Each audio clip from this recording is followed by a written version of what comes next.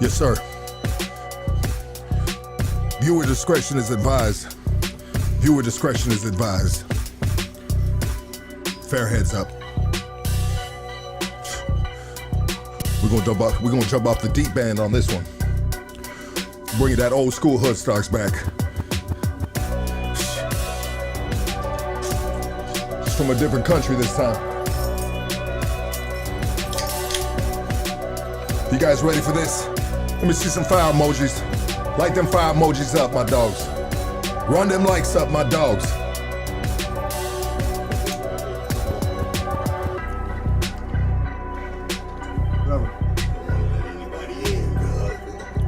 Oh. He came in with gifts. What's up, my dog? What's up, my boy?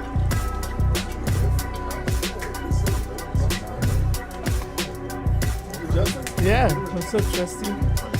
Oh, thank you, brother. Yeah, absolutely. Would you like some of this right here instead? When I'm done with it, I'm almost done right now. Okay, yeah, for sure, dog. We got fire emojis going up. It's my wife right there, bro. That's the our butler right there, Dark. Hey, you better not shake my hand on that. You're telling you the nigga racist, bro. Oh, mama. Come on, how you doing, butler? What's up, man? I'm Dark. I'm the neighbor. Nice to meet you. Yeah. Some butler right there. Get my damn lighter back. Butler over there. What's up, bro?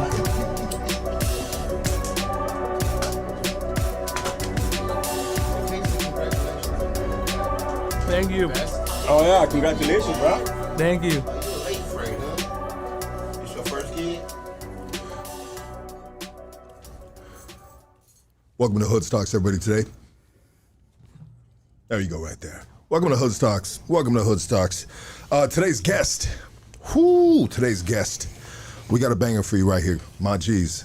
We got a blockbuster for you right here on a Thursday evening. Man, we haven't done a podcast on a Thursday evening for a cool second, so it feels really good to be here, man. Be here with you guys. Be here with the Goonies, man. Make sure you guys hit those likes, and if you haven't subscribed, please subscribe as well.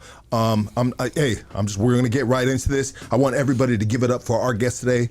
Give it up for Renzo. I'm sorry about that, bro. Apologies, brother. Apologies. Okay. Renzo, and your last name is Wamanchumo. Are you you're Peruvian? Correct. It's a Peruvian last name. It's an Incan last name. It's an Inca last name. Correct. Okay. What's your middle name too? Because I saw Yasir. Okay. Yeah. Okay. I have a whole bunch of cool names, I guess. No, you do, bro. They're unique names, yeah. You very, very unique names. Let me turn your volume up. Can you get a check word there? Go ahead. Check. Oh, there we go. Okay. Check 1 2 1 2. Let me just fix my volume up a little right here, guys. Shout out to the Goonies, man. Shout out to the boy Justin too for locking this in right here. The homie Justin right here is in the building.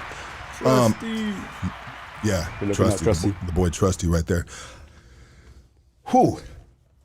Well, welcome home. Welcome home. You were released last summer? Late July. Late July. Correct. Late July. And your wife was released Like 3 weeks ago. 3 weeks ago. Yeah.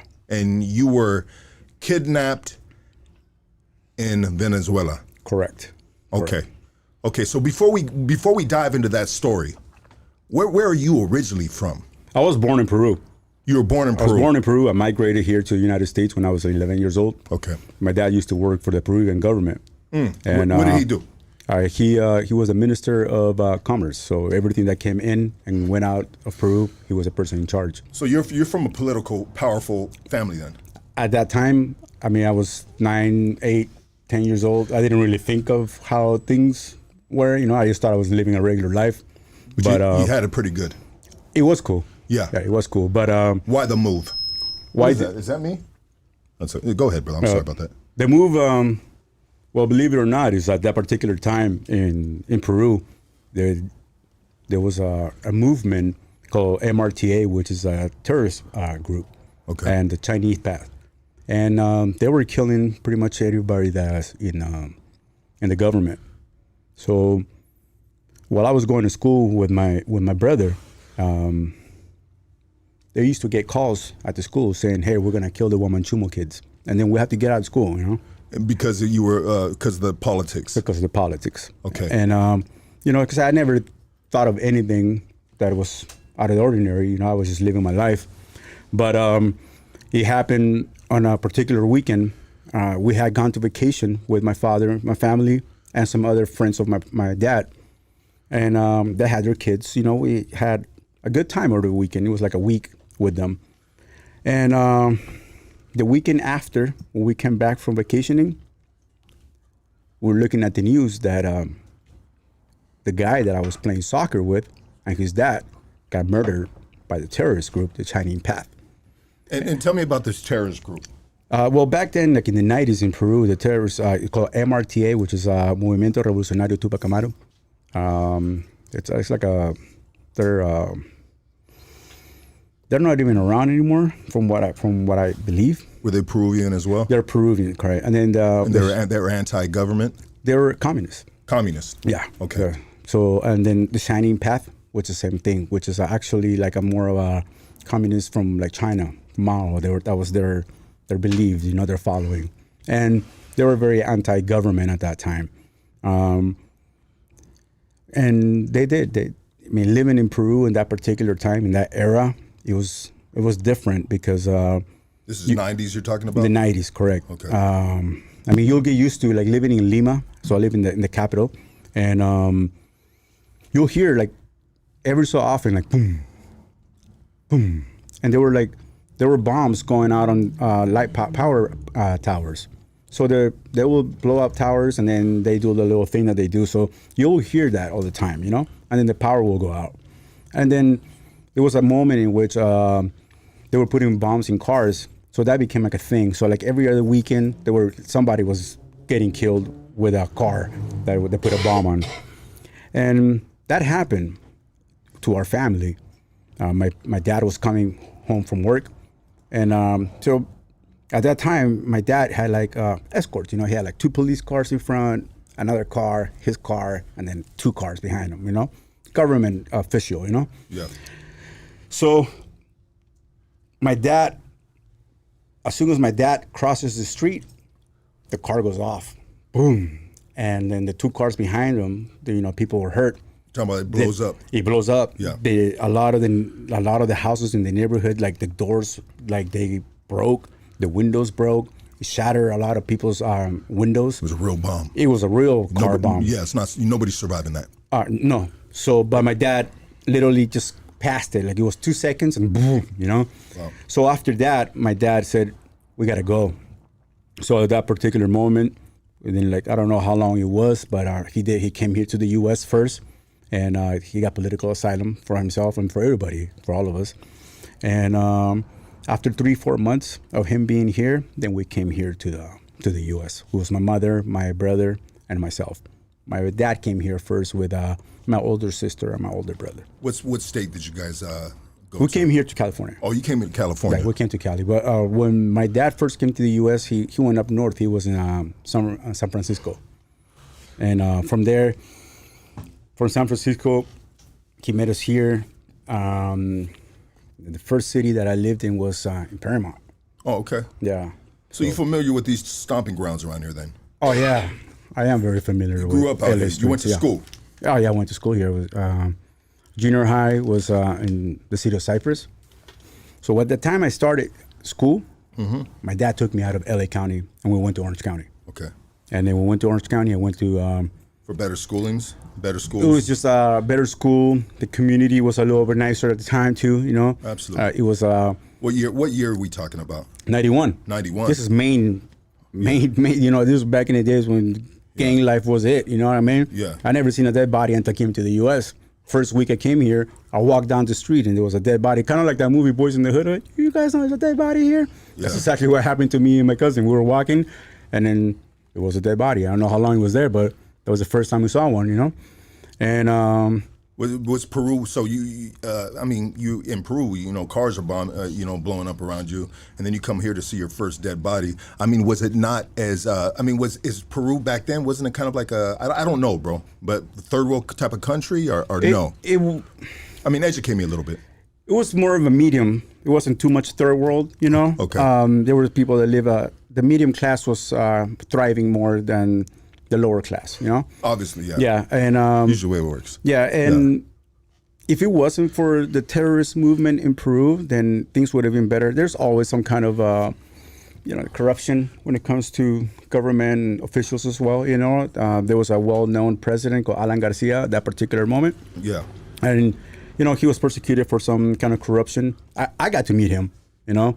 Because of the political ties. Because of my father, you know, he was from the same party as my father. So I met him a few times, you know. And out there, the parties, is it a Republican, Democratic party? Obviously, you said the terrorists were communists. Mm-hmm. So what would they call the party that your father was a part of? He was APRA, which is, I can't even tell you what it means now. Okay. But he's APRA, which is a star, and I say APRA was right. And I don't know what the other parties were, to be honest.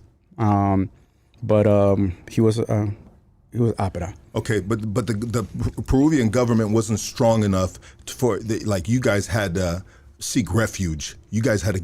Your family. It had was to bad. It was that bad. It was bad. The Peruvian government couldn't protect the people. They couldn't protect the government officials or the people itself. Even the citizens. People were dying often. Like, I mean, every other week somebody was getting bombed, you know, and innocent people would die, you know. Yeah. So, you know, the terrorist group will say like, oh, we're doing this because the corrupt officials, but then they're killing the people, you know. Yeah. So their movement was they didn't do it right, you know. I mean, more people would have heard them and probably followed them if they didn't kill so many innocent people, you know. Yeah. You know, so their approach was a little heavy-handed, right? Very, you know. And they did. They will, you know, they will write things on the wall like, we're killing blah blah blah blah, and then there will be like somebody hanging or somebody dead, you know. And this, you wake up in the morning and in the news, it will be things like that, you know. Okay. So I have come to the U.S. before just for vacationing, you know. I went to Disney World in Miami, and I've never been to California, but I went to Florida a couple of times. Yeah. And it was different than to come here to live, you know. Yeah. When you come here to visit, it's different than when you're living, you know what I mean? Because you get to see things different, you know. Yeah. Your eyes open up in a different way. And I mean, sometimes like first couple of weeks of being here, I saw a dead body. I saw the gang life right in front of my window, you know. Yeah. I remember waking up one day, and I was like, man, it's bright, you know? But it wasn't the sun, it was a helicopter on top of the apartments, you know what I mean? So I was like, holy shit, you know? Yeah. And then I had to get used to it, you know? So, Ghetto bird. yeah, exactly, you know? So that's how it was. I lived where Paramount, Downey, it was like all three of them kind of meet, you know? Yeah. And we came to Orange County. We lived in the city of Cypress. And I went to a junior high over there.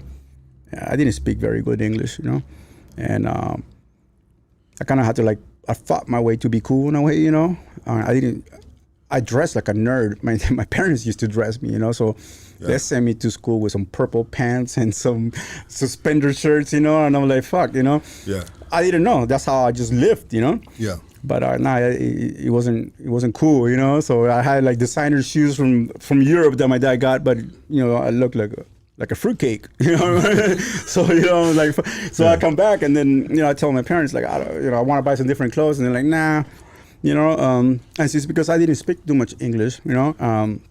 The people that spoke Spanish were homies, you know. Yeah. And then that's how I kind of got into meeting the homies there, you know, because those are people that spoke Spanish, you know, and I was trying to get into it, you know. Okay.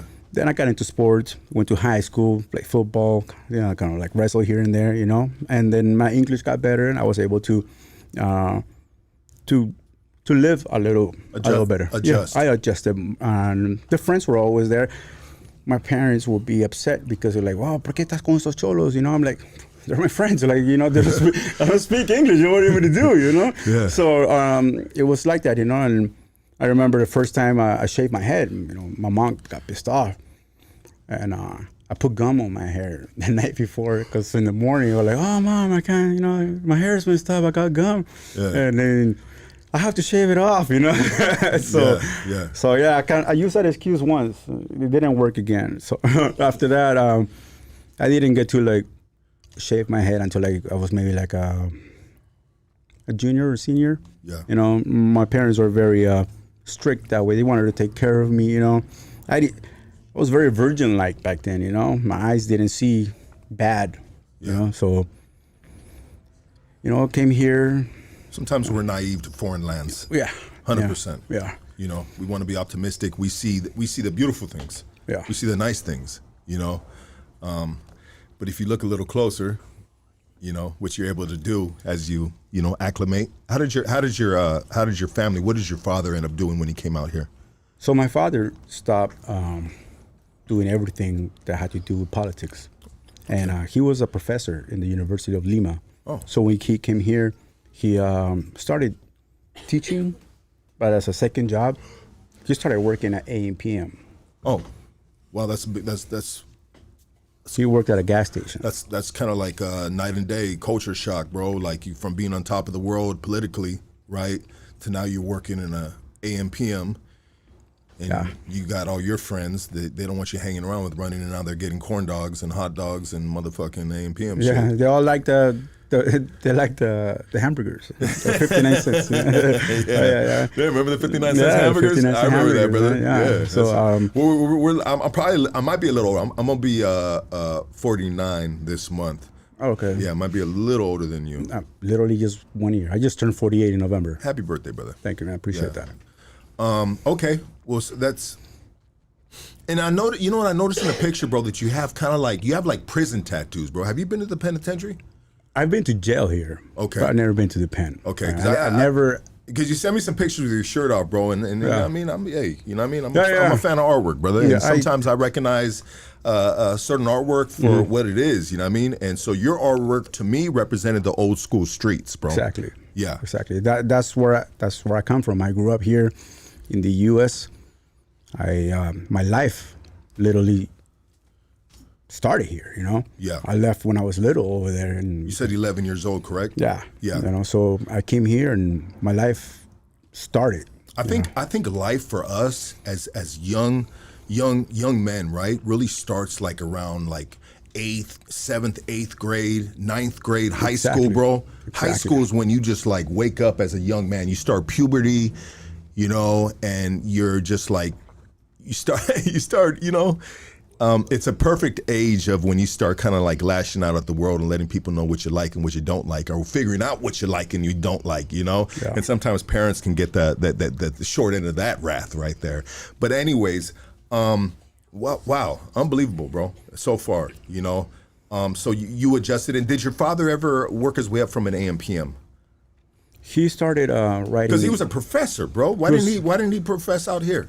Was his English wasn't good, you know. Yeah. He literally, like, I mean, like you said, he went from one side of the spectrum to another, you know. Yeah. He, at that particular moment, all he cared was the safety and the safety of his family, you know. And Because he could have stayed. Or but we would have died, you would have died. all of us. Yes. For sure, him. For sure, him. Yeah. And just out of curiosity, no, not out of curiosity, brother, but obviously if you're a political factor in a country, then just everybody's got a target on their back, regardless of what level you are in regards. You're just on the wrong side, and it's us against them type of stuff. So, okay, yeah. Yeah. I'm sorry, brother. I'm working this out. No, in real no, time it's with okay, you. bro. It's okay. Yeah. I don't know how to do this either. I appreciate you giving me the time so I can speak for the people that can't speak. Something that you have brought up. Yeah, It's absolutely. something That's what we that do is right true. here, bro. We give platforms to the voiceless, and now you're not voiceless, and now you can speak your piece and share your story. So, I mean, let me ask you this. Let me ask you two questions before we move forward. Have you ever heard of Immortal Technique? Yeah. Okay. Peruvian, right? Yeah. Yeah, of Fucking course. great artist, huh? Yeah, of course. Speaks a lot for the injustices in Peru. Yeah. Psycho Realm has another Peruvian guy too. You know? Yeah, this is my boy. Yeah, I fuck with Psycho Realm, bro. Yeah, me too. I love Psycho I Realm. got a picture of Duke right there. Yeah, I see that. I saw that. Yeah. Well, one of my buddies that I went to high school with, he knows him, bro. I don't know if they toured together. Tiny from Una Inc. Oh yeah. Yeah, that's my boy. I went to high school with him. Nice, brother. Yeah, He's I don't actually know. one of the guys that What is it? UTI or UNA? UNA. UNA. Yeah, Okay. yeah. Okay. Yeah. Yeah, so great artist. Yeah, great fucking artist. Yeah. It's funny because actually today we actually had a little talk after a long time. You know, Did you tell him you're coming to Hoodstocks? I told him that I was coming over here on the way over here. So Yeah. hopefully he chimes in, you know? Oh, shout out to that brother right Yeah, there. yeah, fucking- I don't know him personally, but I've heard his name and I've seen his work for years. He's a great guy, man. You know, he's another person that he changed his life after living independent, you know? So, Yeah. and I'm happy for him, you know? I'm happy that, you know, that saying, you're like the last of the Mohicans. Yeah. You know, like that's pretty much, Last of a dying breed. yeah. Yeah. Yeah. Not too many. There's a lot left of us from that era, but there's a lot of them that have passed on, and there's a lot of them that are in the penitentiary watching us right now. Yeah. You know what I mean? So That was it. Yeah. That was it. That was the future then, you know? Either you die Yeah. from gang violence, or you get shot by the cops, or you go to prison. Yeah. You know? And I mean, I was very blessed that I never went to prison. Yeah. I never got any felonies. I did, I went to jail a couple of times for misdemeanors, you know what I mean? But, you know, Yeah. so. I've spent, just to give you a little background of me, so you know who's sitting across from you. I'm no virgin, you know. I'm no angel, you know what I mean? I've spent about 30 of my years on the streets and in the penitentiary, 13 years in the penitentiary, you know what I mean? So that's why I always wanted to have this platform, bro. Once I pulled my head out my ass, completely out my ass, bro, and cleaned up all the mess, you know? Yeah. Because, you know, when you pull your head out your ass, bro, you know what I mean? It's not going to be, anyways.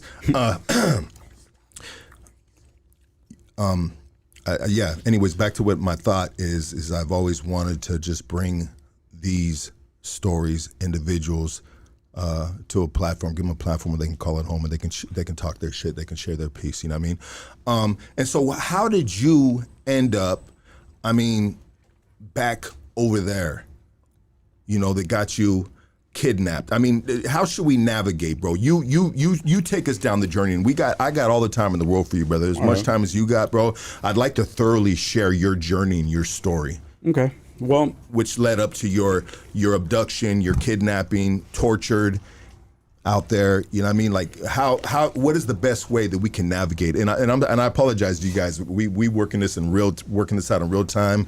I booked bro literally Renzo, right? Renzo, yeah. Renzo, man. That's what is that a common name, a Peruvian name? Actually, when I went to high school, Cypress High School, there was only 2 Renzos, and the other guy was Peruvian too. Okay. But as far as I know, I haven't met no other Renzos. My son's name is Renzo. Yeah. I named him Renzo after me. Usually it's Lorenzo's. Correct. But no, Yeah. that's why everybody, even when they read it, they're like, oh, Lorenzo? Like, nah, it's Renzo. Yeah. It's just Renzo. And it was a story, I think my dad told me that he had a friend that his name was Lorenzo, but he named me Renzo, kind of like after him. He was a good friend of his, yeah. Kind of for short. Yeah, Sure. sure. It's a good name, bro. I like the name, bro. Thank you. I appreciate that. Yeah. And so, siblings, you got siblings? I do. I have a younger brother that he lives here in the U.S. I have an older sister that lives here in the U.S. And then I have a brother that lives in the D.R. And I have a sister that lives in the Netherlands. And they're like my siblings from my dad's side. Okay. Have you guys ever been able to go back to Peru, your family, your father, for anything? Well, or have you just stayed clear? Your family stayed clearly away from that since then? I mean, obviously those factors aren't around no more, right? the terrorism? Terrorism. No, the Shining Path. No, it's not as it was before. You know, I think it's just like a movement, but it's Yeah. not like a terrorist group or organization like it was then. And so the president of Peru after the 90s was a Japanese guy named Alberto Fujimori. I don't know if you ever heard of him.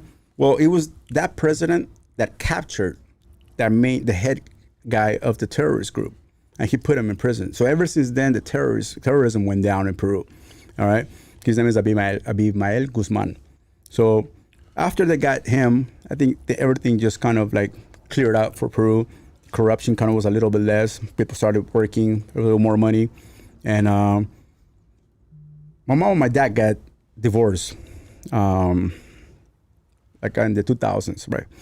And my dad went back to Peru. My mom stayed here. She took care of us. You know, she took care of my brother, my sister, and I. And I didn't go back to Peru until my father died.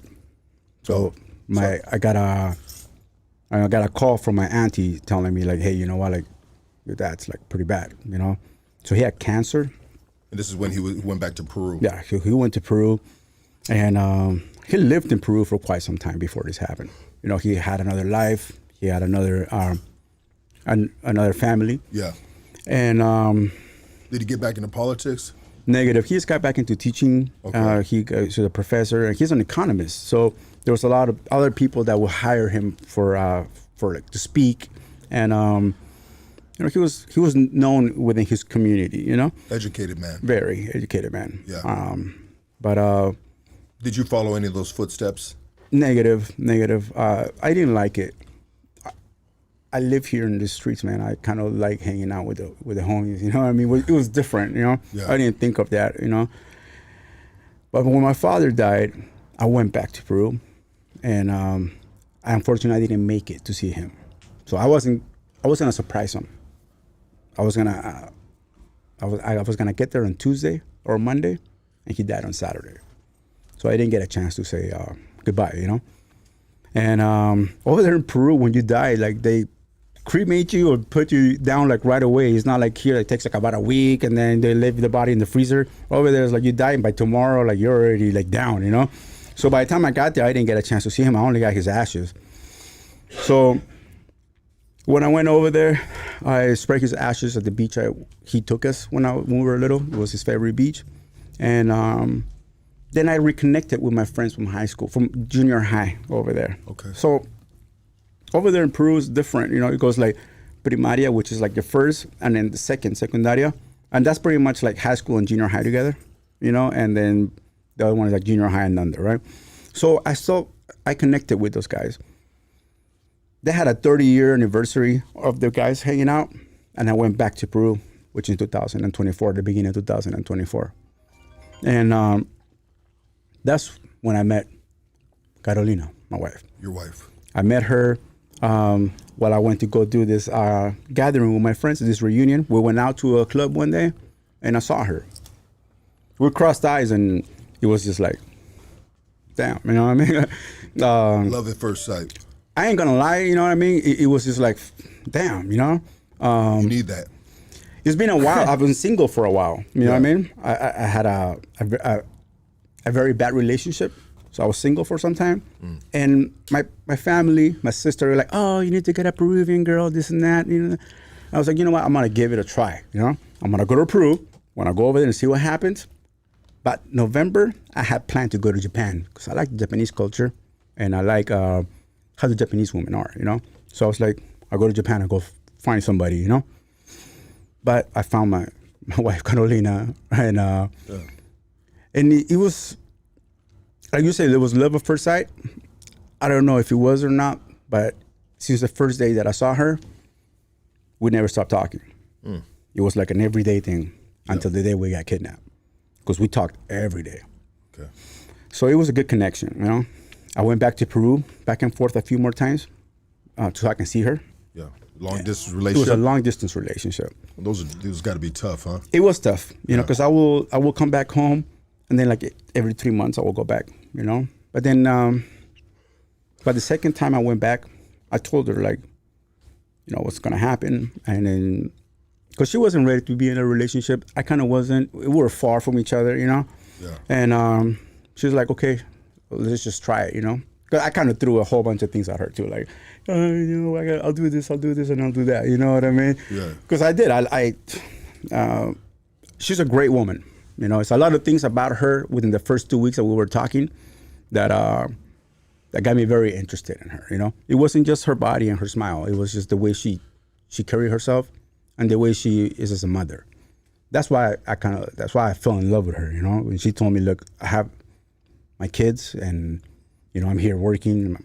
I was it. Like that to me, that was a lot, you know, because I know how hard it is because my mom went through that. My mom was by herself taking care of my brother, my sister, you know, and myself. Yeah. So I was very, I was in love, you know what I mean? So we did.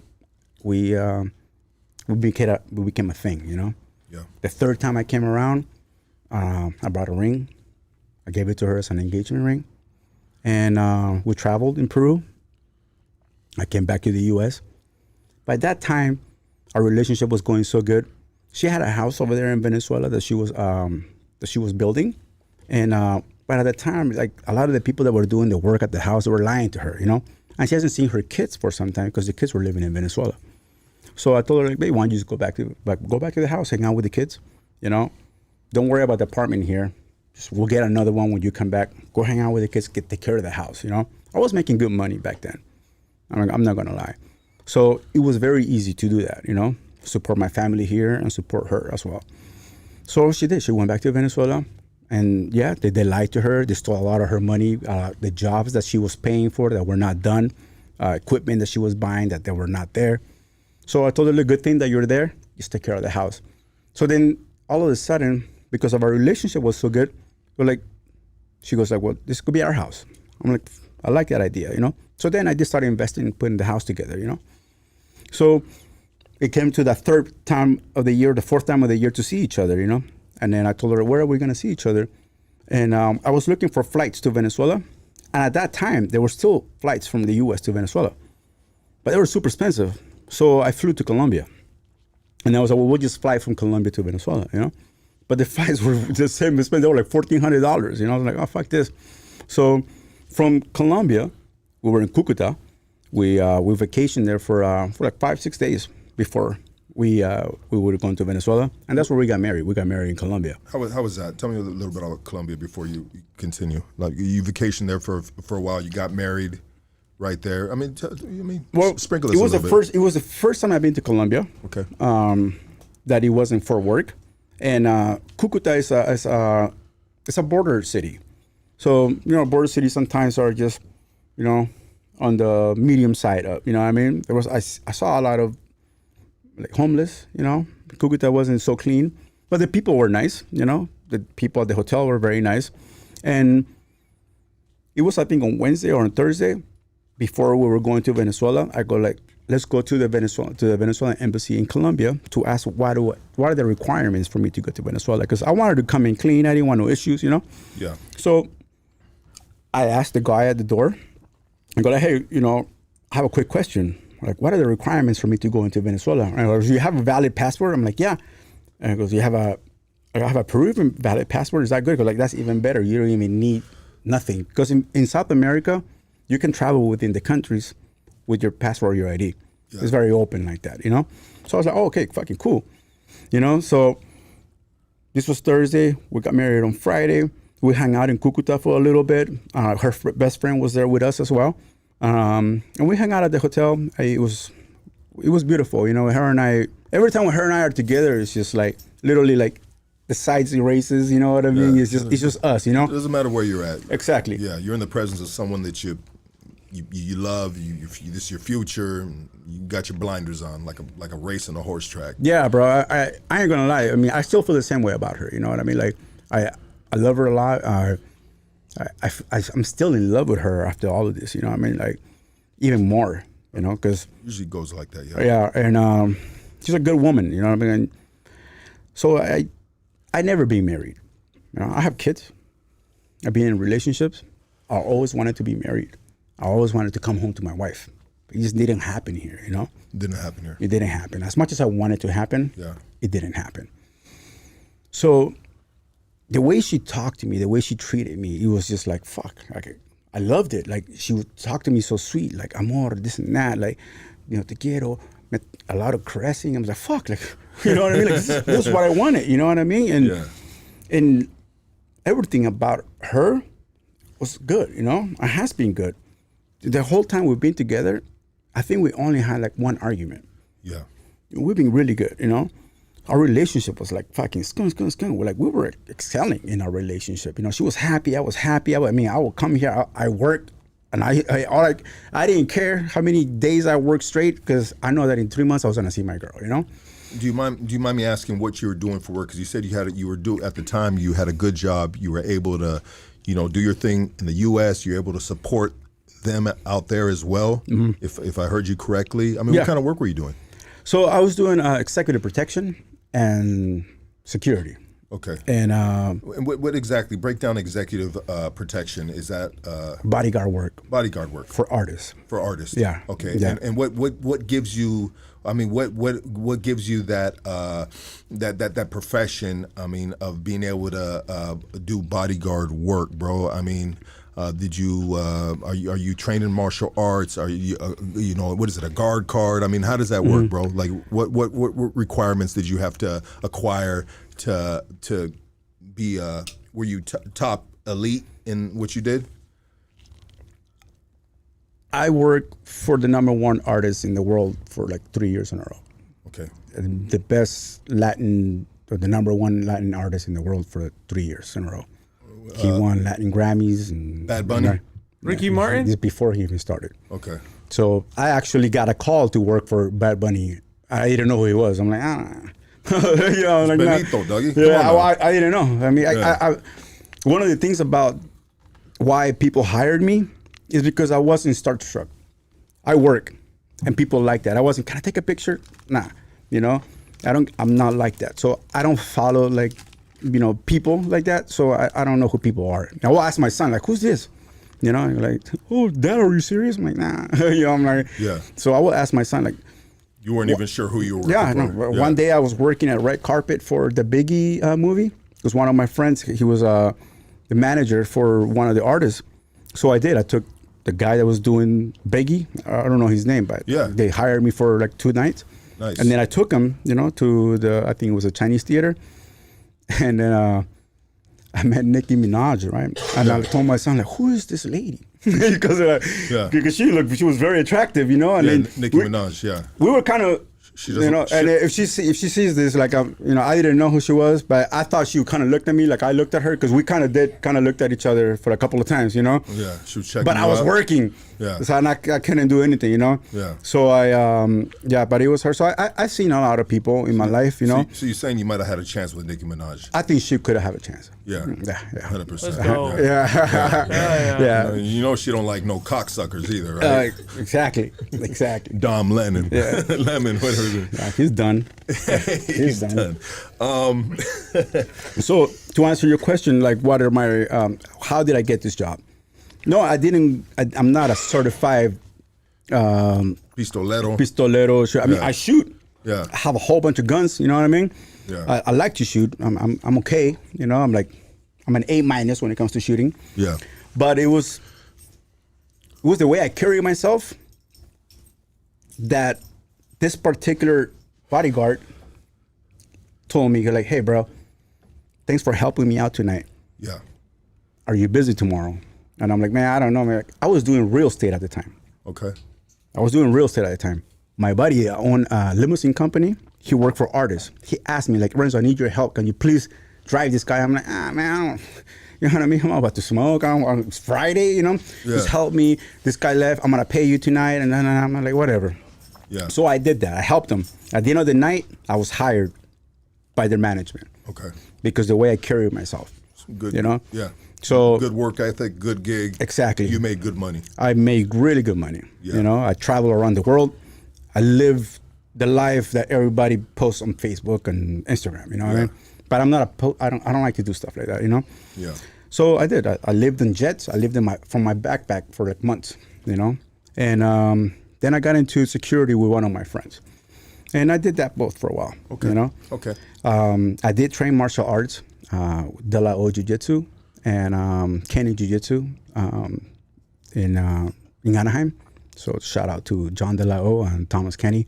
It was back in the days where this was before the UFC got even bigger. I mean, I trained hard, did a couple of competitions, but a lot of my buddies started fighting, like King of the Cage. Yeah. So I had That's old school right there. King of the Cage. King of the Cage, right there in That's San the beginning, Jacinto. that's the beginning of UFC, correct? Yeah, this is when UFC had already started, but King of the Cage was like a feeder. A lot of the fighters from King of the Cage Went to UFC or Pride, you know? Correct. I mean, I had a conversation with Dan Henderson for like an hour.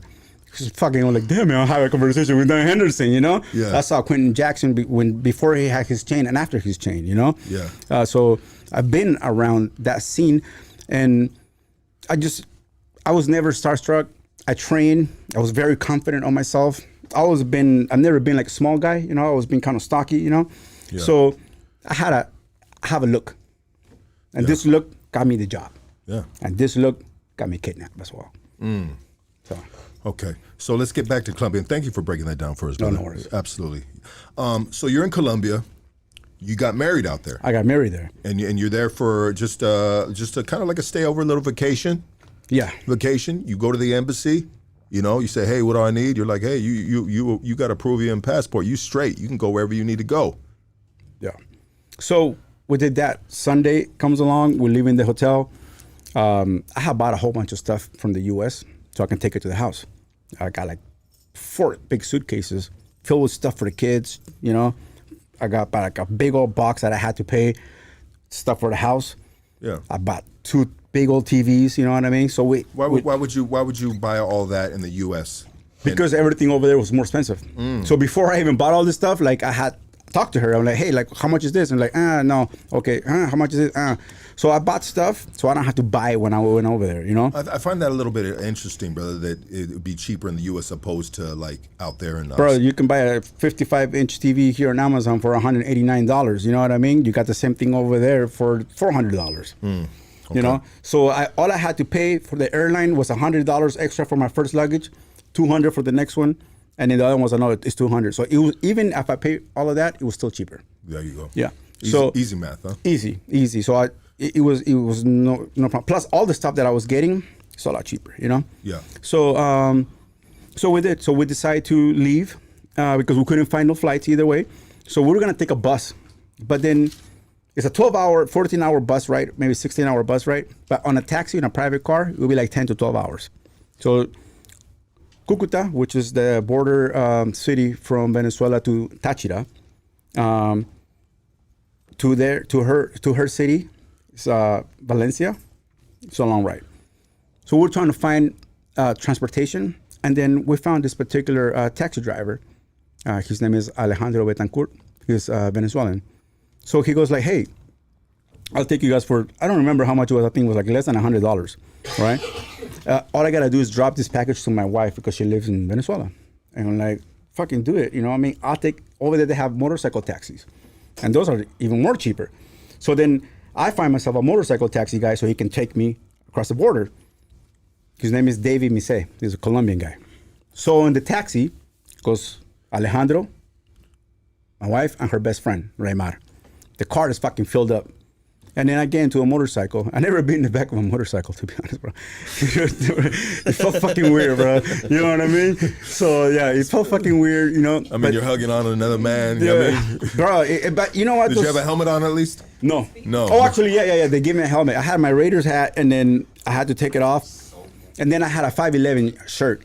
Yeah. And this is what I should have fucking paid attention on a little bit more, you know? But I had a 5'11" shirt, and the guy goes like, you might want to turn that around. I'm like, what? 'Cause it had a U.S. flag inside. You know, it was like a tactical shirt. Yeah. I wear tactical clothing, you know? Yeah. And I was like, well, fuck it. I turned around. And we're crossing the border, and there's 2 cars, and then my wife's car is in the third one in line. And then there's a special line for the motorcycles. So we're riding on a motorcycle, and then the border guy just waved us in. He didn't stop us. He said, just go. So our meeting point was less than a mile from the border. So we waited for like a little bit, you know. She wasn't coming. 45 minutes, an hour. What the fuck, you know? Like, okay, maybe they're going through the stuff, you know? An hour and 30. So David goes, hey, I'm going to go check it out. I go, you go fucking check it out. So he leaves, right? And I'm like, in the back of my head, I'm like, damn, I gotta sit up, you know, because I didn't have nothing. Only thing that I had with me was my Peruvian passport. So you were already worrying about being set up. Somehow, you know, because like it was fucking fishy, you know. You felt the way the motorcycle, like David, the way he was acting, it was kind of fishy, you know. Nervy, you know, a little nervous. He didn't know what to do. He was trying to take pictures. Hey, I'm gonna send a picture, tell him that you're here. And I'm like, what the fuck? You don't have to fucking send all of that. You know what I mean? Yeah. And then he bought me a beer. I didn't even want to drink it. And fucking, he takes off. He comes back and goes like, hey man, I can't find him. I go, what do you mean you can't fucking find him? You know? Because like, it's already been 2 hours now. You're like, no, I don't see them.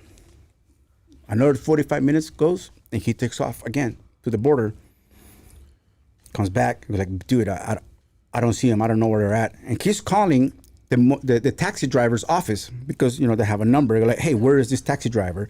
And then they're like, I don't know. He's not responding. He's not responding. No more than 15 minutes from there, like a black Toyota Land Cruiser, kind of safari style looking, all black. The back seats, they're not this way, but they're this way, right? Sideways, yeah. One guy comes out wearing all black, vest, AK-47, tells David, like, hey, come here. And he goes like, and David gets up and goes like, yeah, what's up? You know, like, hey, come here. And he grabs him, boom, push him in the back of the car. Then he looks at me, I'm sitting down right there. And then by that time, the driver comes out and they both come towards me and goes like, hey, you come here. And I stood up, you know. He goes like this. Here's my California ID. Renzo. I'm like, yeah, come with me. I'm like, well, what's going on? Wait, he had your ID or he pulled it out your pocket? No, he pulled out my California ID from his pocket. And how did he was able to obtain that? I'll tell you that right now. Okay. So he goes, Renzo. And I'm like, what the fuck? And then it's so weird to be called by my name by people that I don't fucking know. You know what I mean? Yeah. Holding AK-47s. So I get up, I walk towards them, and then they grab me by my shoulder. They didn't cuff me. And then they're like, come with us. I'm like, well, what's going on? And then they just shoved me and put me in the back of the car, right? And I'm in the back of the car, and I say like, hey, you know, what's going on? And he goes like, hey, it's just an investigation. You're not being detained. We just got to ask you some questions. Well, fuck it. Like I said, the border was not that far. It was like less than 2 minutes. So we get there. As soon as we get out, as soon as he opens up the door, tells me to get out. Then he cuffs me, skunk. And then I look up, and then I see my wife and her best friend right there. My wife's fucking pale. And I'm like, and I told her right away, I'm like, hey, don't worry about it. We didn't do nothing wrong. I'll talk to him, you know? And she's like, I'm sorry. Like, don't worry about it. So they kept her right there, and they took me inside the border. Why did she apologize? Because what I was going through. Okay. She already knew what the fuck was going to happen. Because she knew what was going to happen. Because Venezuela has been living through this for the last 30 years. I didn't know. I didn't know Venezuela was like that. You know what I mean? But people in Venezuela, the citizens, have been suffering by this regime for a long time. The Maduro regime. The Maduro regime, yeah, which is the Cartel de los Soles. It's a cartel. This country is run by a cartel. It's the truth. Diosdado Cabello is the main guy. Maduro is just a fucking face. He's not even running it. No, Diosdado is the one running it. And who is he?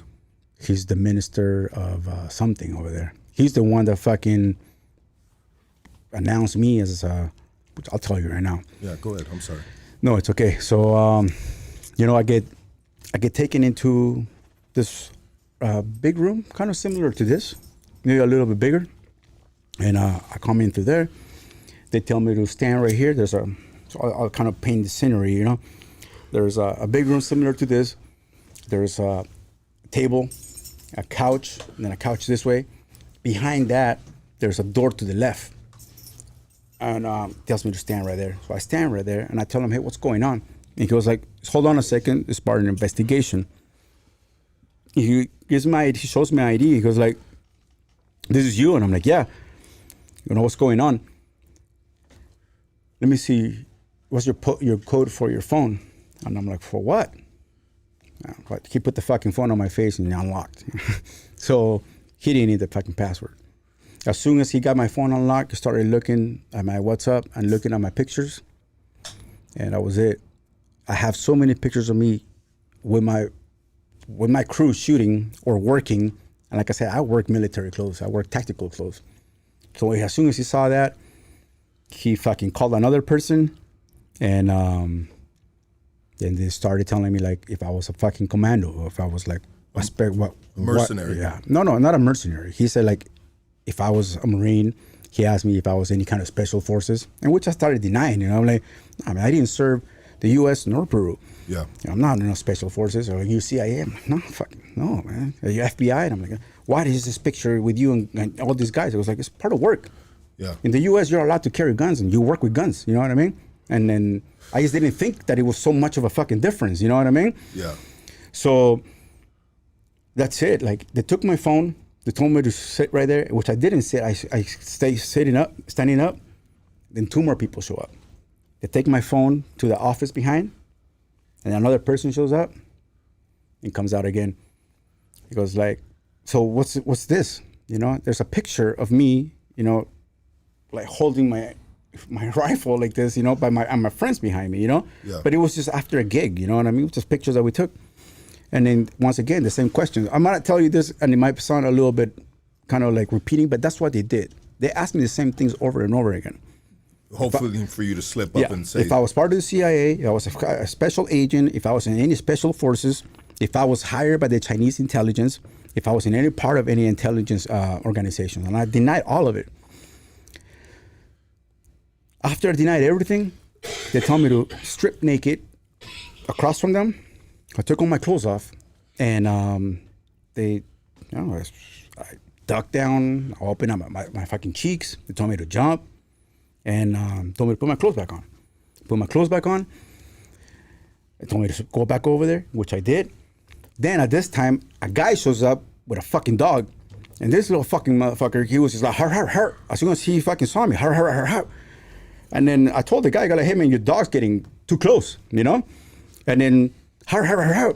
Once again, I go, what do you have in your pockets? I go, empty out your pockets. So I really didn't have nothing. I had like $5 and my passport, which I already had.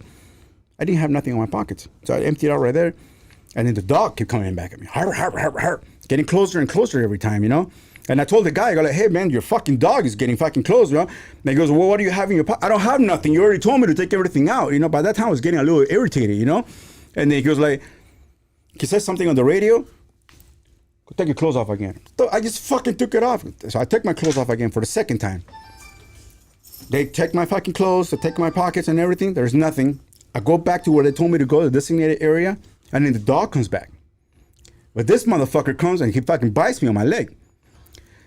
So I was just like, about to punch it. So in the back of my head, I was like, if I punch this motherfucker, I'll probably get in trouble. You know what I mean? it'll be an assault. So yeah, so I was like, So by that time, because the dog did grab me, then they grabbed him. His fucking tooth got stuck on my fucking shorts. That's how bad, that's how deep he went in, you know? And then they took the dog somewhere else. Then I guess the person in charge of that that office comes in. And they take so the guy in charge and the guy that has my phone and two other agents, whatever you want to call them, they go into this room.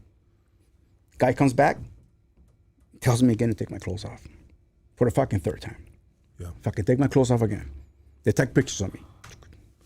Pictures, come on. Turn around, boom. Then they tell my wife to come in. Then they tell David to come in, which is the motorcycle driver. They start going through everybody's phone. Their answer was the same. You guys are not detained. This is just part of an investigation. Because I kept asking, I'm like, hey, can I make a fucking phone call? Can I call my embassy and let them know what's going on? They're like, no, you're not being detained. This is part of an investigation. But what investigation? What is it you're fucking trying to find out? Yeah. You know? And then, we'll let you know. No more than 20 minutes later, we're being transferred to a military base. But this time, I got a hoodie, a fucking cover on my face. So now I'm like, fuck, you know, I'm cuffed. I got a fucking cover on my face. And now I'm trying to adjust to say like, damn, like, this is fucking real, you know what I mean? Yeah. Now this is not an investigation anymore, you know? So they take me to a military base and they separated us. So they had, as soon as I get out of the car, I see my girl's best friend sitting down in a bench. Next to her is David, and next to him is Alejandro. And then they take my wife into a room, and then they take me right after her. They take her into in the same room that they took us. There was another room inside, and they started doing questionings, or they started asking her questions, right? And I can hear some of it, like, how do you know him? Like, are you sure he's not this? Or, did he pay you to do this? And she's like, no, I can hear it because it's not far, you know what I mean? And right in front of me, there are 3 to 4 soldiers with AKs fucking pointing at me, and I'm sitting down on the couch, you know? So they finish with the interview with her, and then they tell me to come in. I go inside, and then they go the same fucking questions again. Are you this, and I'm no. And then, can you explain these pictures? And I told them, it's part of work. You know, I told him the name of the company that I work for and everything. You know, like I go, look, you can go on the website. Like, that's what we do. You know. So they're like, okay. They told me to go back outside, and I sat down, and I see they open up the door, and I see my wife, and then the rest of them right there. Then I don't know who comes in, but he came in kind of like barking orders, and then they took me out. So they told me to get up, and as soon as I get up, they just kind of like twerk my arms, you know, bam. And then they say, just fucking come with us, you know. I go, where else do you want to go? So then they took me into what I will say like the captain or the general at the base, you know, at the military base. Why do I think that? Because they took me to a fucking very nice office that had the Venezuelan flags and little rifle shit, you know, stars and all this bunch of shit. So as soon as I walk in, they moved this furniture. They told me to go against the wall. So I'm like this, I stand against the wall. And then as soon as I'm standing against the wall, like I try to give like a little inch or two so I'm not hitting it. And then this motherfucker comes over and fucking pushes me. Squat! I told you against the wall. The back of my head hits the wall.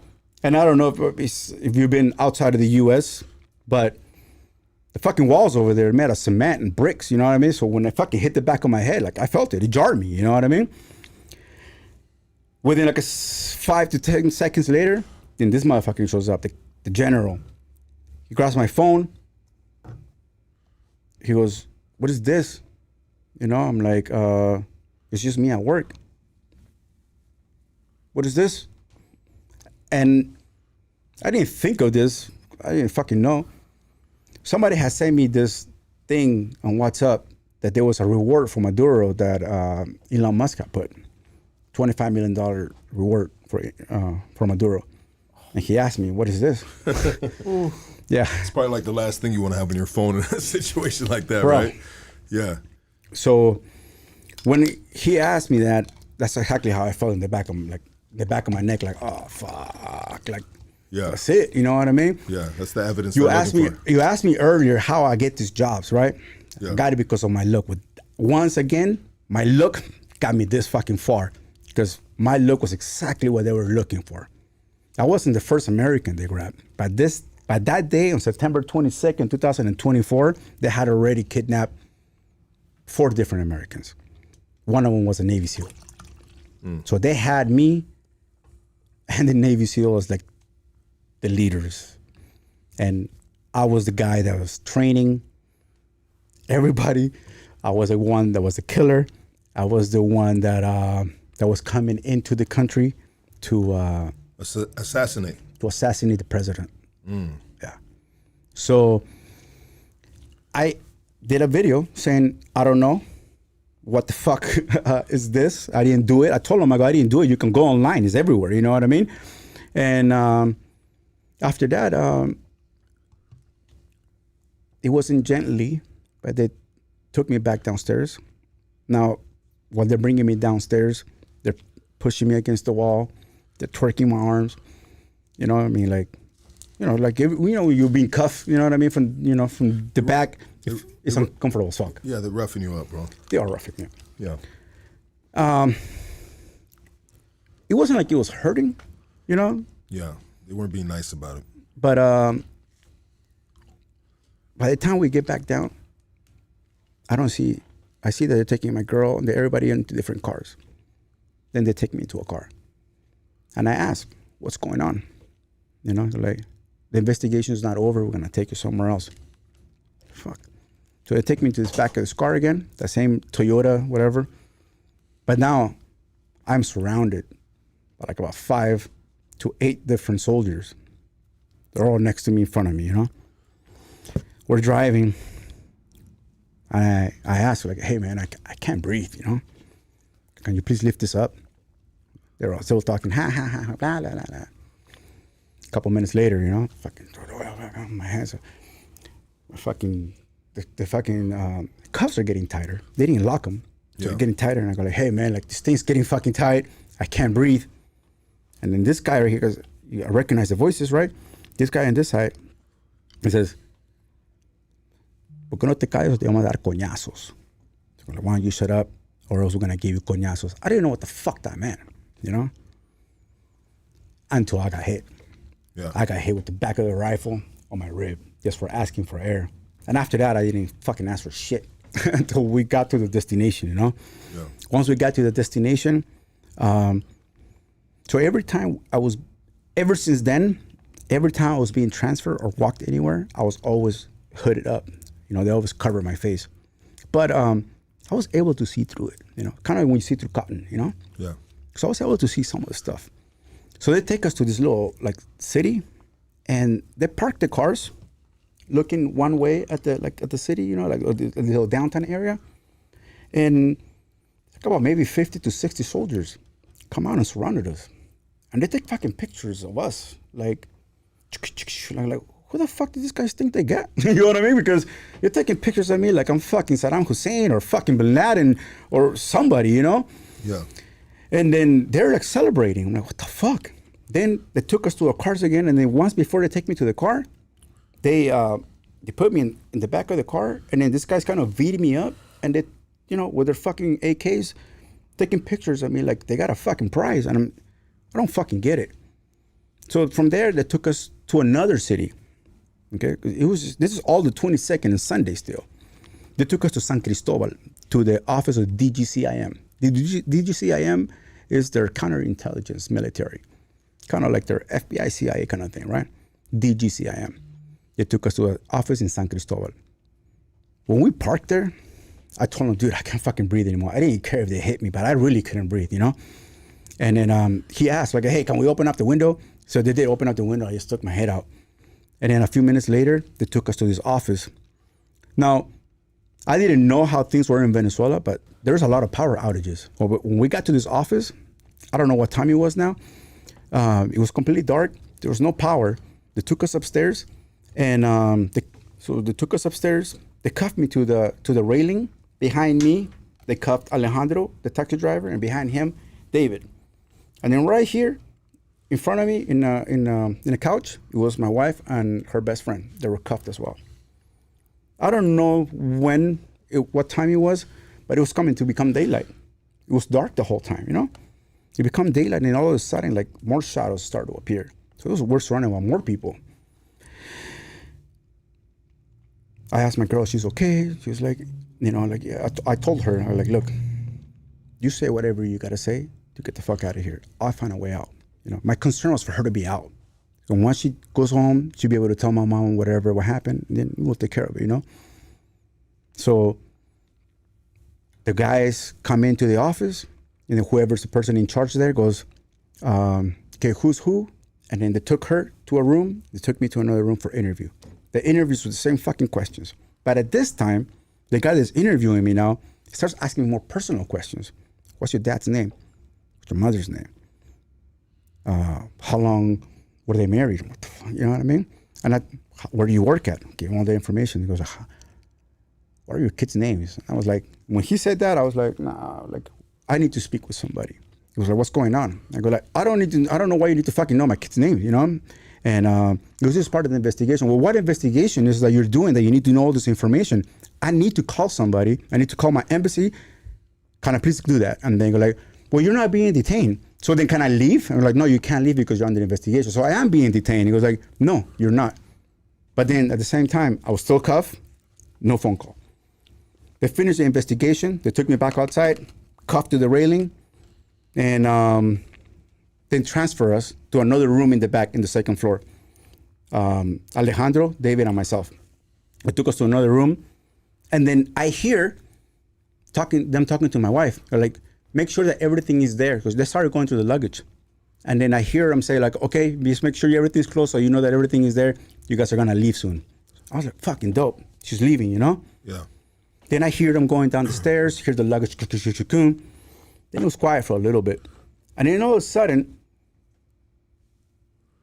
like about 4 guys come in. Now the DGCIM people do not wear military clothing. They wear jeans, fucking t-shirt, and a vest. And they're fucking AKs. They don't have ARs, they have AKs. And whatever guns they have. So they come in. Now we're sitting down. I'm sitting down right here. Alejandro and David is right here. I see this guy grabs my backpack, starts going through it, puts it away. Right next to me is a fucking like furniture thing. And then he puts out some manila folders on the table. And then somebody comes over and gives some paper. And there's the paper, it says, I need you to sign this. And I'm looking at the paper and it says that they have treated me correctly. They have not violated my human rights, and that I had a fair treatment, right? And he goes, sign this so you can go home. Motherfuckers, I'll fucking sign it, you know? As soon as I sign it, they cover my face with a manila folder with tape. They cover Alejandro's face. They cover David's face. David said something, and they fucking punched him in the face. And I'm like, oh shit. You know, I'm like this, right? I'm like, oh shit. And I'm I'm looking, right? Because the guy fucking didn't do a good fucking job, right? Yeah. So I'm looking, and then all of a sudden, blah, I get fucking punched for no reason. And then they tell us to fucking, before they tell us to leave, I see him going through my backpack. He takes the shit that I had in there. I have my girl's wedding ring. I had a necklace as a present.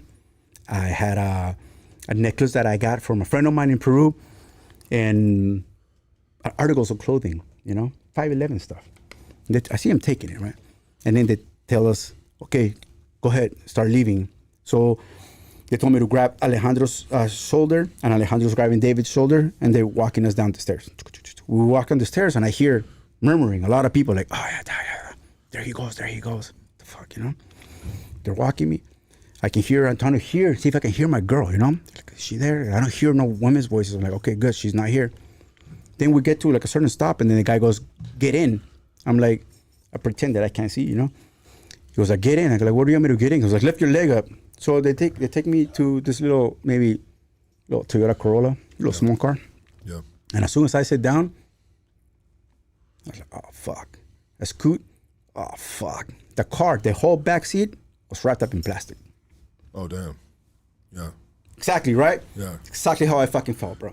Easy cleanup. Easy cleanup. I was like, oh, fuck. Yeah. Done. So they have me in the car while they're waiting for everybody to get ready to leave. And I say again, like, hey, man, I can't breathe. Can you move this up a little bit? You know, I could breathe, you know. I just wanted to see more. Yeah. And the driver turns around and he says it. He says that same word, the same tone, the same way the other guy said it. Go like, if you don't shut the fuck up, I'm going to give you some coñazos. Coñazos means they're going to fucking hit you, right? Yeah. So I was like, oh, fuck, I didn't say nothing.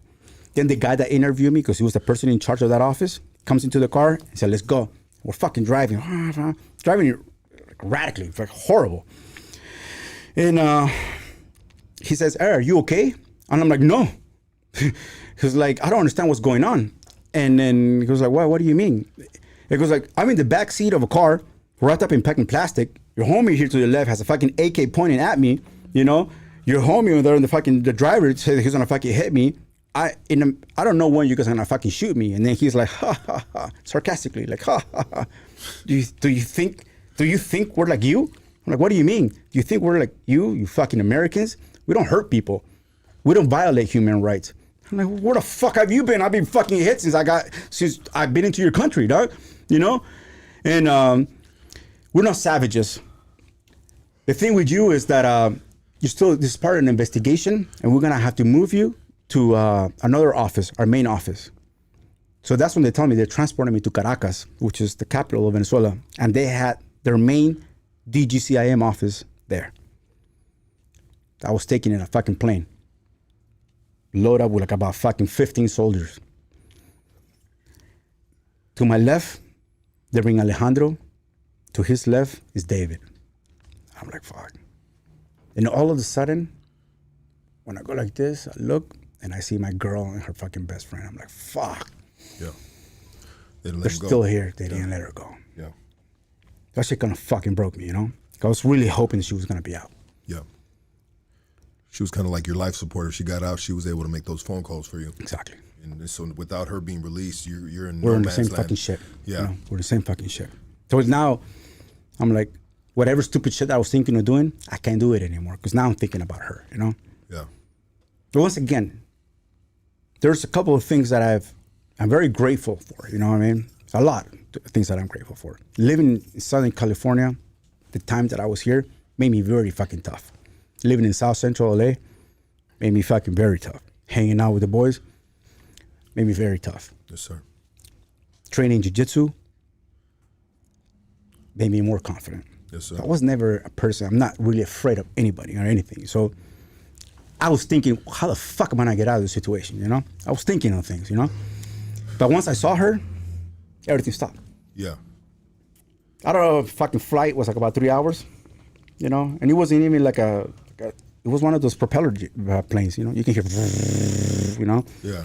And I see the soldiers are next to me, and they're cracking shit up. American this, American that. I'm like, dude, like, you know, I didn't know there was so much hatred to America. I swear to God, I didn't know. I never been to Venezuela. Here in the U.S., I don't see Venezuelan news, you know? Yeah. So we get to which is a military airport, and then they take us to the DGCAM office. Once we get to the DGCAM office, they change my cuffs to their cuffs, and then they take me to the second floor. They had me standing against the wall for several hours. No water, no bathroom breaks since the night before. Since 5 o'clock, September 22nd. This is Monday now. Yeah. You know, I'm thinking like, fuck, my girl, she hasn't eaten, you know, like Yeah. she hasn't slept. She's fucking stressing out. And there was a moment in which I was like, kind of a little bit irritated, you know? And then I started cutting a little loud when I was against the wall. And I was like, I need to know what the fuck's going on. What's going on? And then somebody comes over and he was like, look, just relax. You're not being detained. Yeah. Right? Yeah. You're not being fucking detained. This is just an investigation. Then this guy started shouting orders to a lot of people. And then they grabbed me. They took me to an office. And what you said literally is what's something that they said. Oh, you have a lot of Chicano tattoos. Yeah. And then they had me take my clothes off again. I was naked for like about 15, 20 minutes while these guys do their investigations, taking pictures of me, telling me to turn around, taking fucking orders, naked. They took pictures of my neck, my arm, my knees. You can take those headphones out, bro. If they keep on falling out, you Yeah, can they take keep them falling out, out. bro. Sorry about that, Okay. bro. Yeah, they kept taking pictures of me, and they left. Then they said, put your clothes on, and they took me back outside. I wanted to cry.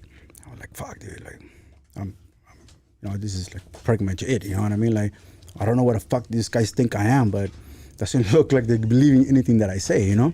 Yeah. And I started asking for my wife. Where is she at? Where is she at? 15 minutes later, they brought her over. And they moved my fucking head cover. Yeah. She didn't have one. And I told her, you okay? She was like, look, everything's going to be fine, you know? Look, we didn't do nothing wrong. We'll figure something out. Please say whatever you got to say to get the fuck out of here. I will find a way out. Yeah. And they took her away. And then hours later, I get called in, and I got escorted into another room, and I see a chair looking at a wall, another chair beside of it with a camera. Then there is a table with 3 chairs, and there's 3 DGCAM agents. They tell me to come in, and then they go like, "What do you think of this?" I'm like, "What do you mean? What do you think of this?" Well, I go like, "The lie detecting thing?" And yeah, I never seen one in my life. You know what I mean? Like, I seen it on TV. So they're gonna put you through a lie detector. Yeah. So they're like, as far as I know, in the U.S., nothing holds up in court from a lie detecting thing because it's not fucking 100% sure. Can we? I want to take a quick break, bro. Go ahead. Let's take a quick break, and we're gonna get to the lie detector. Casey, let's pay some bills real quick, bro. Let's take a quick break. I apologize about that. Quick break. Yo, what up, guys? Check it out, Shockware. It's more than true. It's a culture and lifestyle of individuality and self-expression through clothes, all right? Go to shockware.com and use code HOODSTOCKS15. That's shockware.com. Use code HOODSTOCKS15, all right? You're looking for some good quality cannabis? I mean, killer. quality cannabis. Hit up the folks at Killakush. They specialize in bringing you everything from OG to exotic. And let me tell you, they got it all, baby. All right, so hit them up at Killakushcali@gmail.com. That's Killakushcali@gmail.com. Or you can hit them up at Drip Fits Apparel in the city of Whittier for the latest Killakush merch drops. And that's at 13800 Leffingwell Road, Whittier, California. All right. Shout out to Ozempic Vince, man. Get off your futon and lose that weight. 714-269-1900. Ozempic Vince. All right, here it is. It's that simple, man. Hey, weight loss is just one phone call away. Calling all bakers and chefs. Upgrade your kitchen with Origin Bakery and restaurant equipment, okay? Top qualities, ovens, mixers, and more at unbeatable prices. Perfect for your next culinary creation. Yeah, that's you. I'm talking to you. Visit Origin Bakery Equipment today, all right? That's at 10441 Russ Street in the city of South Almonte, California, all right? You can check them out online. Just search Origin Bakery Equipment. And if none of those work, guess what? We have his number. You can call him 626-579-3580. It's that easy, all right, guys? Prime Equity Mortgage, all right? Ladies and gentlemen, it's pretty much official. We're in a buyer's housing market. Home values are softer this year compared to last, and that shift presents opportunities and challenges, all right? So if you're looking to buy, get yourself ready and get pre-approved today, all right? So when the right deal comes along, you can move quickly, all right? It's free and it only takes 5 minutes of your time. It's free and only takes 5 minutes, right? Andrew Quezada and his team at Prime Equity Mortgage have access to over 50 plus banks, and they have licensed and have helped thousands of families in the Southland for the past 15 years, okay? Give them a call and see how they can help you, all right? That's 626-825-6565, 626-825-6565, or you can find Andrew on Instagram and TikTok. It's andrewquezada.homeloans, all right? Go get that, okay? Hey, V Premier Tax and Legal Services, who are they? They're serving up the Inland Empire and offering full remote filing anywhere in the United States, okay? So if you're tired of TurboTax missing deductions, switch to the pros. We guarantee a bigger refund and a smoother process, all right? So they also specialize in small business returns, helping you legitimize your business while keeping your tax bill legally low as possible, all right? Check it out. So hit them up at 909-536-1570, 909-536-1570, or at VEE Premier on Instagram, all right? Check us out. Criminal Defense Attorney Doug Sherrod. That's KingKongLawyer.com. KingKongLawyer.com. We also have the best tattoo artist in the Southland, Art Driven Los Angeles, all right? So go find him. Just search up art_Los Angeles, and you can find him everywhere. It's a quick Google search, right? And of course, get all your Hoodstocks merch at www.50racks.com. Yeah, 50racks.com. We do have merch up there right now, so please support that. www.50racks.com. Let's get back into this. Go ahead, light that up, brother. Thank you. Yes, sir.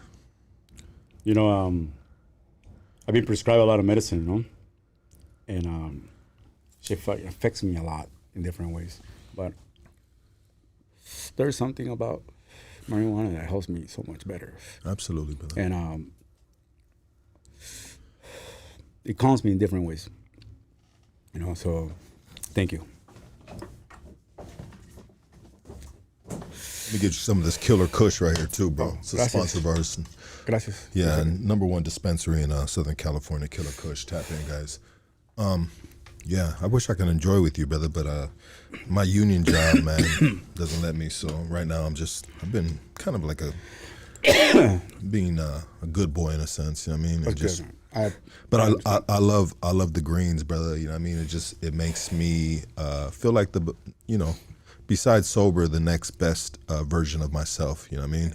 You know, creative, it just brings out my true essence of like, you know, who I am, which is kind of silly, like to have fun, you know what I mean?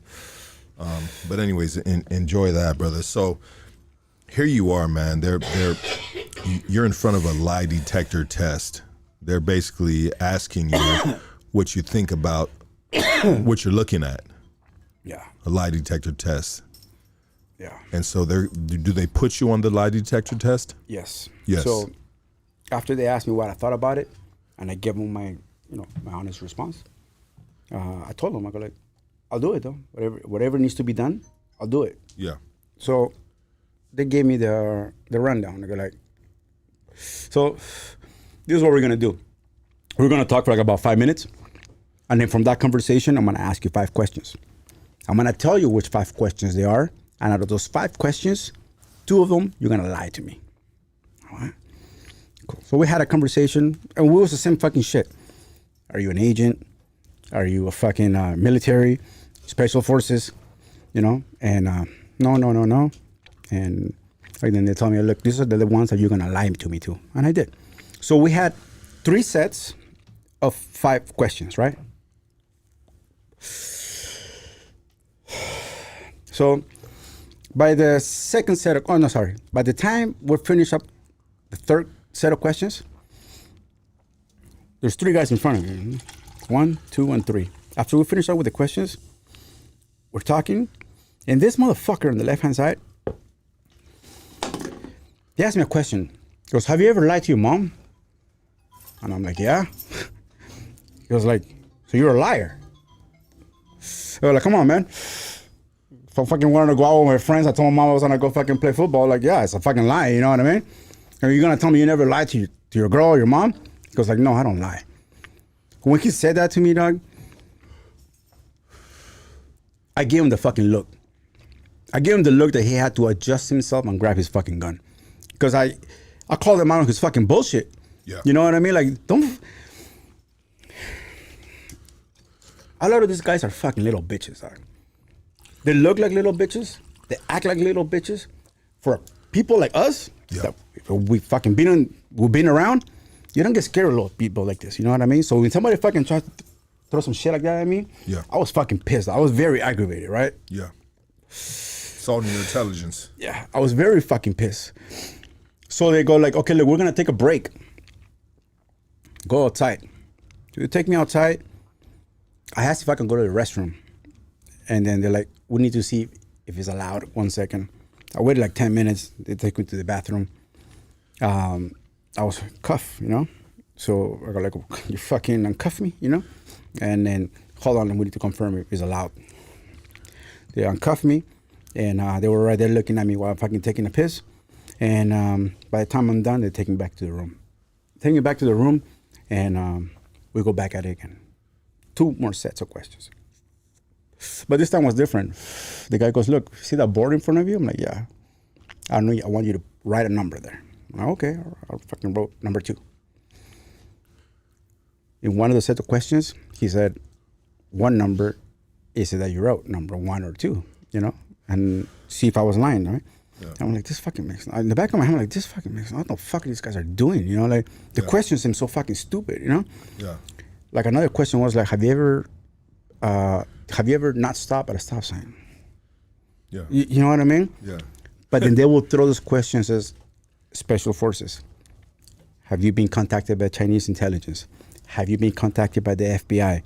You know, who do you work for? You know? And it was just like, by the time we're done with the second set, everybody was falling asleep. Everybody was falling asleep. So the guy goes, I think we're done for today. And I'm like, no, man, let's just fucking get this shit done and over because I want to go home, you know? And I want to see how I did. He goes, well, I don't make those decisions, you know? We're done for today. I'm like, well, I want to go home. So can I go home then? See if you're done? He goes like, no, you're still under investigation. And I do not know the decision on this because we give it to somebody else. Yeah. So then cuff me and they hooded me up. I get taken to an elevator. I'm escorted by like about 4 or 5 guys, you know? And I realized that I'm going to like a lower level. As soon as I get out of the elevator, make a left. And then bam, there's like a glass door. They open it. And I see through the fucking bullshit that they put on my face that it kind of goes more. There's a room here. And then right here, there's like a desk. And there's 2 guards there. But now these guys are wearing military uniform. The guys that I was being escorted with, they were the DGCM guys. They wear jeans and shirts, like I was telling you. So these guys have military uniforms. Fucking DGCIM, fucking counterintelligence, this and that. Fucking Venezuelan flag. Then over here to the right, you have fucking a whole bunch of pictures, people, fucking generals and all this bunch of shit. And then they tell me to strip naked there and put my clothes back on, to walk through this door. They open up this fucking door that is a window door. And it reminded me of my real estate days, because it looked like a fucking office. There's a little small hallway, right? But then as soon as I walk in, on the floor, David is on the floor, sleeping. My motorcycle taxi guy. I walk a little bit more, and then I see Alejandro on the fucking floor sleeping. What the fuck? And to the right, there's like another room, and then I see somebody on the floor. I see another person on the floor here. Another room here with another person on the floor. I'm like, what the fuck? There's like a big room, and I see people laying down. And he goes, go here to your left. I'll go to my left, and it's like a bigger room. So this one's more like maybe like 30 by 30, you know, like a bigger room. And then he goes, go into that room and get your mattress. And I go, it's a bathroom, you know, it's like a very small sink, a tiny bathroom. Right here, there's some bunks, and then there's a mattress there, right? I grabbed the mattress. It was kind of like moist, you know? I thought it was because the room was cold. So as soon as I get out of the bathroom, he goes, put it down right here. And I looked at it, I was like, oh man, it had some fucking blood stains. It was fucking, it was moist. It was kind of wet, dampy, right? It was disgusting. It Skid Row mattress. Yeah. Can you say any better than that? Yeah. Just like that. It fucking stank. So the guy goes, lay down right there. He goes, if you need to use the restroom, or if you need to get up, or you need anything, get up and wave at the cameras. Do not move. Like that. I'm like, okay. So I take my shirt off. I fucking sit down in this fucking dirty ass mattress, and I'm like, what the fuck? Like, because you asked me earlier if I ever been to the joint, right? So I've been to jail. Yeah. Fucking Camp Snoopy in Orange County. You know what I mean? The farm. Yeah. I've been to Santa Ana one, right? Fucking Main Street. One over there in fucking Riverside. You know. So I've been to jails. You have experienced I've jails. experienced it. And these probably, in comparison, it's fucking... I have 13 on my fucking body 3 different times. So every time the first time I went in there, I realized what it was, you know? And I've never been a punk bitch. So I knew what the fuck's going on. So when I'm fucking sitting down on this fucking dirty ass mattress and I see 2 tall motherfuckers laying right there, another fucking stocky guy over here, another person here laying down on the floor, and then right here, kind of like in front of me, another guy, right? And I'm like, fuck. I didn't feel comfortable anyway, right? So I got these 2 soldier guys in front of me telling me to lay down. I take my shirt off, and as soon as I fucking fold my shirt to put it there, so I go like this, and as soon as I go like this, I look up, and then I see they walk my girl in. And I'm like, just a quick little second, I love you know? And they took her into that room. I couldn't fucking sleep all night, dog. You know what I mean? Yeah. It was at 6 o'clock. It's like they get you up. My bad. 6 o'clock they tell you to get up, get up. And so they tell you gotta put that dirty ass mattress back in the fucking in the bathroom and grab a chair. So put the chair where you were laying at. Fucking the little chairs that are like plastic, hard plastic, you know what I mean? The ones that when the sun hits, it just turns white, you know? Yeah. So not comfy, right? So you gotta be there from 6 a.m. all the way to 9 p.m. Sitting there. Sitting there. Doing what? Sitting there. Okay. Yeah. So you're If you need to use the bathroom, if you need anything, you gotta stand up, wave at the cameras, and do not fucking move. Okay, so you're sitting there, and there's a lot of other individuals that are detained too, and they're sitting there too. And so you could potentially be having conversations with them, correct? Not yet. Not yet. Okay. We sit down on the chairs. I'm trying to see if I can find my girl. Then the 2 tall guys approach me, and they're like, what's your name? You know, like, where are you from? And I told them I'm here from the U.S. And like, oh, you'll be out like in a week. I'm like, really? I'm like, yeah, this is fucking shit investigation. How long have you been here for? We're like 4 months now. 5 months. Right there in that room. Right there in that room. These motherfuckers are as white as this right here, dog. They're this fucking white. They haven't seen fucking sun. Yeah. They were cool though. Like, one of them looks like fucking Juan Luis Guerra. It's like, you know what I mean? The little salsa, you know? Yeah. Like his young days, right? And so they gave me the rundown. They go like, hey, look, this is how it is here. You know, they get us up at 6 o'clock in the morning. We gotta do this, put the shit away, and then they'll bring us breakfast. And but before that, everybody has to use the bathroom. So first we have the girls use the restroom, then we have the older people do it, and then everyone goes by there. So like, this is like the main room. This room goes where it's or wherever, you know. So the bathroom is right here to the left, you know, right next to me. And he was like, then the food comes in, and like that's it. Like we can talk, you know. You just don't move. What is the food? What kind of food are they giving you? Coming in a tray. The food came. Sometimes you just have to grab it, or sometimes they give it to you like on a little tray, right? But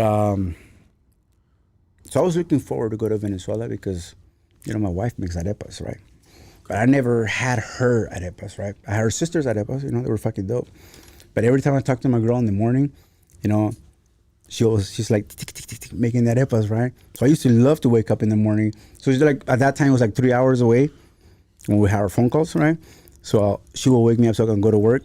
And the whole time in the morning, I will see her make arepas. Right? I told her I can't wait to get to Venezuela so I can taste your arepas, right? What exactly are arepas? Arepas, it looks like a fucking big ass thick tortilla. Kind of like a, what is the one that? Sope?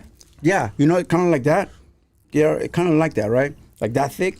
Yeah. And or maybe like in between. And it's a Peruvian dish? Venezuela. No, it's a Venezuelan dish. Venezuelan. I never had this. Like I never had the original. I had it from her sisters, right? Okay. So that was like most of the. That's from then on. It was like arepas pretty much. Okay. Twice a day, and then something in the middle, right? If you're not from there, I guess it doesn't sit well. It didn't sit well on me, you know. Plus, I didn't feel like eating, and so that was it. Like that was most of the time. But so give me the rundown. So you gotta get your food, and then once you get your food, like either they'll come over, they'll stand at that door, and they'll watch you. You can put the fucking trays away, or we collect them and we'll put it away. Then so, oh, there you go. Trusty, let me see that then. Gracias. So they'll give you this water that you got to refill. Or this bottle is for you, and then like that's a fucking 5-gallon water right there. Whenever that's empty, we'll ask for water, and then we just got to put water in this. So you got to make sure you save this because it's gonna last you 24 hours. Right? Yeah. I'm a fucking big motherfucker, dog. I fucking go through that shit all day. You know what I mean? Yeah. I'm like, fuck. I'm getting my mouth started getting dry. You know, I'm like, fuck. So next rundown, you know, because like you got to take a shower every day, and just don't move, you know, and just wait. You guys are probably gonna leave. There are some other people here, and they're leaving. You know, we're here for another reason. What were they there for? I would guess they were like a position. Anybody that is against the fucking regime, Yeah. they're there. Okay. So Except you. a lot of people. There was a lot of people that. Okay. Continue. I'm sorry. A lot. No, it's okay. So the DGCIM, it's kind of like it was like FBI or CIA, something like that, right?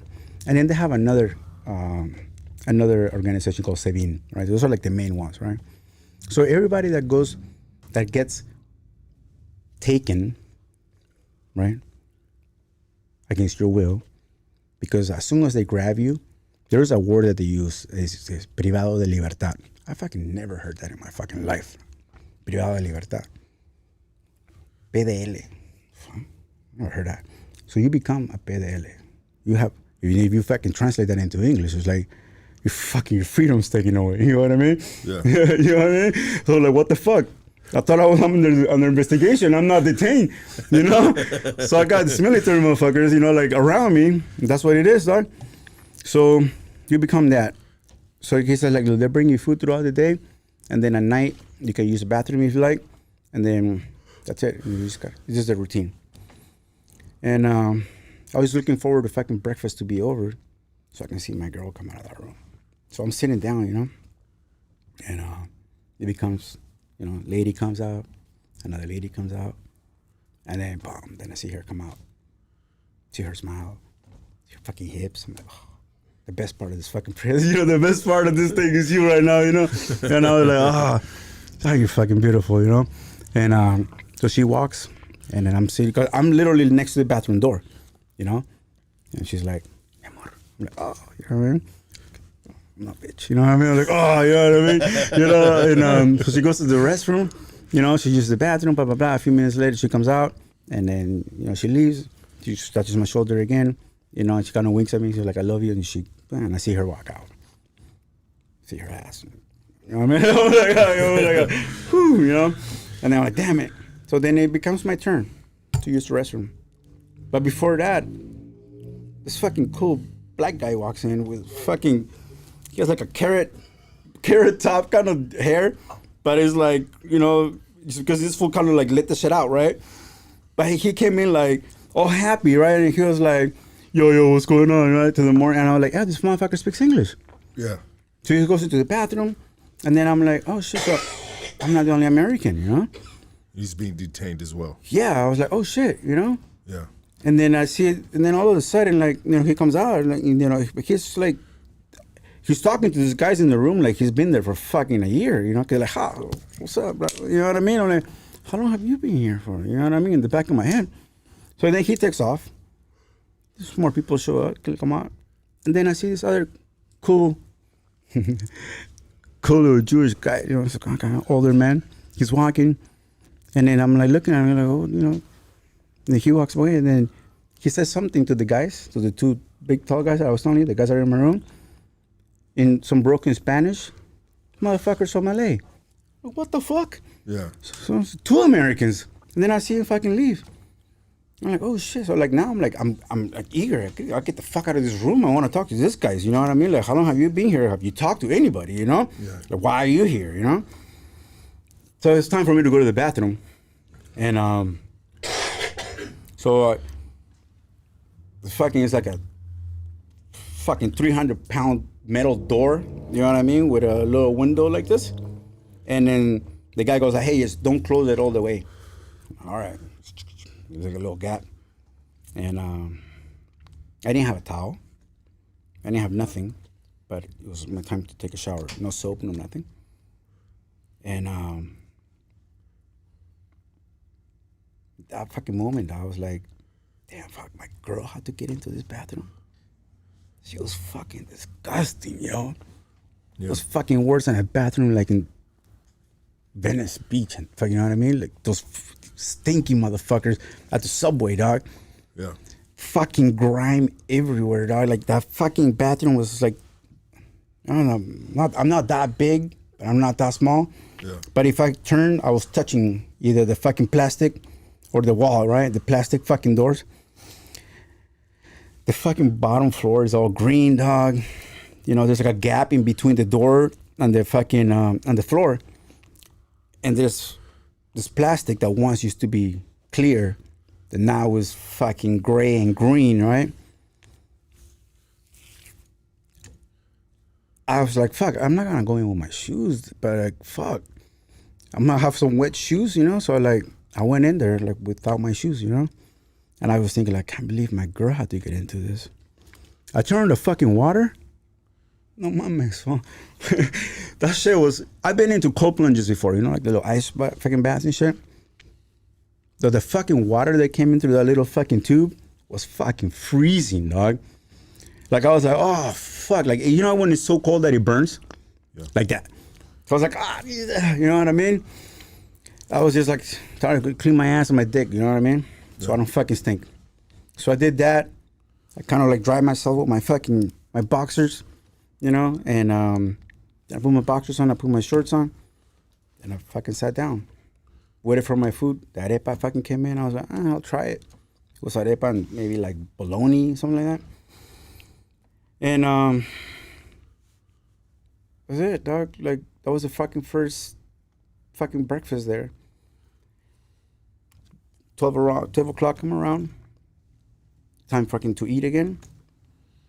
And then my girl goes, have you taken your pill? Because she went to the bathroom. I'm like, no, I haven't taken my pill. You gotta take it, baby.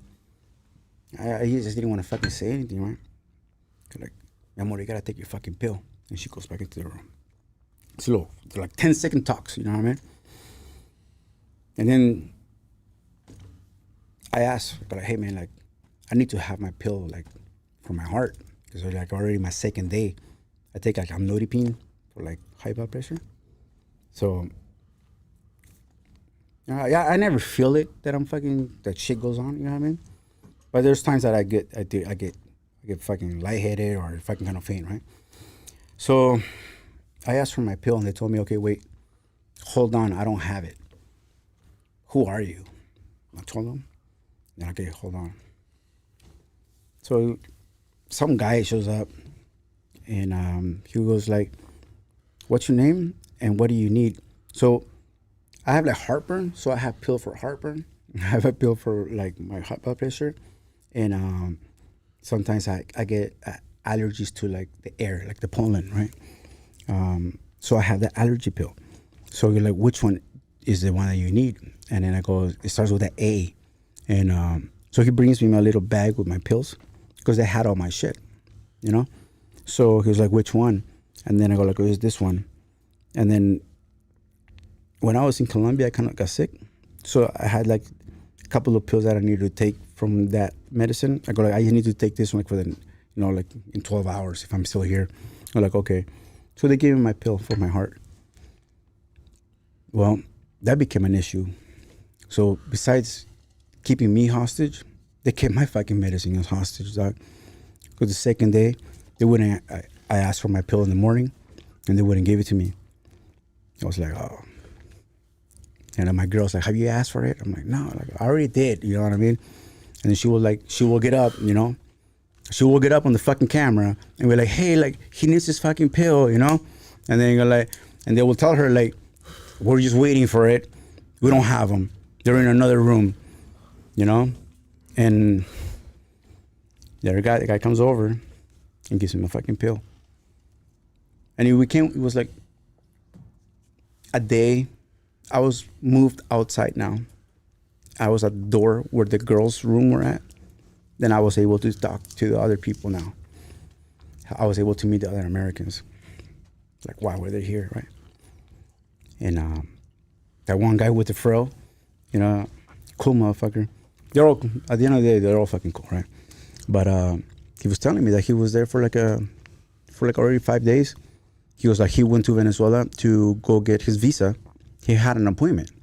He went with his girl, and his girl's Venezuelan.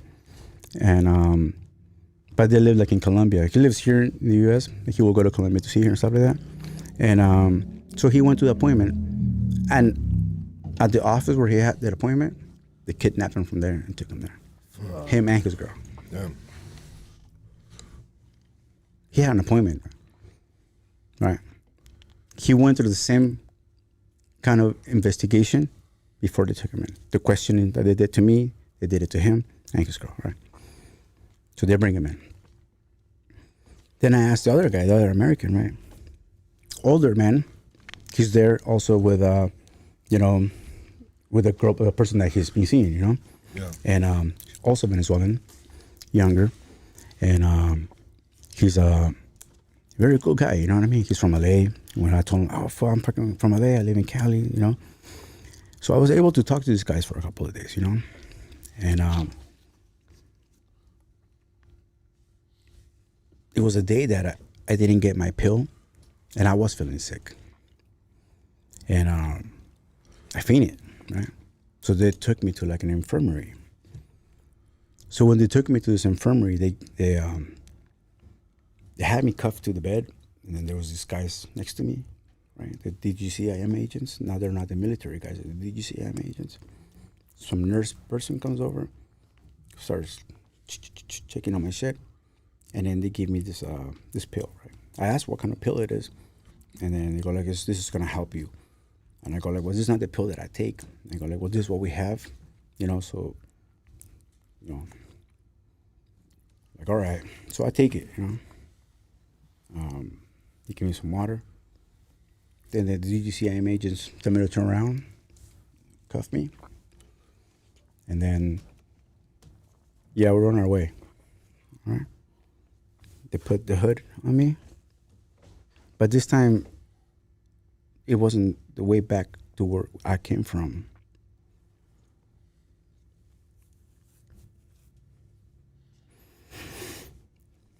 Can you give it a second? Yeah.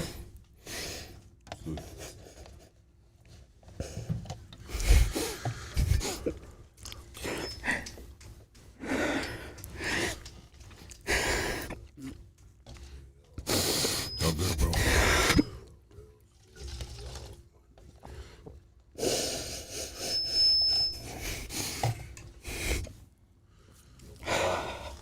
Sorry, Dusty. I just gotta give you the props for getting that off of you. I apologize for make the motherfucker get it off the grid. My grid, bro.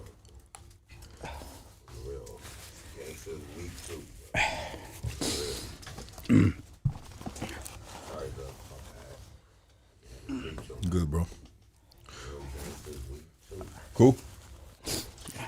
Real. Gangster's weak too.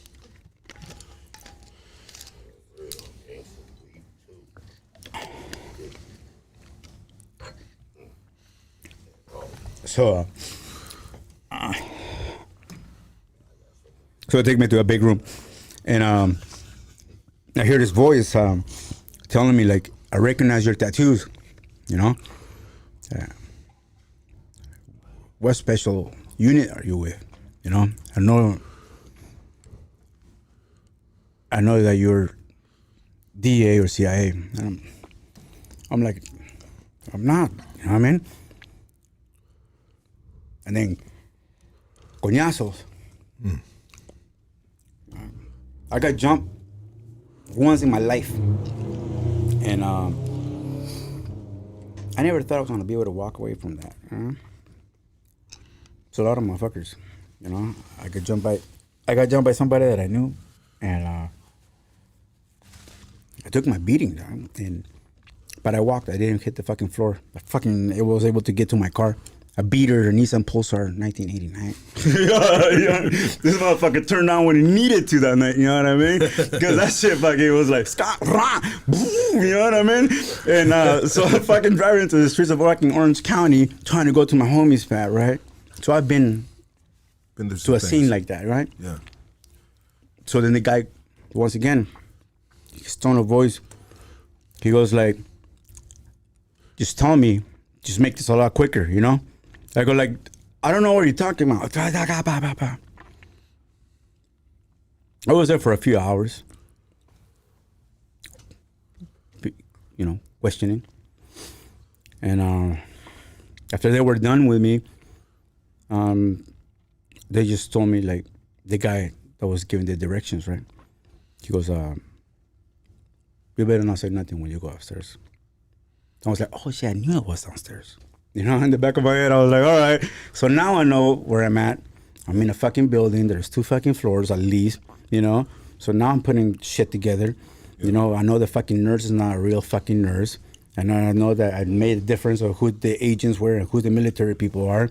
But this motherfucking barking orders, I never heard them before, you know? Yeah. So I go back upstairs, you know, and then I go back into the fucking little fucking hallway, and I get to my chair. And then, you know, I told my girl, yeah, everything's cool. Like, I'm okay, baby. I'm like, all right, cool. And I don't know if I like pain, but I used that another time. I pretended that I was sick because I wanted to see if they were gonna take me somewhere else. I was trying to find a way out. Yeah. Because I know these bitches, they didn't have guns there. You know what I mean? Like, the military guys didn't have nothing, but I knew where the guns were at. I was like, I know I was talking to these guys, and I know this guy's cool. This guy's cool, you know what I mean? But, like, all we need is just, like, you know, trying to find a way out, you know? So I did. I played the part.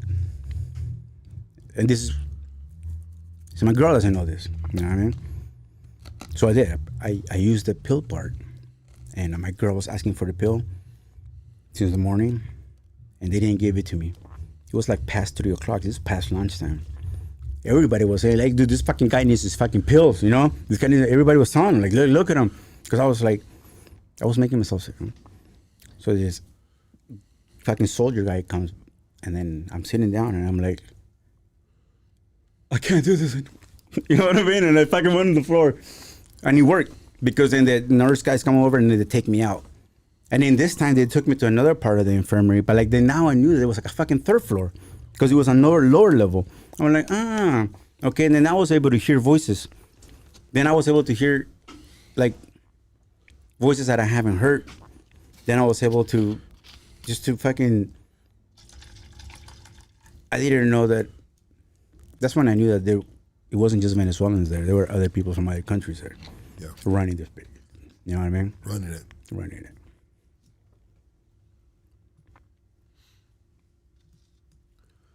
So I was like, oh, I never fucking thought about this before.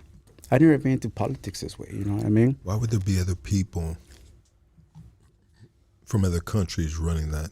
And what other countries do you think? Oh, I don't think, I know.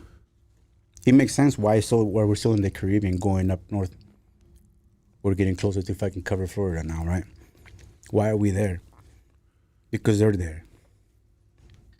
When they got Maduro, who was their fucking special unit covering them? Where were they from? The same motherfuckers that were there barking orders. I was able to learn something new that day. I took a beating again. Are you saying the U.S. was in there? No, Cuba. Cuba. Okay. Because I thought it was like Russians at first, right? Yeah. But there was a guy from Russia upstairs. By this time, there was like over 40 people up there, bro. The motherfucker was getting crowded. The Venezuelan people, and there were some fucking other foreigners. Colombians. People came in force. Soldiers, guys with fucking, literally with their uniform, with their boots. Fatigue still on. They bring him in. What the fuck's going on? Even the two guys that were there, the guys that were with there for a long time, they're like, what the fuck's going on? You guys should have been gone by now, you know? Yeah. Nobody knows what's going on. Nobody knows what the fuck's going on. It's just getting fucking crowded and crowded. Yeah. Some guy from Romania, some Brazilian guys, like guy from Norwegia. I'm like, what the fuck's going on? You know, like there was no answers. Snatching up everybody. They're snatching fucking people, and everybody's there for the same fucking. They're like there for questioning. They're paranoid, and they're snatching. They're snatching everybody. So, September 31st, I'm still at DGCIM. How many months is this from now?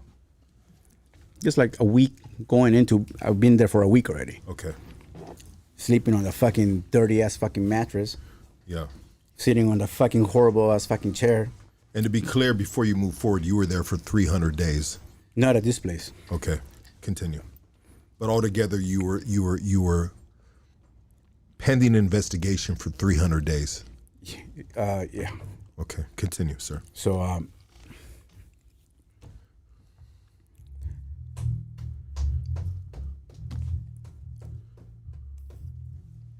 there were so many people there.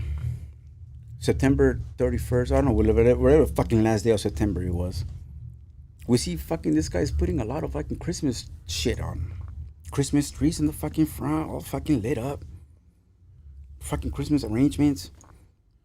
And then one day they say, hey, you guys gotta fucking clear this area. They're having a fucking Christmas party, 1st of October. Because Maduro said that it was Christmas in fucking October. So they have a fucking party behind us, eating, fucking dancing, while we're fucking crowded. There's fucking millions of fucking people fucking all together in a fucking room. They were hiding us so they can have their fucking Christmas party. And thanks to that, I was able to be in the same room with my wife for a few days. Oh, that's nice. It was fucking nice. Yeah. The last 2 days at DGCIM were the best part in Venezuela. Yeah. There's other things that happened, but those with her. Yeah. Because for like 2 days in a row, we were able to mingle in the room that was only for the girls. Yeah. So pretty much the guys that had their girls, Yeah. We were all together in that room. Nice. Right. We were able to get to know each other a little bit more. And then there was one day that they started calling names, and then like they called off with this Brazilian guy, and they called him. They took him outside. Then they called this other guy. He's fucking very cool guy, little fucking quiet guy, very chill. I'm sorry. You got a cigarette, bro? Okay, my bad. You had a lighter, bro, so I thought you were smoking cigarettes. Weed. You want some weed? Sure. Yeah. Ooh, sorry, brother. Go ahead. No. You're in this room. You're able to get to know each other. Yeah, we were there hanging out for a couple of days, right? Yeah. With everybody, and they start calling names. They call the Brazilian guy. Then they call this other very chill guy, guy from Puerto Rico, and his wife is there with him, and his father-in-law.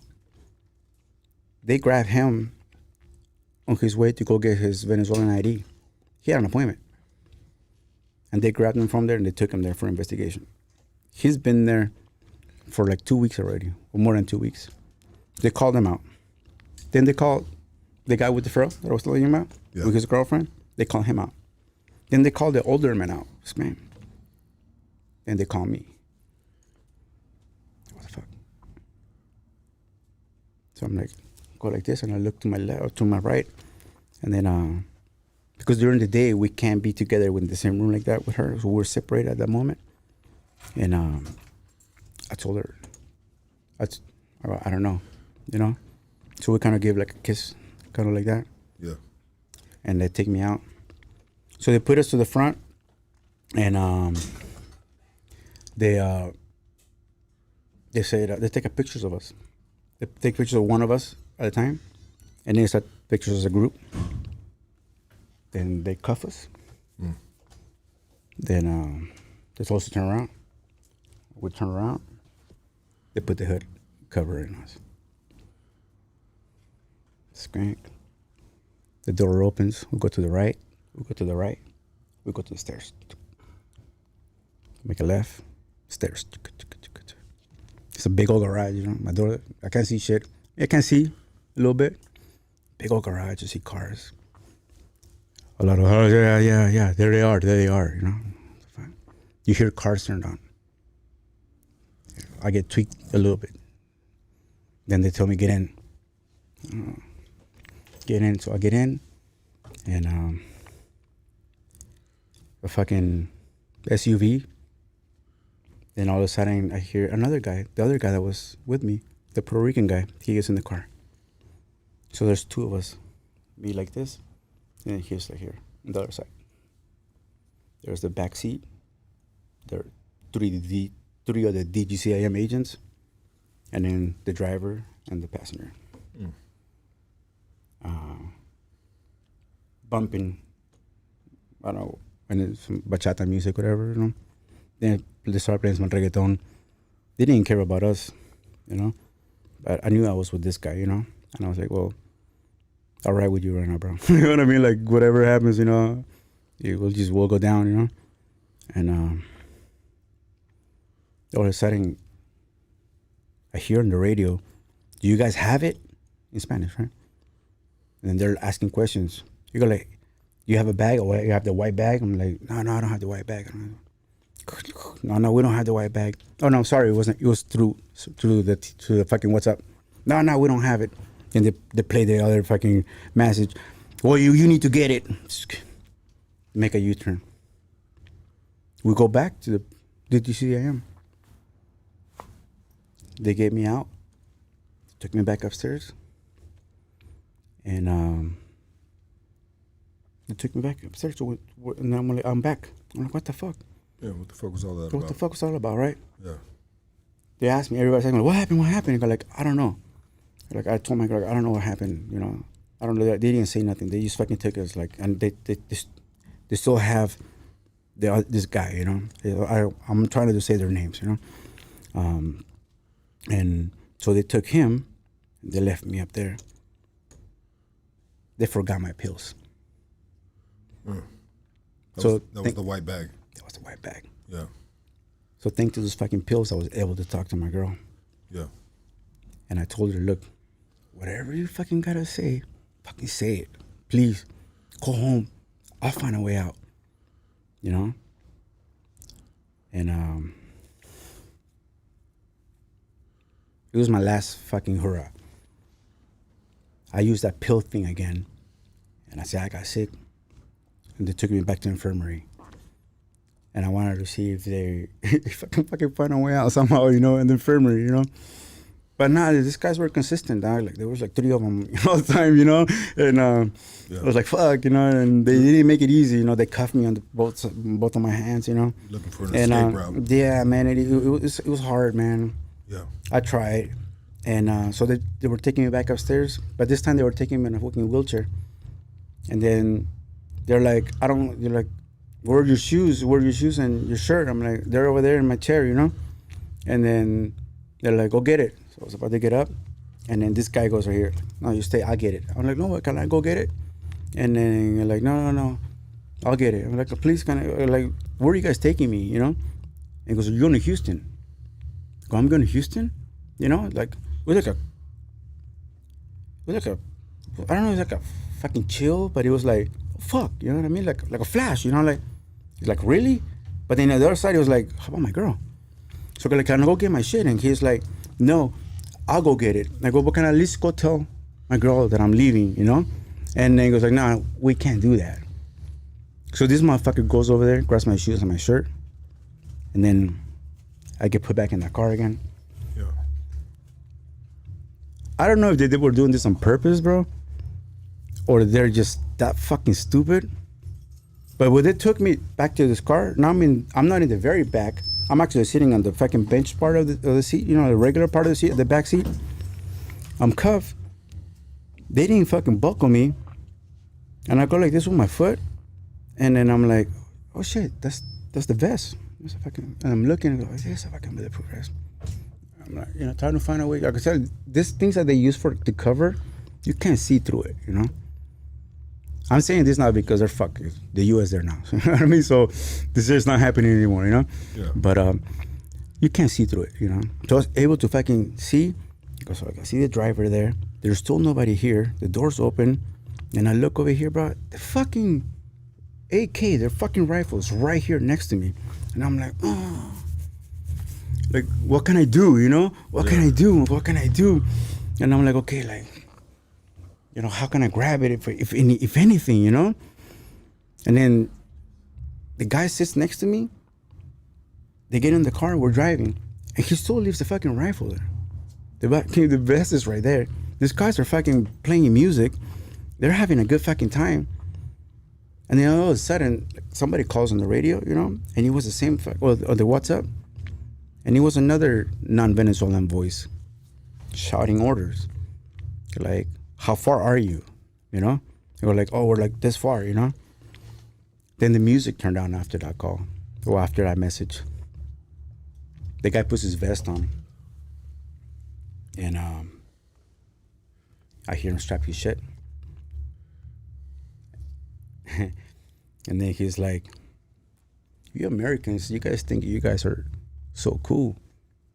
And I'm like, oh, here it is, you know? You're gonna start fucking with me, you know? He goes like, you guys are like murderers. You guys think you guys are the best. But you guys don't know what life is.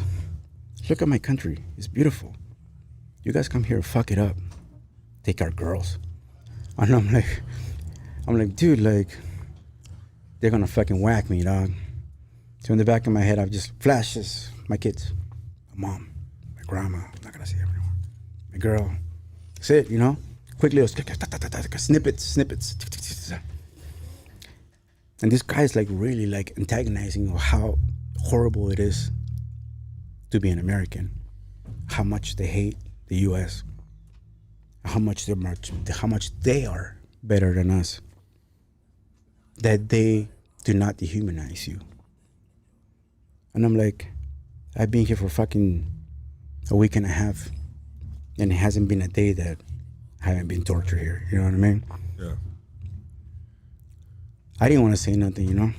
I keep my mouth shut. I knew I was. There was no way I couldn't do nothing before. Nothing's gonna happen now, you know. And car slows down, and I hear people's voices. Car stops.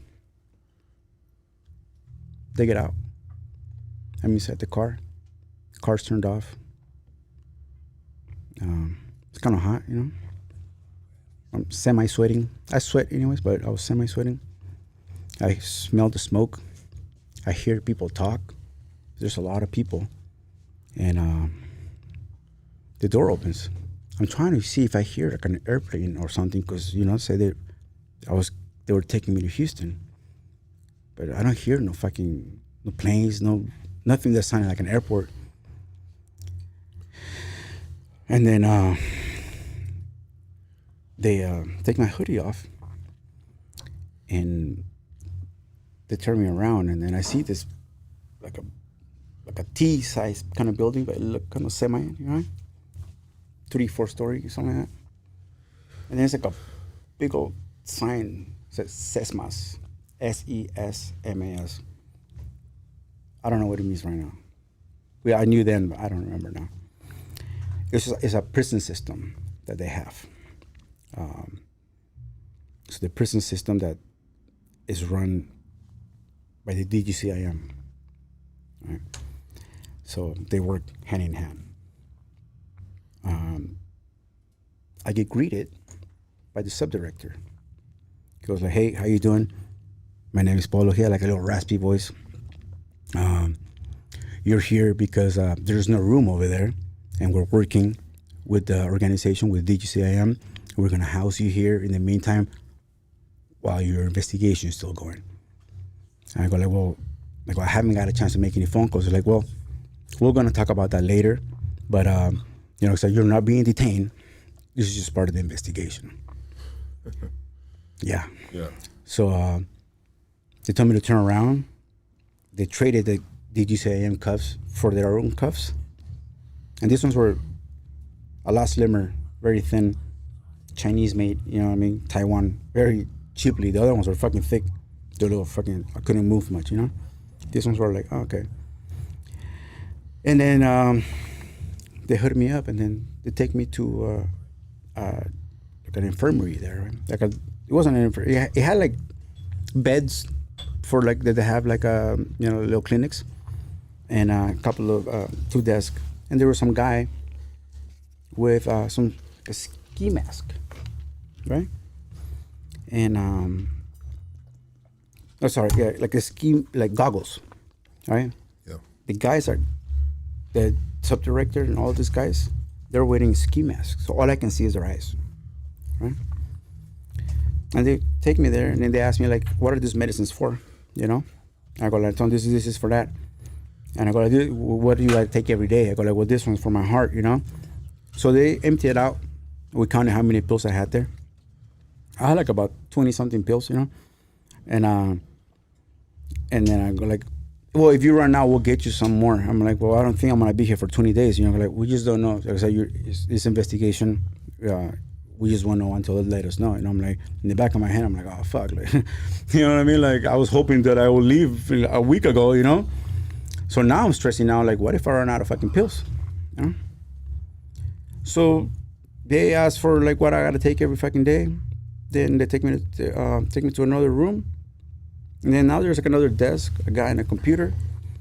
Behind me is like a wall with the, you know, with the little fucking measurements to see how tall you are and shit like that. And they tell me to go to the wall and to take my clothes off. And they took pictures of me. And they told me to put this uniform on. Yeah. Little light blue uniforms. And they didn't have my size. I was like, fucking, the shirt, like, kind of, like, up to here, you know? Like, my belly was fucking showing. I'm like, well, you have anything bigger? Like, that's all we have. So they told me to sit down and the fingerprints, right? But on my name, it was empty. Like, and I wanted to fill it out. But they told me, like, don't worry, we'll fill that out. Yeah. You know? I'm like, whatever. They told me to sit down. And then they shave my beard. They shave my head. And And then two little squiggly guys, they were not more than 120 pounds each, you know. They come in with same thing, all I can see is their eyes. And told me to put the cuffs, bam. And then I hear them talking, they're like young kids, you know. But as soon as I walk to the left, it reminded me when I got to the main, over there in Orange County, Santa Ana. You know, you walk in and you hear the voices like, you know, like the jail noise, you know what I mean? You hear voices that are different, you know? Then I hear like just the Venezuelan accent, but it was a lot. And then I'm walking and I hear this and I hear this, and then I hear people, there's more people here, walking and walking. It's clank, clank. Gate opens. Gate closes. Walking and walking. My eyes are closed. Oh, my eyes are closed. Or I after a while, I get my eyes closed. Yeah, it was just get used to it.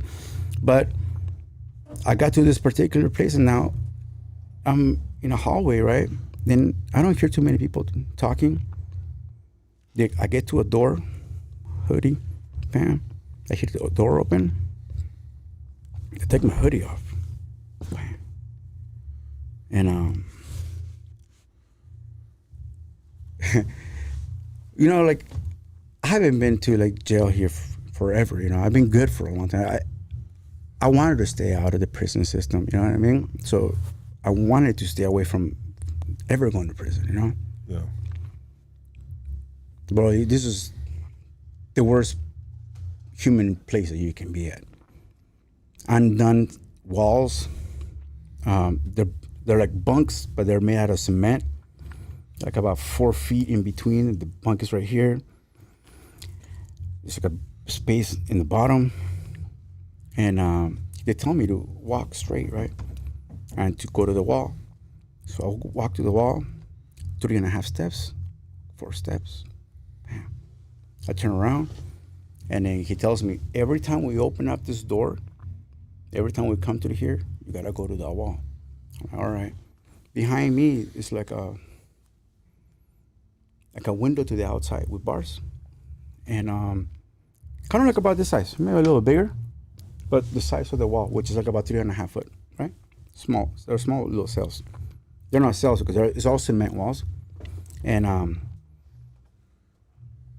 I walk back to my, what is called bunk. They close the door. And to tell you how that 4th wall is, so like I said, cement, because it's the 2nd floor. And then it's a metal wall. Metal, it's metal doors all the way. In the bottom right here, something smaller, maybe like about this big, this size. So like about this part, half of it. It's like a little window.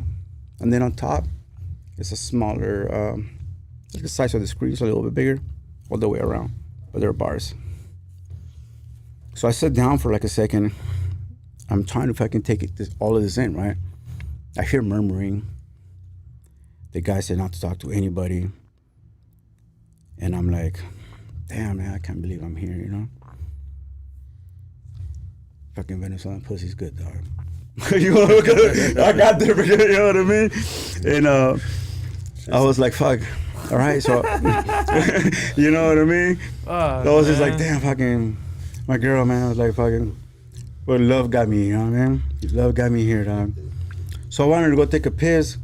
And so I go to the back of the fucking bunk, and then I look, and I was like, fuck, you know, I see there's like a fucking nozzle that comes out, and like a little thing in the nozzle, and then the bottom is like a hole like about this big, but there's no toilet. So you gotta take a shit and pee right there. Yeah. So all of this shit is full of grime, dirty, undone paint. Like I was telling you, everything's undone. And I'm like, fuck, man, this sucks. There's no place to wash your hands. There's no sink. Yeah. There's nothing. I was fucking very like confused. I was like, fuck, dude. Like, I don't know how I'm gonna get out of this, right? Then I go like this to the little hole, and then I see people in front of me right here. So where I was at, right here in front of me, kind of where you were at, is a Puerto Rican guy. I'm like, oh shit, what's up? You know, like, we looked at each other, and I see him. His face looked how I thought my face looked, scared as fuck. You know what I mean? Yeah. So and I was like, you know, I'm like this, like we're good, and he's like, yeah. Then I go like this, and I look, and then I see another guy, and I see a paper that I forgot the name, like I said, charges, espionage. I'm like, then I hear the guy talking to another person. So there's another person to his right, to my left. They're talking. I'm like, oh, then all of a sudden I hear the guy with the fro talking from the back. I'm like, oh shit, he's here too. Yeah. And in front of me, it was my friend. We're brothers now. Spaniard guy. He asked me, like, I told him, I go like, hey, he asked me for my name, right? And I gave him my name. And when I asked for his name, he gave me a different name that would have said on the fucking paper. And I'm like, oh, this guy's a fucking liar. Like, fuck this guy, you know? Yeah. They're all involved. You know, I mean, like, I was going to talk to this cat, right? But now it turned out to be that they just all gave us fake names on all of the charges and all the people that were there. Yeah. We all were charged for espionage. So we had different names, all fake names. Couldn't be located. Yeah.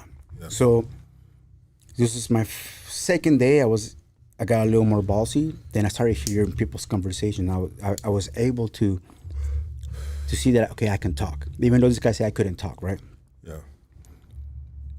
The first night staying there, bro, and then this Rodeo 1, maximum security prison in Venezuela, that is run by the general in charge of Venezuela, Padrino Lopez, right? This is their fucking prison. SESMAS works with them, you know, that organization. And I was like, fuck. So the whole night, the whole day, there's 2 guards. And I realized, like, I don't know how far it was to my left, but I knew to my right it wasn't so far. I heard a couple of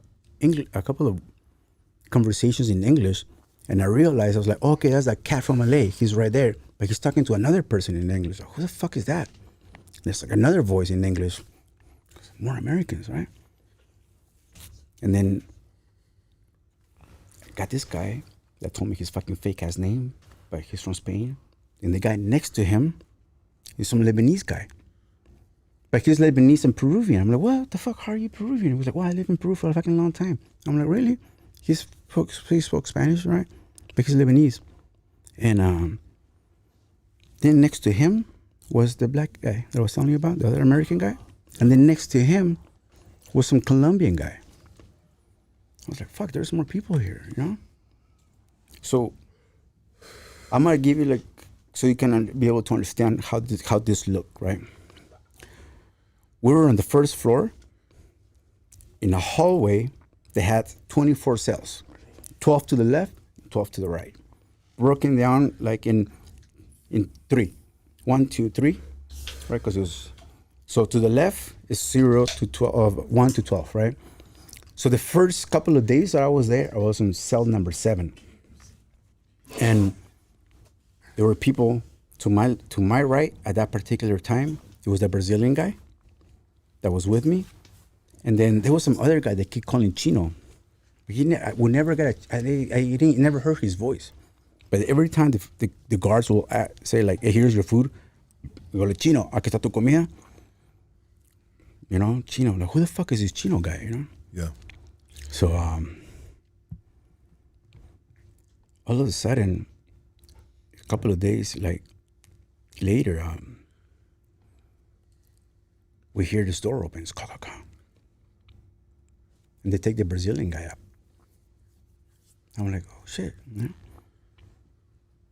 I was like, the Brazilian guy, he didn't come back. I'm like, oh, he's the first guy to be fucking free, you know what I mean? Like, that's fucking dope. So there is a chance, you know what I mean? Yeah. There is a chance. Wrong. Wrong. So the fucking director of the fucking prison, did I send you the picture of the director? I think you did, yeah. Yeah, I don't mind calling him out. Is that okay? Yeah, call him out, bro. Yeah. You want the picture to be posted up? Yeah. Fuck Okay. yeah. Fuck that guy. Okay.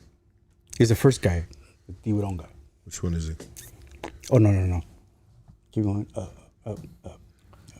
Adjust Yeah, this that camera one. real quick. That one right there? Adjust Yeah. this real quick. Let me see. That him? Yeah, that's him. Okay. No. I'm gonna use my phone real quick. Huh? Go ahead. I'm gonna send it to Casey right now. I gotta adjust this real quick. Let me see. Yeah.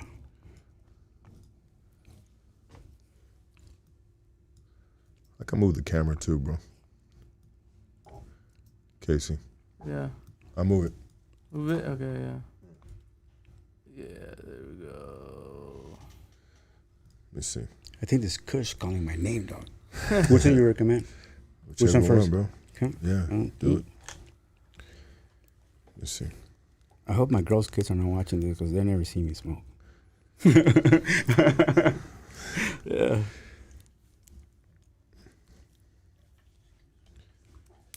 I just sent it to Casey right now. Everybody hit that like, and also too, we have his Cash App right there. We have we got Renzo's Cash App right there. He is currently out of work, still trying to get on his feet, and so we put his Cash App right there. Freedom isn't free. One USA. Feel free to donate anything, brothers. I appreciate it. I really do. Absolutely. Later, doggy. Yes, sir. Thank you. Are we live? Yeah, we're live. Oh shit, my bad. You're good. No, don't worry. Where were we at? We're gonna put the picture up right now. Oh yeah. Fuck this guy. Crack that door for me, yeah?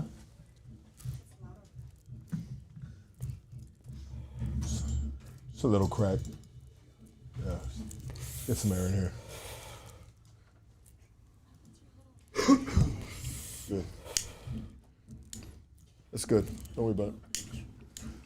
Thank you. Yeah, I'm gonna be honest. Like, just a quick little sidetrack. There's no better weed than fucking Cali weed, dog. Serious. I've been around different places. Yeah. You fucking find like Chapa OG everywhere, and that's the best. You know what I mean? Yeah. Yeah, you still gotta break seats everywhere else, dog. Yeah. And Cali. Cali weed is fire. Yeah. You know, another a little side note for the party people. You know what? when I every time I go to Peru, you know what I mean? You know my friends in Peru. These guys that I went to that 30-year reunion, Yeah. I only went to school with them 2.5 years. But we became fucking lifelong friends. You know? San Francisco de Borja. The city of San Borja. It's a fucking Catholic school. I went to Catholic school too. Yeah. I used to fucking take that little thing. You know what I mean? Shit was fucking. Those guys, I have a lot of love for them. So, let's talk about this guy. Let's go. You ready? There it is. He's Yeah. on the screen right there. All right. Well, so when I arrived at this particular place called Rodeo One, it was run by this guy, Carlos Enrique Rincón Cervel. All right, he worked with with intelligence. He's very well connected, and to be the person running that prison, you're there, you know. So he was the guy that approved everything at the prison. So if you wanted fucking toilet paper, if you wanted water, anything, goes to him. Right? So I got to hear his voice for the first time. Because, remember, we can only see their eyes, you know? Yeah. He comes into the hallway, and as he fucking says, you know, hey, I'm the director of this fucking prison. Hear me out. There's gonna be some changes. I'm like, oh shit, you know? Changes. We're fucking about to leave, right? Yeah. But there was like a group of guys, all guys that work for a prison guards, with riot gear. One of them had a fucking one of those 300 masks, like, you know, the guys, the wizard guys, the one with the black mask. Yeah. You know, I don't know if he thought it was cool or intimidating, but it wasn't. He's reminding me of the fucking movie 300. You know what I mean? I wanted to fucking Spartan kick his fucking face. You know what I mean? For me being there already, you know? Yeah. So they came in with riot gears and with fucking guns, rifles, and they said, like, there's gonna be some changes. And then the doors started opening, calling out names. And then they rearranged us. So now, I'm not in number 7 anymore. Now I'm in the first side of the entrance. I'm on cell number 3. And they started putting people in twos by now. Because at first we were by ourselves. Yeah. Now they started coupling up because they're fucking filling up. Every fucking weekend, every fucking Friday, there were people coming in. They're filling the prison up. The prison was already filled. The second floor, I was in the C tower. I was in the C tower. So there's 3 towers, A, B, and C. Yeah. The B had the 4th floor. Everything was 3 floors, right? Yeah. By this time, we kind of knew what was kind of going on. That they were fucking holding us, whatever. But this prison was held. The people who were there are political prisoners. There are a lot of military that are against the opposition. Yeah. There were some judges, senators, anybody that was against the opposition that were in the higher part, not doing the criminal charges, right? Yeah. Because the ones that have more of the criminal charges and stuff like that, they take them to the other prison, Helicoide, which is the one that everyone talks about. Helicoide is run by the SEBIN. There's the other intelligence agency, right? Yeah.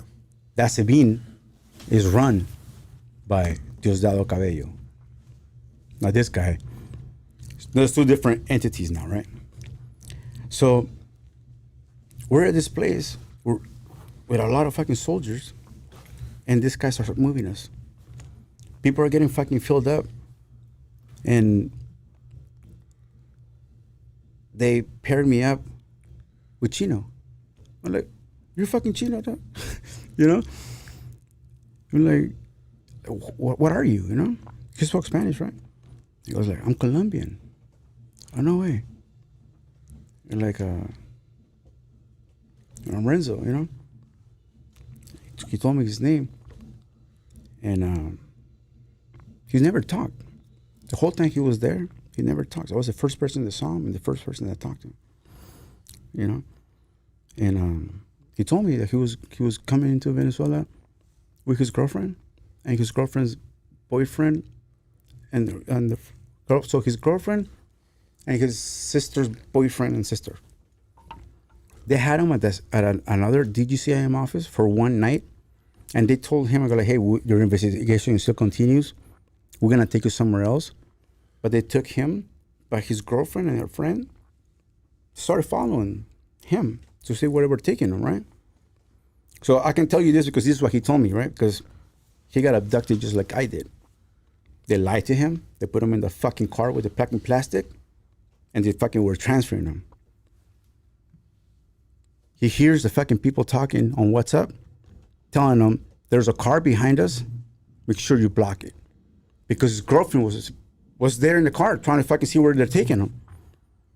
So they blocked her, blocked them, and then that's how he got there. He's been there for like fucking 2.5 weeks, more than me already. You know? he came with a guy from Lebanon and some other guy that is fucking another American, an older man. What? Yeah, we all came together. They brought us in. We were in the same office. Really? How did they treat you guys, you know? Like this office, they fucking gave him pizza and fucking burgers. They gave him money. Told him to go to the store. And they gave him like, go on, but come back. And they did that.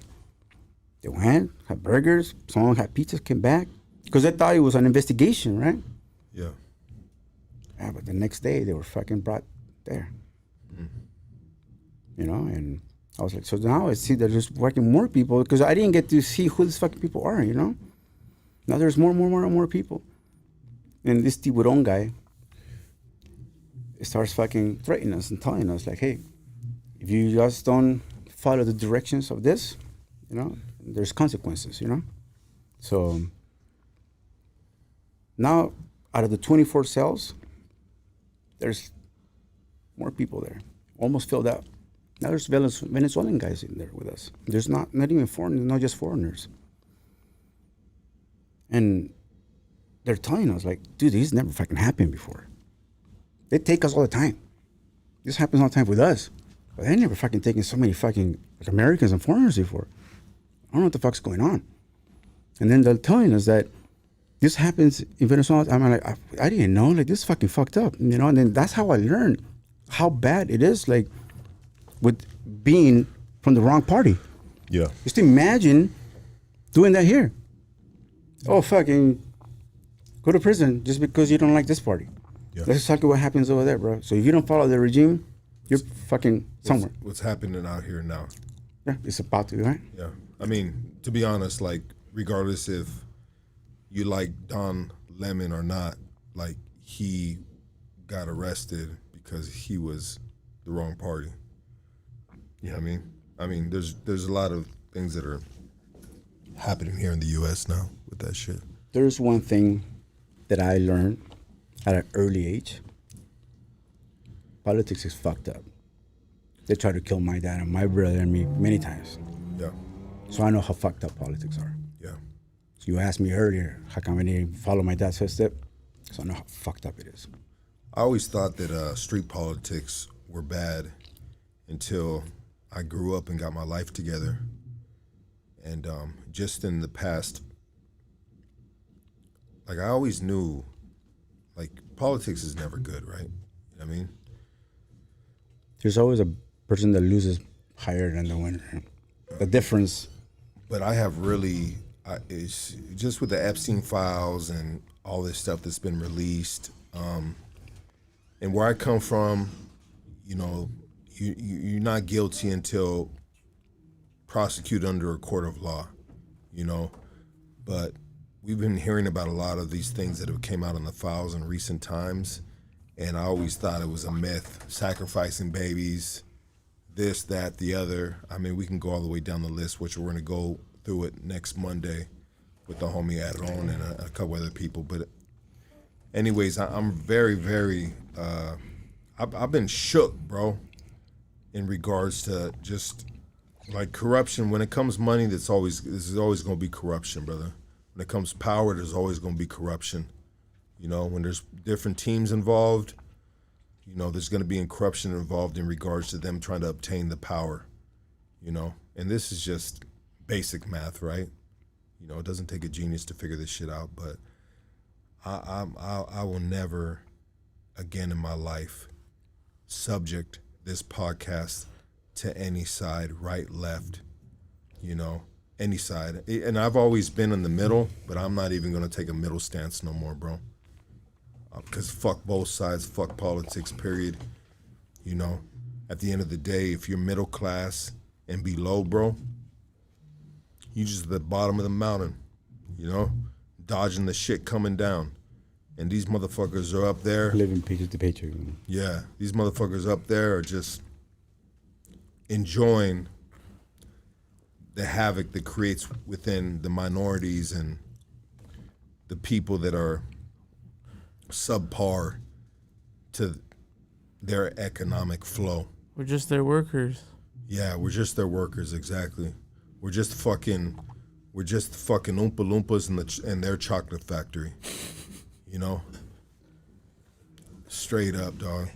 Like, I am 100% discouraged in everything that has to do with politics, man. You know, Epstein won the Powerball twice.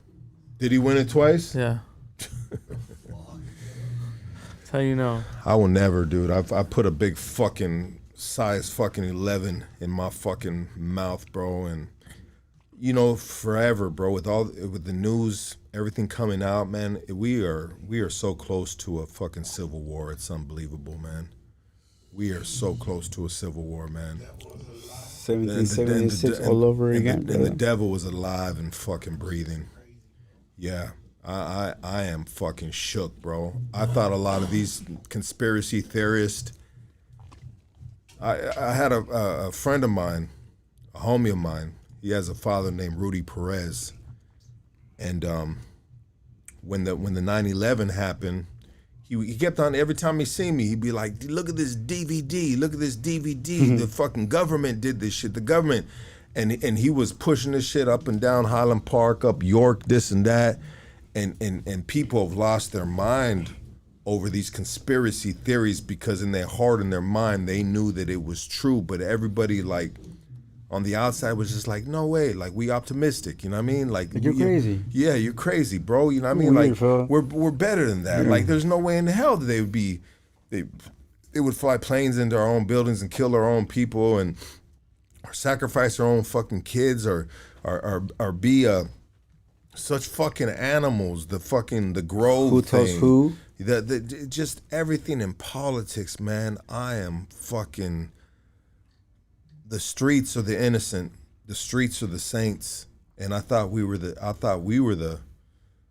evil, but we're really just, we're the innocent ones, man.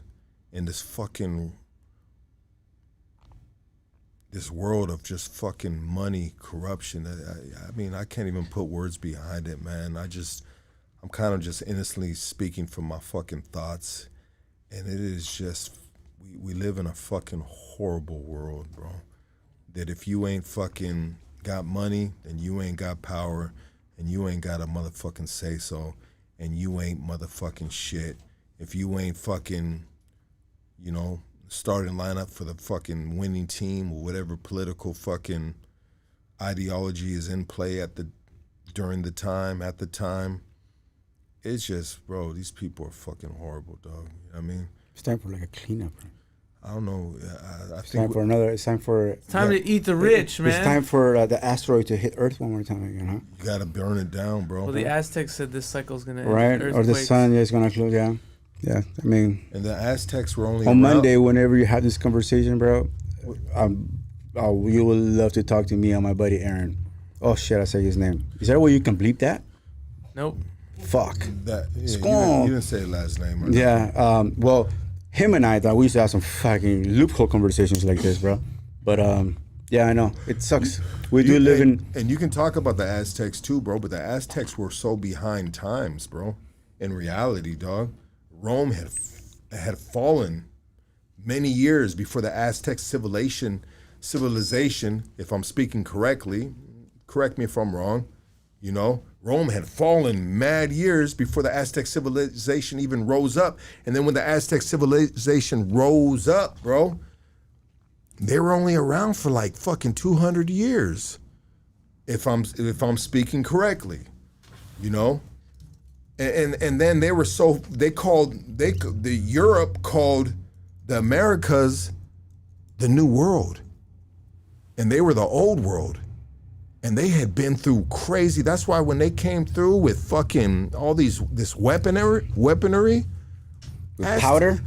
Yeah, the Aztecs weren't ready for none of that. And these dudes had been fucking in battles, wars. Aztecs weren't ready for that shit, bro. Oh. They weren't ready for that, bro. Yeah, that was to that actor North America. Apocalypto, he died. That was North America. In South America, what the Incas have. Same thing happened. The Spaniards went the same way over there too. Yeah. Yeah. It was, I guess. What are your thoughts on those Peruvian mummies that they found? Man, those, I mean- they got 3 hands and 3 legs, man. Those shits are crazy. You know, Peru is known to be one of those countries that has a lot of just ancient history that sometimes is hard to explain. You know, just how things are built, the Nazca lines, Machu Picchu. You know, Lake Titicaca. Lake Titicaca. Yeah, I mean, even there, it's like I think it's between Bolivia and Peru. There's like another pyramid thing that it has like the perfect fucking holes done that you can, you know what I mean? It's just, you know, they go so far back, but the Spaniards came over and they took all of our gold, took all of South America's gold. And Did then, they ever find you know what El I mean? Dorado, though? The what? Did they ever find El Dorado? Yeah, El Dorado's, it could be something that it was just made. The old world was so advanced when they came and discovered the new world, the Americas, right? It's History started to change. I mean, we didn't have cows, we didn't have horses. I mean, we knew nothing about the fucking wheel, and so you got to give props to like the Aztecs. I mean, in regards to, they say their calendar was so far advanced in regards to the calendar that they had created. But in regards to building the pyramids, like, bro, they had done build pyramids fucking hundreds of years before the Aztecs even built pyramids, but they give them They props. never built them. No, but there are pyramids in Mexico, dog. No, but yeah, No, I Aztecs know. admit that they never built the pyramids. There's pyramids all around the world, dog. No, 100%, but I'm saying in regards just- to when the Aztecs built the pyramids, They never did. and who built the pyramids? No, they themselves say they didn't build them. Who built them? It was them. Yeah, they just said they The guys found from the them other, and they lived the other guys from the other in side of them. the dome. Oh, another. Oh, we're gonna. Yeah.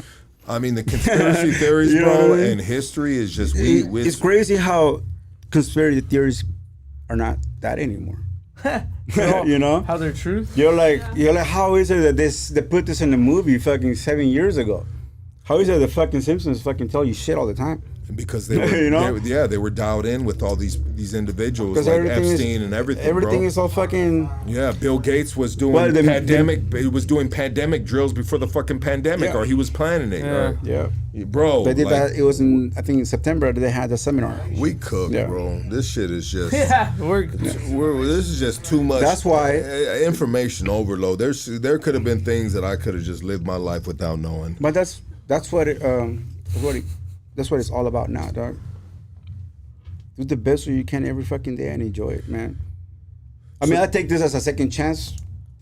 The last 10 years, you know what I mean? Because I had a lot of chances in my life, you know. And but this was the roughest thing that I've been through in my life, no. But You were there for 300 days. 300 days. So it was 280 something days at the prison. Okay. And The so, first something days. so how do you get acclimated? I mean, when do you get acclimated and say this is life right now? What point in time do you say, all right, this is what it is. I'm not going nowhere. Like the investigation Well, is bullshit. I mean, which you knew from the beginning, but now this is life, because if you're there for 286 days, whatever you said it was, you're there close to a year now. You know what I mean? So what point in that time frame do you say this is life right here? You know what I mean? This is like there's no end. You see no, like, there's no fucking light at the end of the tunnel, right? I mean, is there any point where you see light at the end of the tunnel? in different ways, yeah. Okay. And I'll explain them. So there were, you know, when you do time, you know, you have a time. You know when you know when you're getting out. You know when you're leaving or you not. got a release date. Right.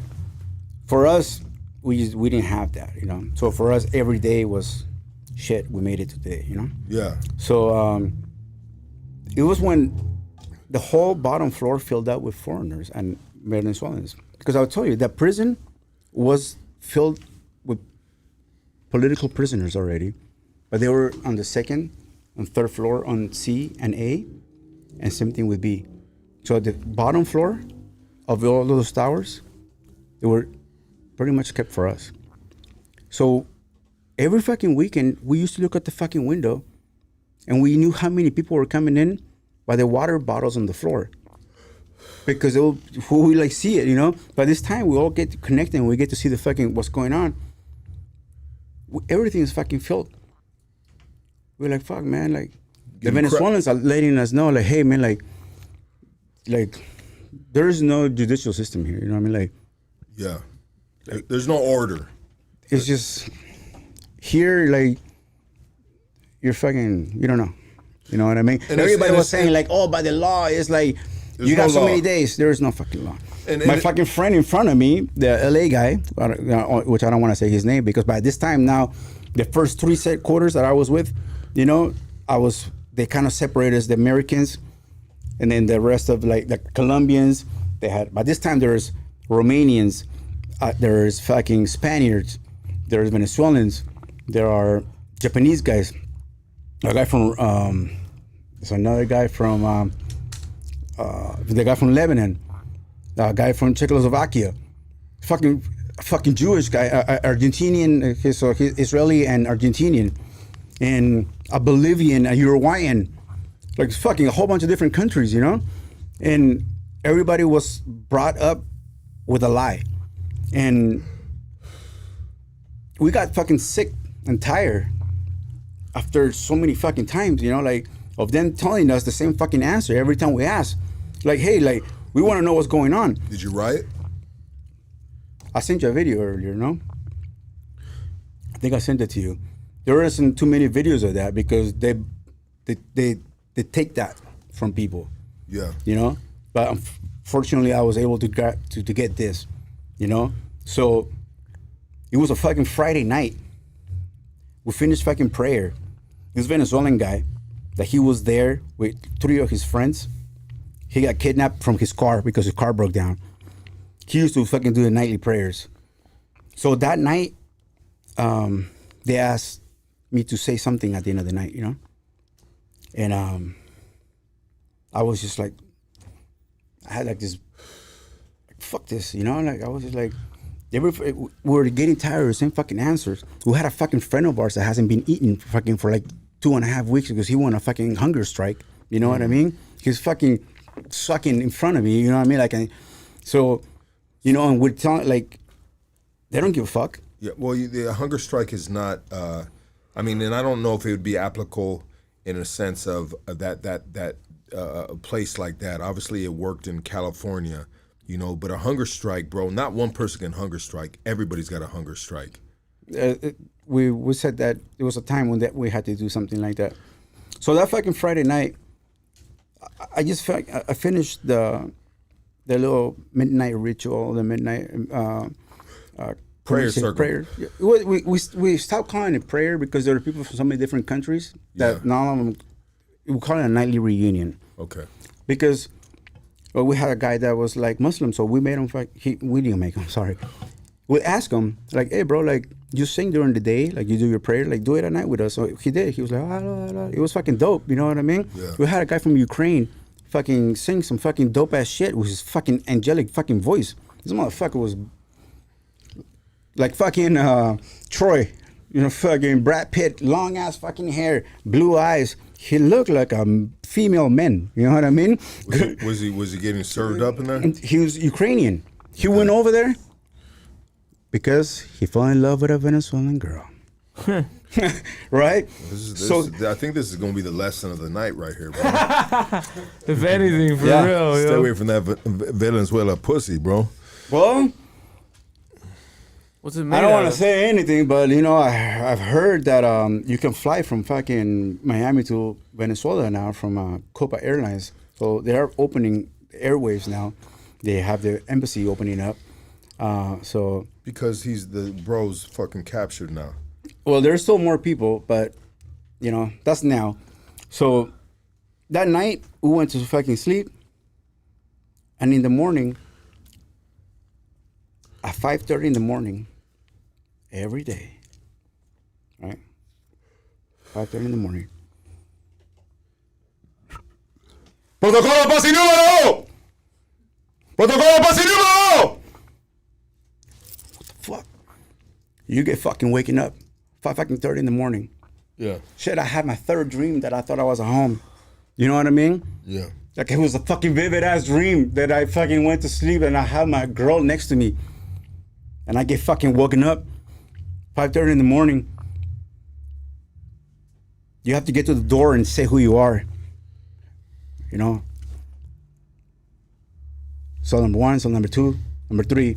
I say, first, you always, Chino say his name first and where he was from, Colombian. Then it was me. Renzo Amanchumo, Peruvian American. You're American, shut the fuck up. To the next one, right? Ukrainian, Cuban, bam. Colombian, boom. Next one, Peruvian, Colombian, da-da-da-da-da. He gets right in front of me. He gets to the guy from LA. He fucking says, he was like, my name is so secuestrado por 30 o 50, no, I can't tell you the day, right? Secuestrado por tanto día, yo soy americano, no tengo ninguna llamada. They fucking told him to shut the fuck up. And then by that time, we were getting like, fuck yeah, you know, like, sí, secuestrado. Fucking, the guys upstairs never heard us fucking be loud. Because we were not allowed to, you know? Yeah. They knew that we were there. Now you're rebelling. They knew that we were there. They always, every time they went down the stairs, they were like, hey, Americans, you guys are not, you're not by, there was guys that spoke English. You're like, you're not by yourself, my friend. Like that. We're with you. I was like, people know that you're here. Like every other day, they will say a fucking little quick message in English. Who knows that you're here though? The Venezuelan guys in there. Yeah, now but the people- prison knows that we're here. Oh, yeah. So that means that there's people that are coming to visit that are letting them know that they're Okay. fucking kidnapping people, and that the Americans now So they know the Americans are there. So those people were getting visits.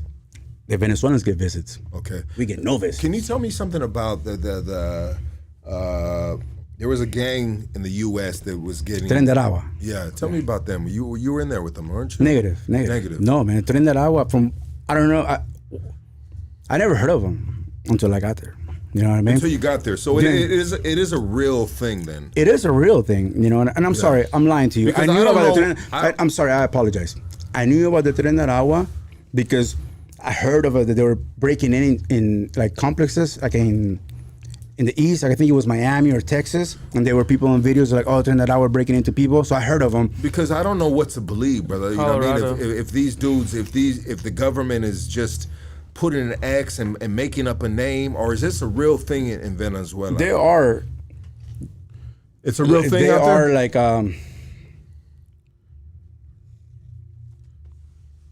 Because I don't believe they're nothing like out here no more, bro. They're like the tier, the little soldiers Yeah. for them. Okay. So they wouldn't They necessarily be in there. they're not in that prison. No. They're at Rodeo 2, Rodeo 3, Helicoide, or whatever other prisons.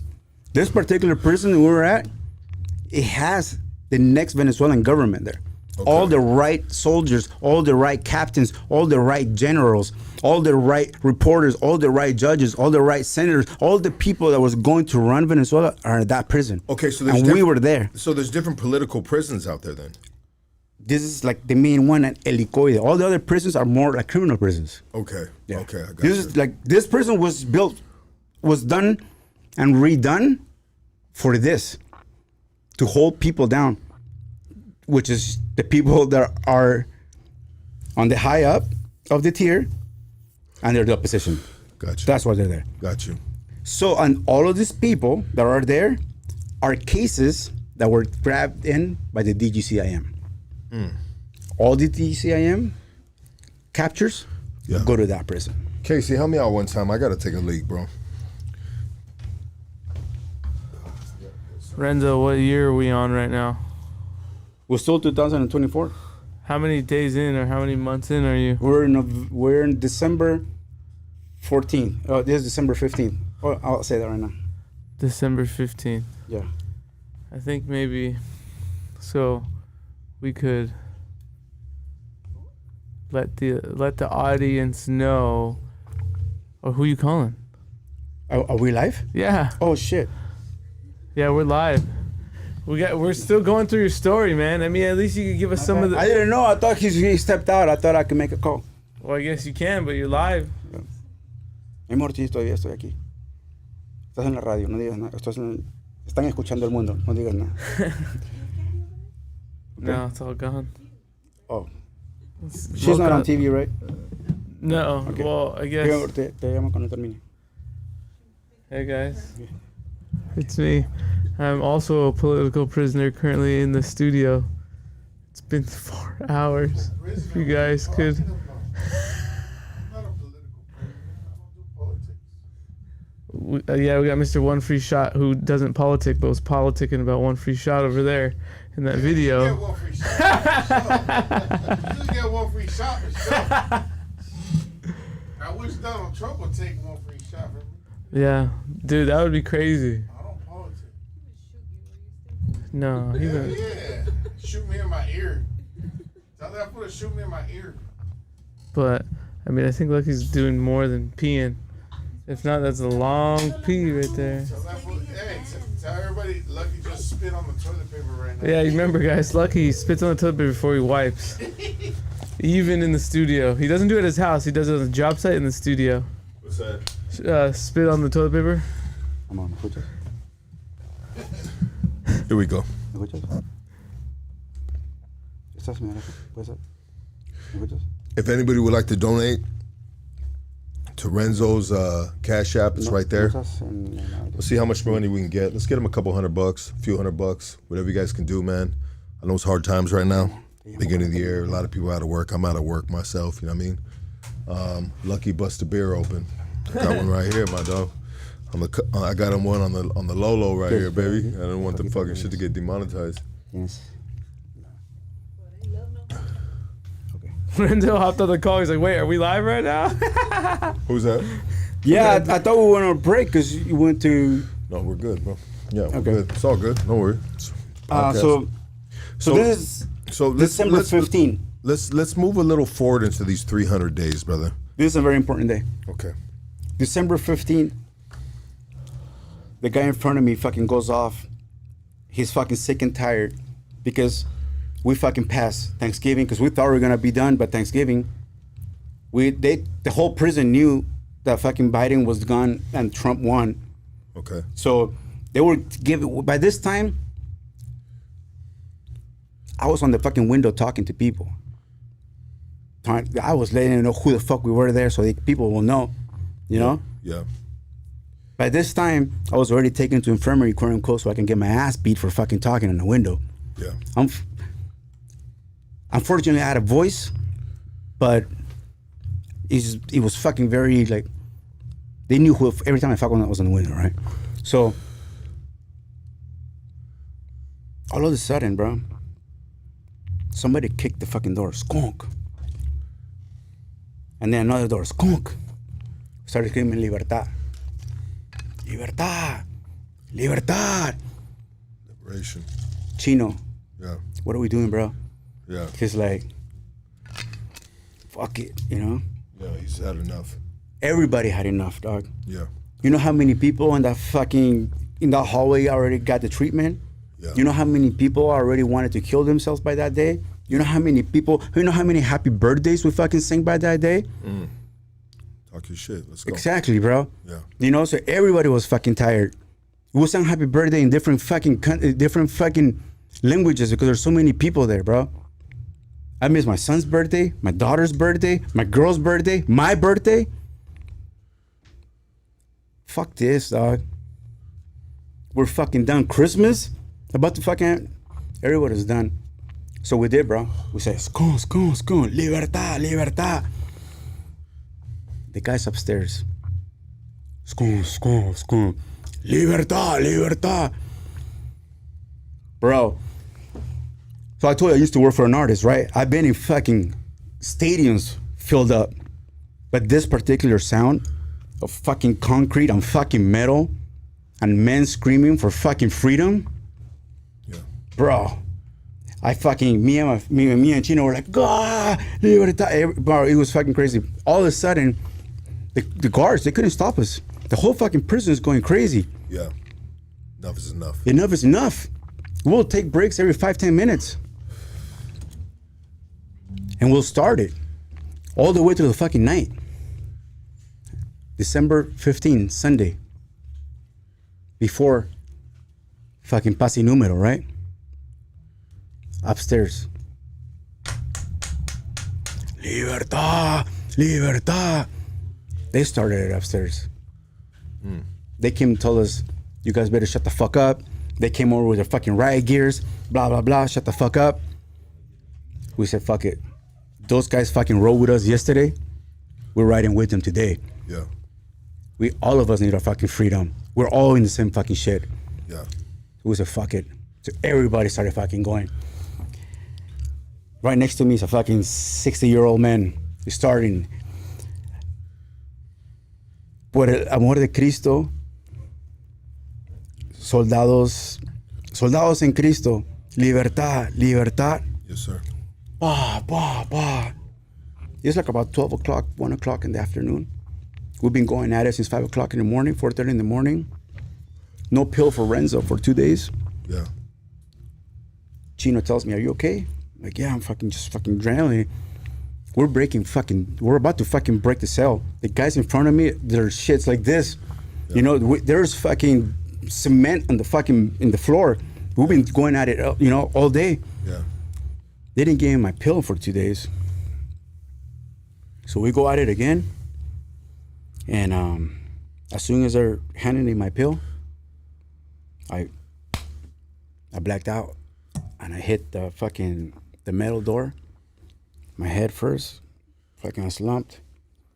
And I was kind of like semi-awake when I was on the floor and I see everybody for the first time. Because I only heard their faces. Yeah. I only heard them. I never saw their faces. Yeah. So I'm laying on the floor and I'm like, oh, like, damn, that's you. Like, that's you. And then they cuff me. They put a cover on me and they put me in a wheelchair. As they're taking me out, the whole prison is still rioting, right? And while they're taking me, they start punching me. Yeah. ¿Quieres libertad? ¿Quieres libertad? Yeah. You want liberty. You want freedom. They're like, you should have never come here. Yeah. You should have never come here. And they were just fucking, all the way for fucking, maybe like about 5-10 minutes. They just kept punching me when I was in the wheelchair. Then they took me to like another room. They cuffed me from my hands and they cuffed my ankles. And then I was surrounded by them. And then they fucking told me like, hey, like, do you think these guys care about you? Those guys are going to fucking be here forever. You're not. You're eventually going to go home. You guys are a fucking price ticket. Yeah. You know, you guys just need to fucking follow along with the program. You're going to go home sometime. Yeah. You just don't know when, you know? And then they came over and they gave me a shot or something. And they gave me another shot. Then I woke up in a room and I was kind of tied up, you know? Yeah. And then I hear, ¿Lo tienes? Ya está grabando. Sorry, they're fucking filming me. Same questions. Ya valiste verga. Special Forces, ¿no? Ya tenemos todo. ¿Quieres irte a la verga? Dilo. Ya te vas. By this time, I was on a hunger strike like twice already. Yeah. I went out eating like sometimes for like a week. The longest I went on a hunger strike was like about 17 days. I didn't have the record. Some guy fucking had it for like fucking 30 days. Yeah. You know? And he's a beast. A great friend of mine. And then they started fucking me up, huh? To confess something that I wasn't. Yeah. They want me to say that I was an agent for CIA or something. And they said that my tattoos fucking they already had them in the system and they knew who I was. Yeah. And so they had me there like till the next day. And then when they took me back, you know, Chino asked me like with a look, you know, And I'm like, yeah. And like, fuck, he knew that I fucking had taken a beating. Yeah. So the next day, like around 10 o'clock at night, December 16th, the day after the riot, everybody's separated by now. The director comes in. We're gonna start calling you guys for names. You guys are gonna go see somebody, and you can tell them your case. This is the time. You wanna talk? Like, this is the time. Blah, blah, blah.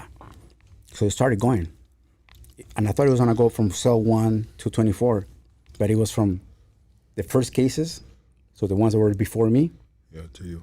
Right? So they took Americans, they took the other guy from Bolivia, they took the Lebanese guy, they took a couple of Colombians, and some of them had girlfriends. Some of them had a wife. I'm like, oh shit, like maybe they know something, So they took him away. 40 minutes later, an hour later, they come back, and one of these guys tells me, Carolina's outside. Oh! I was like, what the fuck? Yeah. I was like, nah. Yeah, Carolina's outside. I just saw my wife. They brought all the girls here. They're presenting to you guys. So there's a judge, there's a fucking district attorney, and there's a lawyer out there for you, and they're presenting the cases.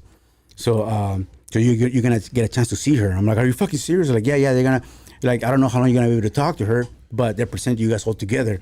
And I was like, so I was fucking excited, and kind of like got some toothpaste on my fucking mouth, you know what I mean? Yeah. Just in case I get a chance to kiss her. And they put me in handcuffs, put the fucking hoodie, and they took me out on a wheelchair to where I was going. So I'm fucking sitting down, and I got like, before I left, I had asked the tower boss, I go, can I please have like a couple of minutes with her, my wife? And then they're like, yeah, don't worry, I got it. I'll talk to him. So I was like, all right, cool. I was kind of happy about that, right? So I get wheeled in, and then I felt that touch on my shoulder again, like from the first night at DGCIM. Yeah. And she said, mi amor. I was like, I fucking perspired love. You know what I mean? Yeah. And I was like, mi amor. I couldn't see shit because I was covered. And then the guy touches my shoulder, and he goes like, don't worry, you're going to see her right now. So then they took my hood off, they took the handcuffs off, and then now I see that the DGCIM agents, that they have their faces not covered, and then I see the guards and everybody from the prison. They take me to a room, and there's 2 tables with a whole bunch of fucking paperwork, and then a guy sitting over there. So they go like, hey, find your paperwork with your name, make sure it matches your name, and sign on it. And then I see I'm trying to read the paperwork, and they're not giving me time to read it. So this guy is supposed to be our attorney. He goes, okay, give me your information. What day were you detained? But now this time they say detained, and if there's a number to contact, right? Yeah. So at that time, David, the motorcycle guy, puts his information. Then it's Alejandro. Then it's my girl's best friend. Then my girl. Then I go last. And then I tell them, then they ask for a phone number, and I give them my mom's number. They're like, oh, we can't call outside the country. What the fuck, So we took us to this fucking room. There's a judge, district attorney, and our lawyer, and they read us our charges. Now they call us by our name. Our charges are 4 counts of terrorism, and everybody that is Venezuelan is treason. Yeah. 35. Like on that's it. 35 years. 35 years. For treason is 35 years. For all Venezuelans, right? And for terrorism, for us, for 4 counts, we were there for fucking 60, 70 years. And then when the judge said to us, said it to all of us, he was like, by the time I'm done, you guys are able to say something and ask a question. And if you guys want somebody else to represent you, it will be the time to do so. So we waited. And then the guy from LA and I fucking said like, okay, can I get my representative? Can I make a call now? Orders were right there and then, take him away. and they took us away. They grabbed me, and I was like, at that time, they separated from me and my girl. Like, hey, they told me I can have 5 minutes, you know? And one of the guys said, okay, yeah, hold on a second. We got to the door. They're about to put the hoodie thing on. They're about to cuff me. And then my girl said, Chamo, tú me dijiste que podía hablar con él. So it was that guy that allowed us to have a few minutes. Yeah. It was December 16th, maybe between 12 to 1 o'clock in the morning. That was the last time I was able to see my girl. Put a picture of him and his girl, yeah? Casey? Do you So want? that Do was you the allow last us time, to? Yeah, the pictures you gave me, are you cool? Yeah, I don't know which ones. You send me a couple of them. Go ahead, put it up, bro. All right, hold on, because they didn't send me that one. Can we cash app him to... fucking asshole. Cash app is right there.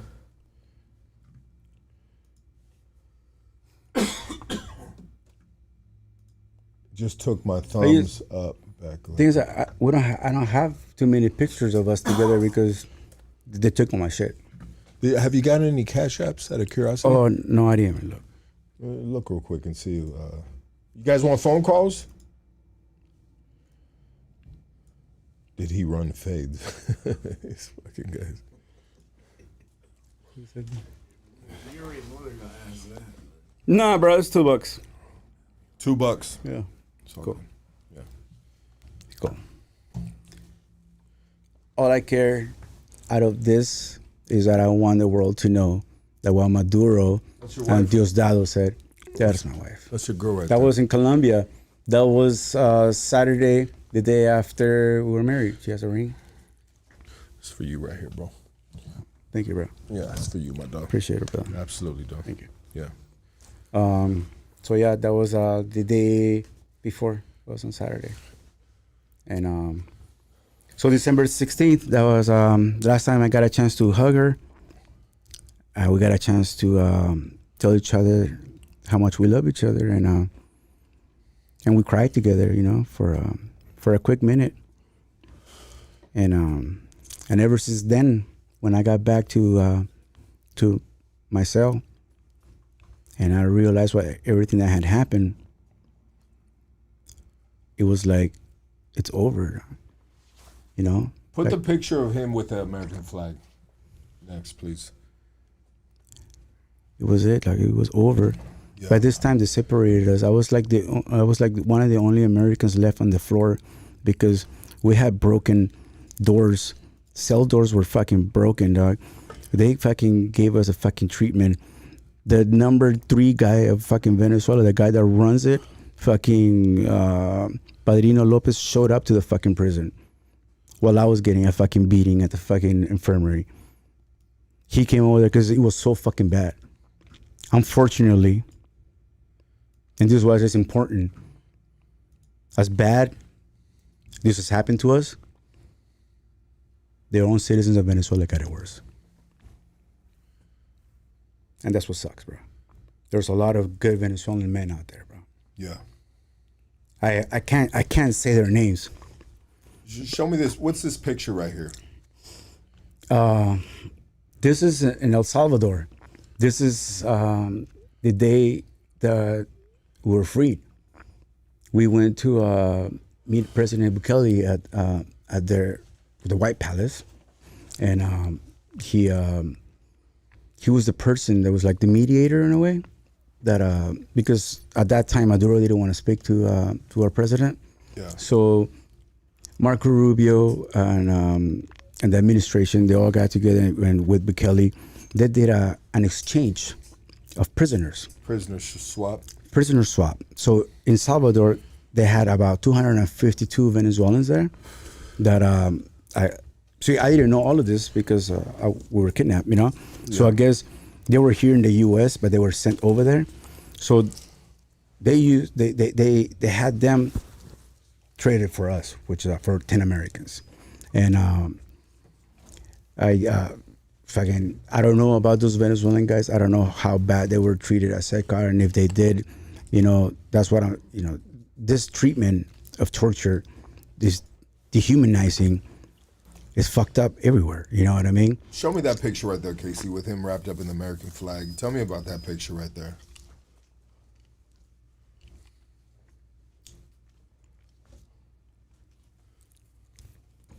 You know,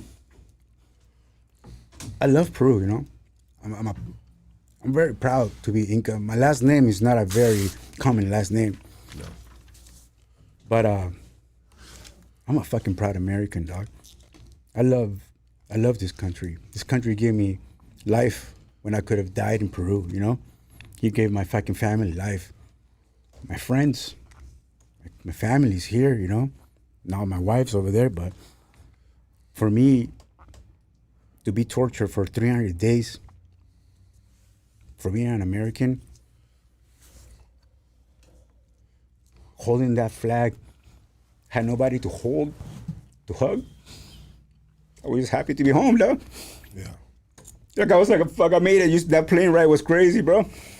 We fucking made it. We didn't think it was gonna happen. We didn't think that was gonna happen.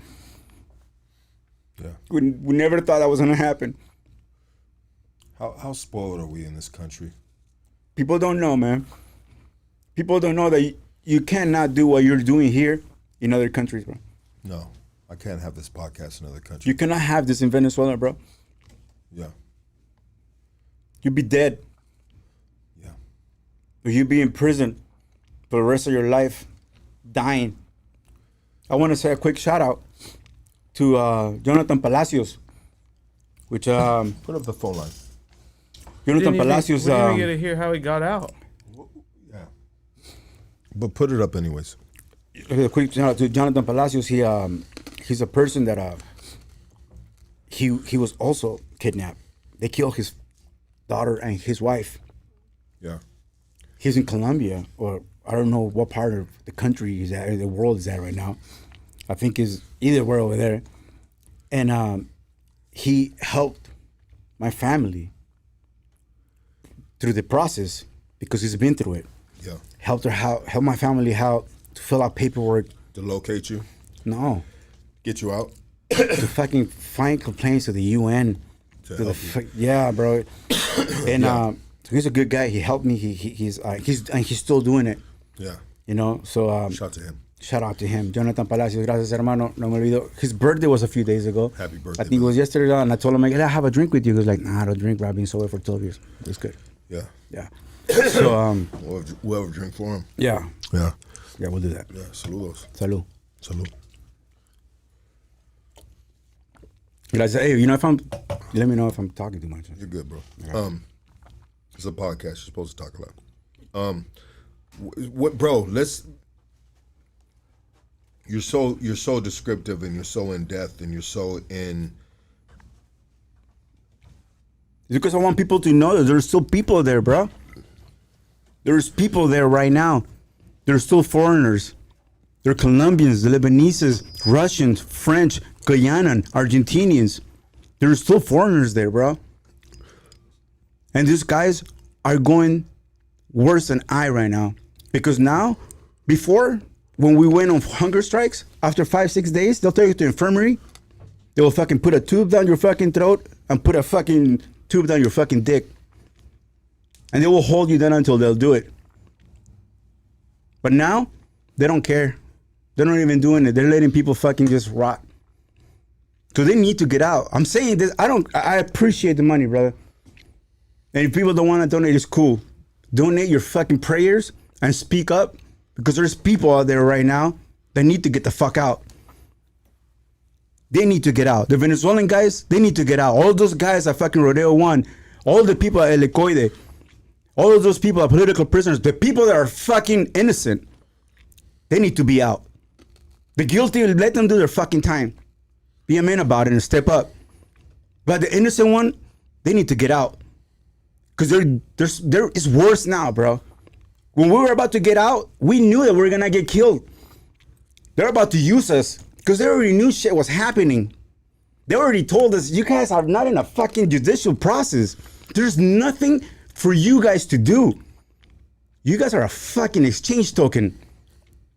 And each one of you fucking Americans fit on Maduro's finger like the fucking perfect ring. That's how we were described at the Rodeo 1. The Americans, right?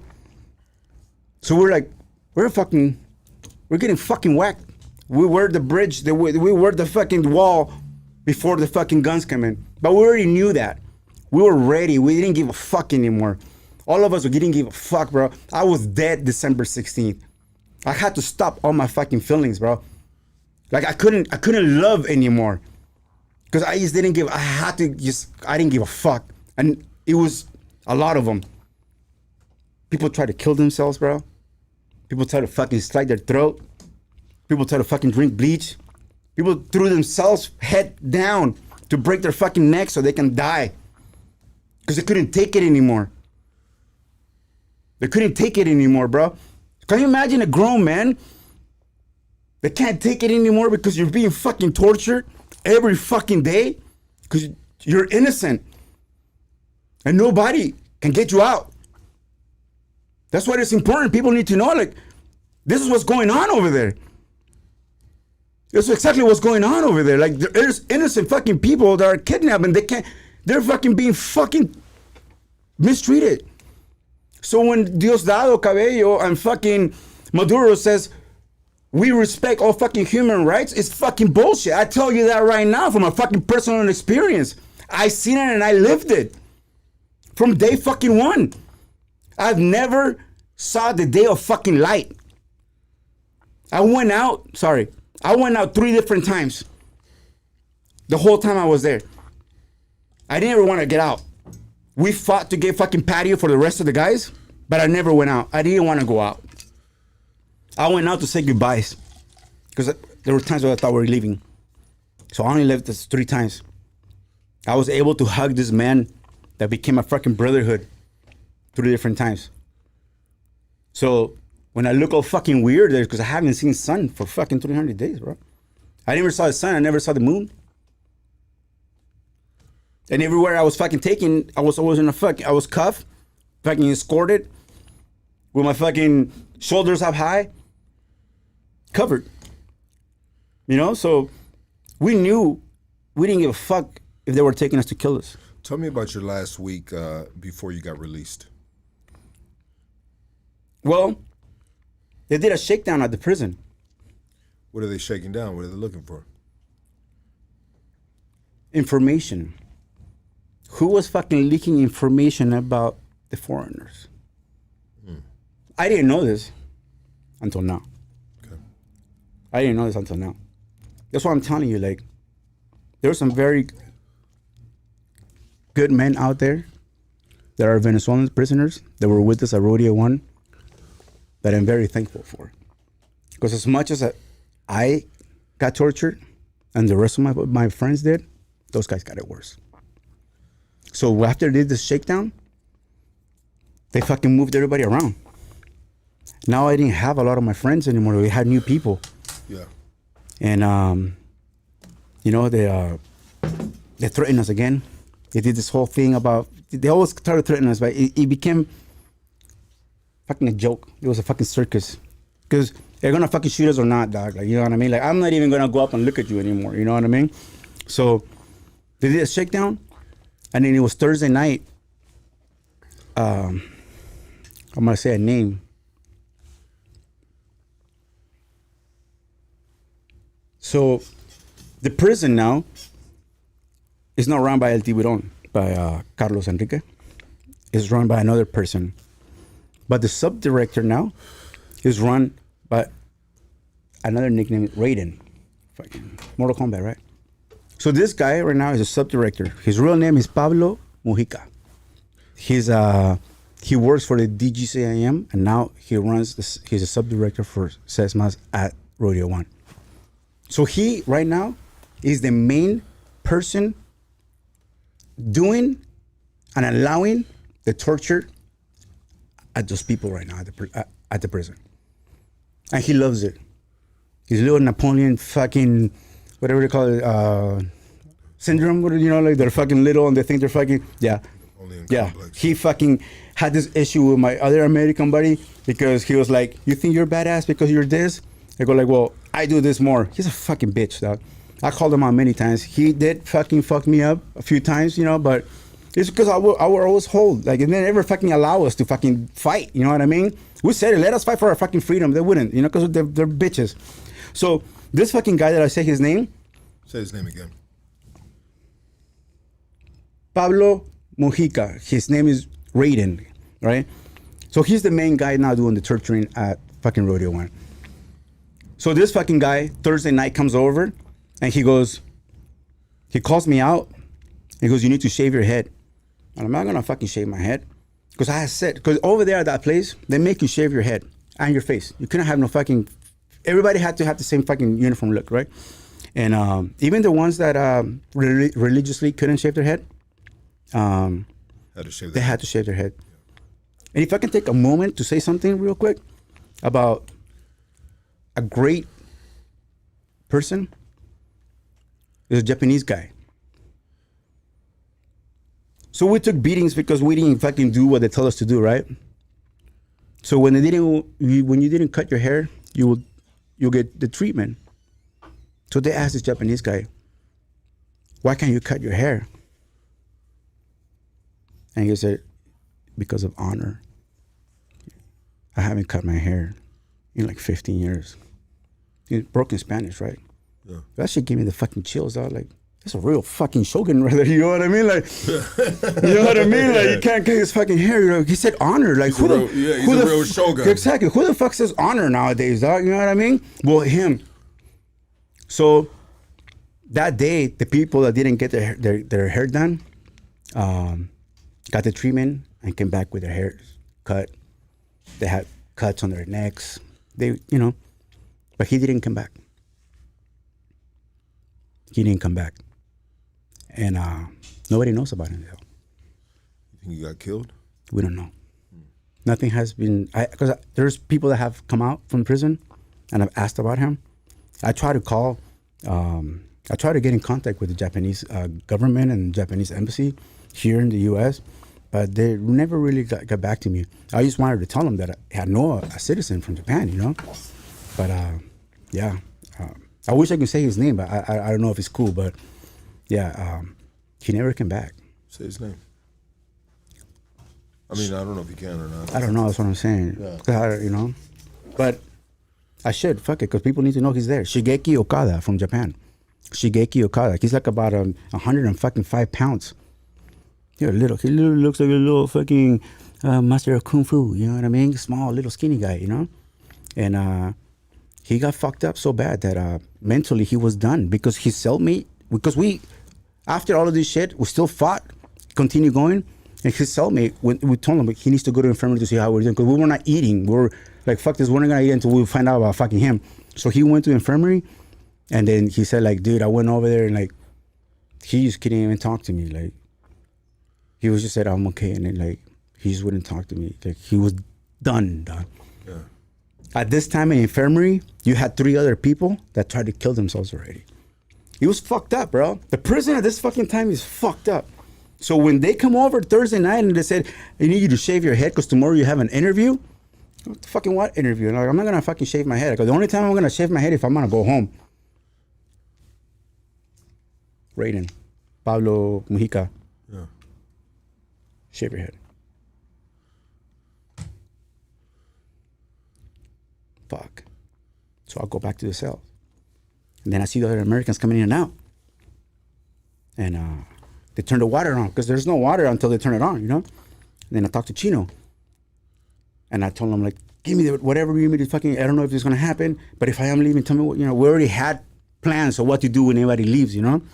So they turn the water, I shave my fucking head, I shave my fucking face, literally, like, everything. And 30 minutes later, they come back and goes like, let's go. So they took us, all the Americans, all covered. They took us to a fucking place. They took us to a room. They sat us down, took our cuffs off. Director comes over, ya se van pa la verga. Ya se van pa la verga. Así que por favor, pórtese bien, firmen los papelitos, y se van pa la verga. Then I saw some other people that I've never seen before. There were 2 brothers, older men. They were Venezuelan and Americans. They're like, shit, we heard about you guys. Like, you're the guy, the writer? I'm like, yeah. Like, so like, we heard other people, you know, like, we always wanted to know who was there. So we were able to see other people, and I was like, oh, shit. And we signed the fucking paper. They took a video of us, right, saying that we were never mistreated, and they treated us well. The food was great. The medicine was awesome. The paper that we had to sign, it had our fingerprints, and it said that the SESMAs and Rodeo 1 treated us with utmost respect. They treated us with, they never violated our human rights, that they followed our judicial fucking, the way the judicial system works, and fingerprint and sign. And for me, they had it in Spanish and English, so I had to do a video both. And then I told them, I go, what the fuck is this? So I'm signing this paper where I have fucking 5 soldiers with their AK-47s fucking sign. You gotta do what you gotta do. The guy goes, if you don't sign it, you're not going home. I go, how no I'm gonna go home? Firmalo. Fuck, I did it. And we're very hesitant, you know? Yeah. And it's okay. So we waited. And they took us back to our cell. The fucking excitement went to shit.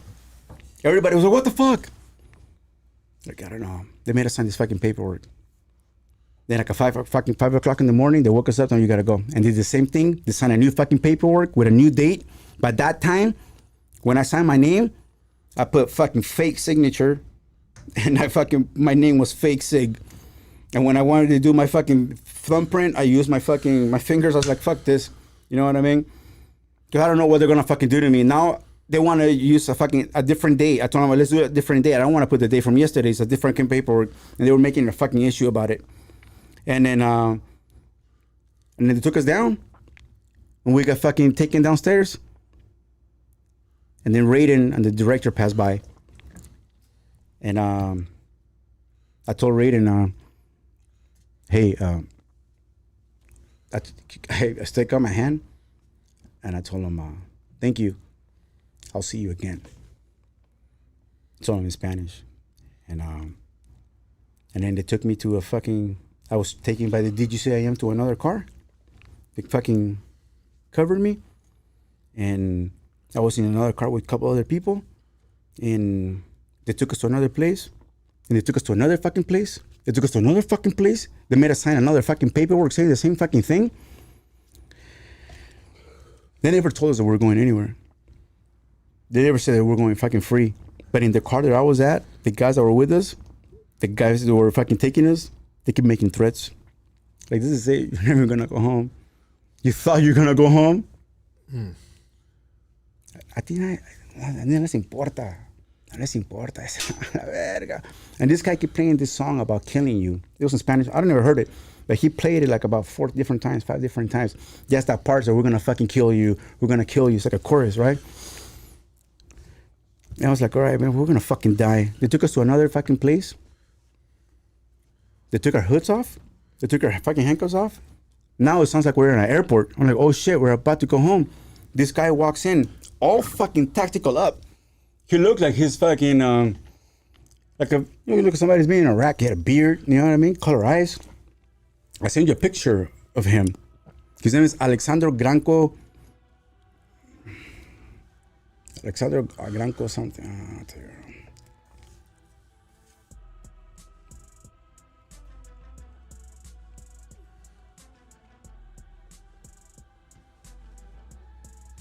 Is the picture with the other guy. Okay. Well, Alexandro Granco is being called as Maduro's henchman. He came in wearing nothing but American-made tactical clothing, from boots all the way up. Had a fucking 9mm, all tactical out. And he said, what do you guys have? What do you guys need before you guys leave? Tell me so we can get it for you. And everybody asked for IDs and passports and phones and stuff like that. And he was like, okay, we're going to get that for you. I recognized the voice. I was like, who the fuck is this guy? Because I recognize the voice. Then I hear the other guy say, this is the motherfucker that tackled me down at the fucking strip mall. That's the motherfucker that beat me up at DGCIM. The one shouting orders. Who do you work for? I'm like, I put the fucking face to the fucking voice that was directing my fucking beating, dog. Like, motherfucker, it's you wearing some fucking Navy SEAL made fucking pants, wearing 5'11" shirt and 5'11" pants, belt. Yeah. Saying you fucking hate America when you're wearing America all over you, motherfucker. It was fucking him. He goes, we're gonna give you your shit before you guys leave. We're gonna bring you some fucking food. And everybody started fucking talking. All of a sudden, there's people that I've never seen before. They were at different places. There was a fucking French American guy and another American guy that was at another fucking prison. How long have you been here, dog? I've been here for fucking 8 years. What? French guy, how long have you been here? For fucking 8 months. Where were you at? Helicoide. Oh, what the fuck? The fuck? Then all of a sudden, they're like, turn around, put your shit on. They put our handcuffs on, put the hoodie on, and then just like this, go, go, go, go, go. They put me in a fucking car. Skunk, skunk, skunk. So I'm fucking like this, right? We're fucking driving hella fucking fast. We're not on the streets. We're like an airport or something. It's just like a fucking space. There's nothing there, right? Then all of a sudden, I hear the fucking passenger guy tell the driver, so how does this go? And I'm like, skink? How does it go? Like, who are these people? Is it the FBI, the CIA? American, you know? Fucking back of my head. We're not gonna get fucking killed, you know? And he was like, I don't know who they fucking are. Son unos gringos. No hagas nada. Take the handcuffs out, they'll take care of everything. It was that moment, at that moment, that I knew that I might not be dead. Yeah. Because I heard that. So I open up the door. Handcuffs are off. I get greeted and he goes, walk that way. And I walked that way. It's airport door inside. I see a guy with a tan jacket, black shirt, jeans, Hispanic cat.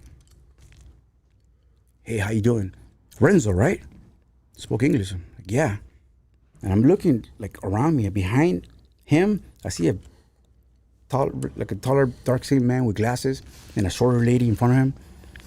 And he goes, you're Renzo, right? I'm like, yeah. He's like, hey man, like, my name is, I don't know if I can say his name, but my name is so-and-so from Spija. We're here to get you back home. And I was like I still couldn't believe it, right? And he's like, hey, I got a message for you. And I'm like, yeah, what's up, you know? They told me to tell you this. Todo bien, mucho amor. When he said that to me, dog, that's a family thing, dog. Yeah. So my family told him, Yeah. tell him that, because he'll know he'll be home. So when he said that, he just did it, you know? I fucking hugged that motherfucker. Like, thank you, man. He's like, you're going home, brother. You're going home. God, I was like, what the fuck? So I'm walking. I didn't know what to do because I haven't walked with my hands free. I haven't walked me looking. I didn't know what to do with my hands. I didn't know what to do. And I just saw like the guys with me. Then I see a tall guy with a fucking hat introduces himself like, hey, I'm here to get you guys out. I come from the Colombian embassy. This is McNamara speaking. He goes like, we have everything clear for you guys to go home. We're just waiting for the next step. So if you guys want to take your shirts off and put something on, and they have some freedom shirts, you know. So we put our freedom shirts. We took a cool picture, and we went to the fucking plane. After a while, they had us sitting in the plane for like about 3 hours, because when we were about to leave, they told us that we couldn't. And they told us we couldn't. And then I hear the guy says, hey man, if you guys are the praying kind, this is the time to pray. The guy that said I've been here for fucking 8 years, whatever, he goes like, hey man, I don't want to fucking be a Debbie Downer, dog, but I've been through this a few years ago, and I was right here, and they took me back in, That's why I don't have no fingernails now. Because it fucking happened even worse when I got back. So just imagine the fucking stress in the fucking plane. We were not free yet. We waited and waited. Then all of a sudden we get a call. He gets a call. Yeah, prende. Go. And did it. Captain starts running, fucking plane. We're taking off. He was like, don't celebrate yet. We're not out of Venezuelan air. So we're so stressed until we got to the point in which the captain said, we just passed Venezuelan air. We're in international waters. You guys are free.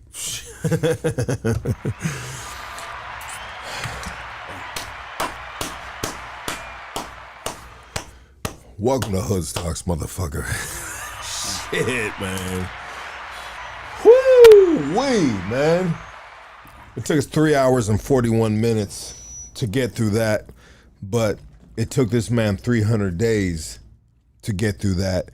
And your wife didn't get out until last month. Why? 3 weeks ago. 3 weeks ago. Why did it take her so long? And then what was the circumstances that she was released? Well, because she's Venezuelan, there is nobody that can speak for her to come out. So once we found out that we were like that price token, being an American, we kind of used that, right? So they kept her because they had nobody fighting for her. Just like there's a lot of people out there right now, right? Yeah. So there were other guys that were freed before us because we were the last set of Americans. By this time, some Americans were already out. The first 6 were in January. There's another person that left in May. We were the last ones. By this time, the world already knew that we were there. Diosdado Cabello already had fucking put on the world that I came over there with a fucking his special elite unit from the CIA with a fucking Spaniard fucking agency together to fucking kill and overtake the fucking government. That was it. October 17th, 2024. Odiado Cabello put me out on fucking on TV and to the world saying that I am a fucking mercenary, that I am part of a fucking CIA unit. And my daughter and my son saw that, bro. Yeah. I'm gonna tell you something I haven't told nobody, bro. I had a conversation with my daughter, man. And she told me that I thought you fucking left me. I thought you were mad at me, and I told her I'm sorry. Cause like I didn't know that, because I would text you, you wouldn't respond to me. And then her and I have the same birthday. So for our birthday, she texts me, she goes like that, I just want to talk to you. I didn't know all of this. Man, but my daughter was fucking suffering with this motherfucker saying that I was a fucking killer. But she thinks I'm that. Now I can look like are you that? Yeah. You know? Can I get a job, sir? Oh. Are you fucking part of a special fucking unit? Are you a fucking hitman? How can I trust you with my team? You fucked me up, dog. I can't fucking work. Can't have my job back again. I'm fucking, 48 years old, dog. It's not just me, brother. There's a lot of other Americans that have come back home. Don't have shit. Some of them sleeping in their cars. So they took a year of our lives, bro. Nobody fucking gives a fuck. There's a fucking bank calling like, hey, you owe me this. Oh, I'm sorry. But you pay us. My credit's to shit. You know? How the fuck do I go forward? How do I fucking go forward? Like every fucking door you knock, But I haven't seen my younger daughter for almost 2 years. I asked the government, like, please help me see my daughter because her fucking mom took her out of state. I can't find her, dog.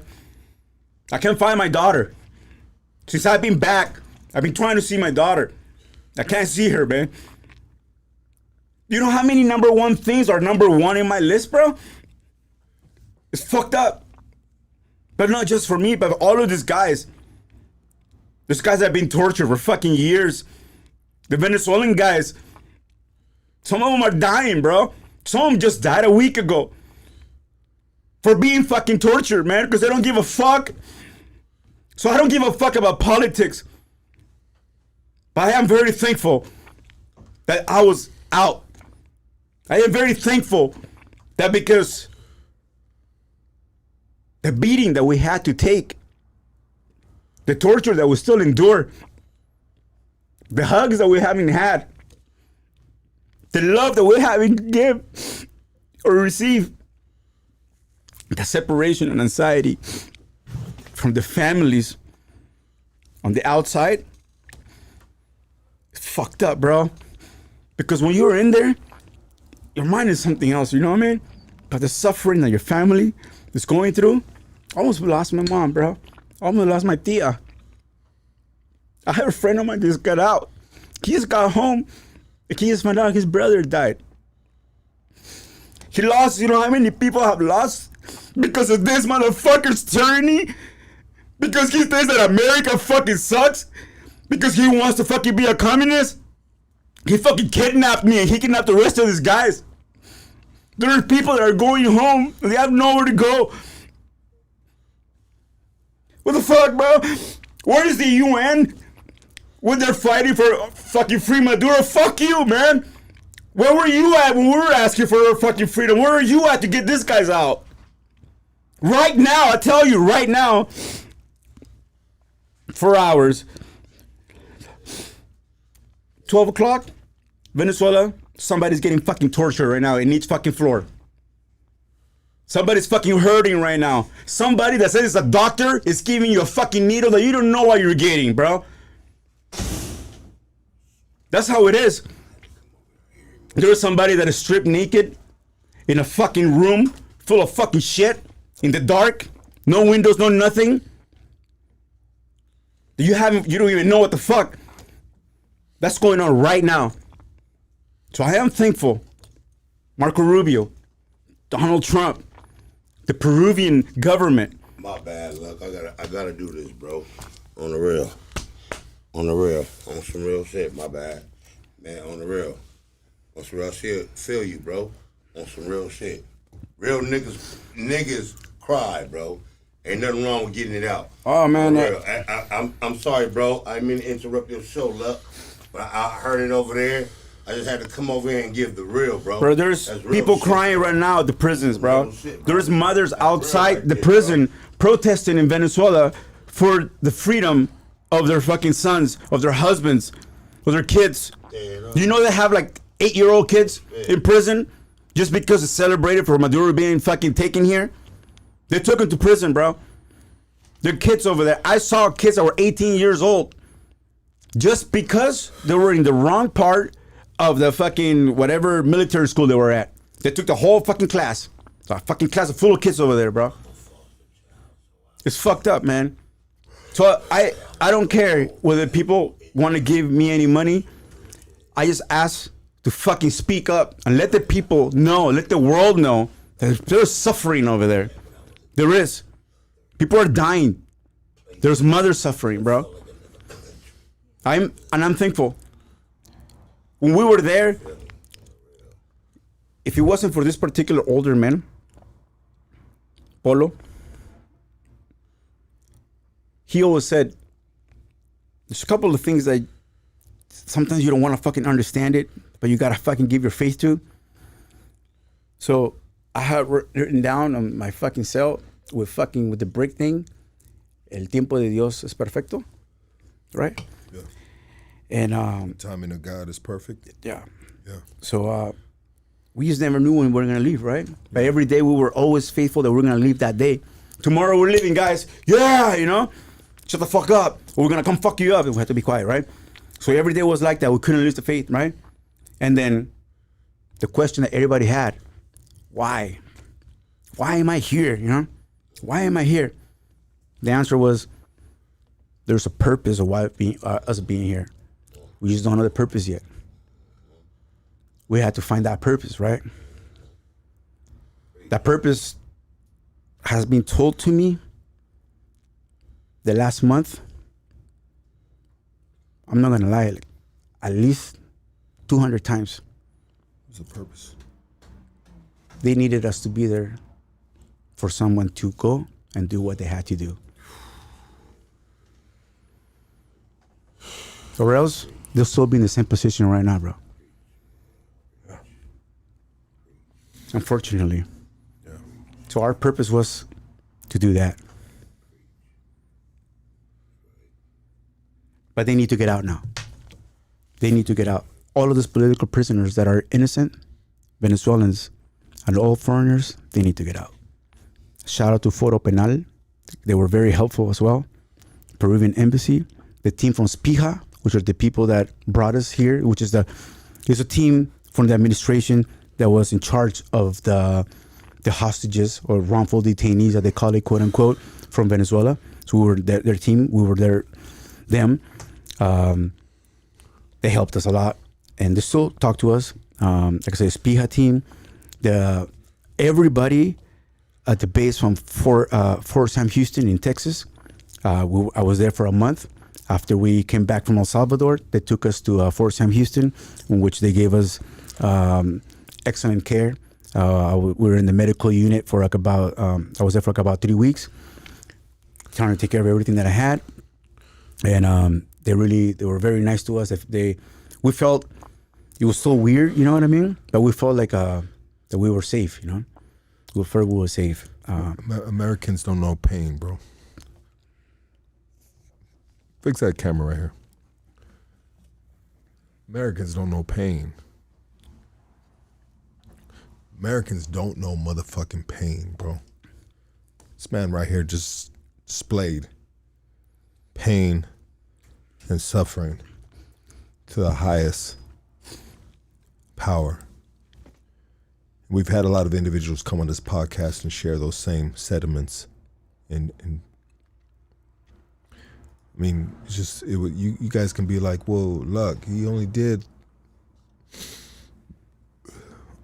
under a year, and we've had dudes on here for 30 years, but he can see and he can feel and he can relate with these other individuals, you know, but it's just on a different playing field, man.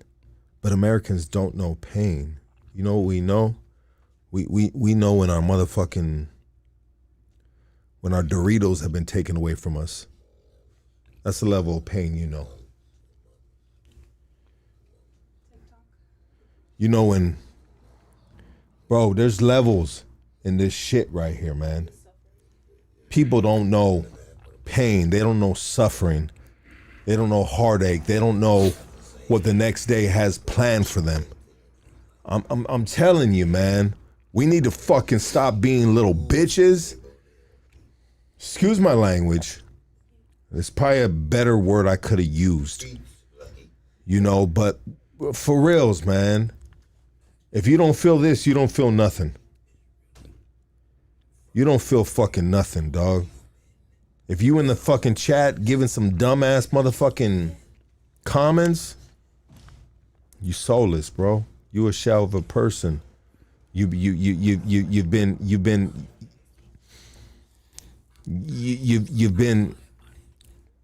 We are so spoiled right here, man. And then you got all these fucking weird people, like the homie said, free Maduro. Like, what the fuck? Just because they on a different political playing field, so they feel like this is what they supposed to say. Just like fucking Billie Eilish said, we on stolen land, but that bitch is on motherfucking Tonga, whatever the native motherfucking shit is on their land with her millions of dollars of motherfucking sorry, Lucky, you racist. I'm sorry. Whoop-de-whoop-whoop, you know? Never that, though. Hey, hold up, bro. I had to interrupt you. I'm sorry. And you bro. did. Yes, I'm sorry. Look. I'm just saying, man, like, people say what they feel like they're supposed to say. People do what they feel like they're supposed to do, bro. When they out there in these fucking, and some of the things are legitimate. But back to the free Maduro shit, you know what I mean? What you said, you must see that and it just must blow your motherfucking top off, bro. Hey, So a lot of the guys that have been free, like myself, it takes us time to realize what happened to us and why we lost so much time of our life, you know, especially for us because we didn't have no communication, we didn't have no visits, we didn't have no representative come talk to us. The Venezuelans did; they have visits, you know, but we didn't. It was on May 15th. It was approved by I think it was Delcy's brother Jorge Rodriguez that approved for us to get a phone call. Yeah. So it was a way of to prove life, you know. And I didn't want to take it, bro. There were some guys that didn't want to take it, and some guys did. But I didn't want to take it to give these guys that fucking satisfaction they got that from me. But I wanted to let my mom know. Yeah. Yeah. It's just So they take us to a room, and they give us 5 minutes, more like 4 minutes, right? They tell us, they put us against a chair right here, against the wall. Yeah. The fucking supervisor boss comes over, hands you the fucking phone. The guy's behind us on DGCIM, and he goes, the phone comes, and it's on fucking speaker. And my mom picks up. I'm like, mommy. So she's gonna stop crying, you know what I mean? I started crying and look, I just want to let you know I'm okay. And then she goes, don't worry, we know everything. We know everything. You guys are going home. You guys are coming home. Because by this time, the first set of Americans have already been home. So all the information was fucking loaded. You know, everything that it was done from all these fucking countries came alive. Yeah. It's fucking true.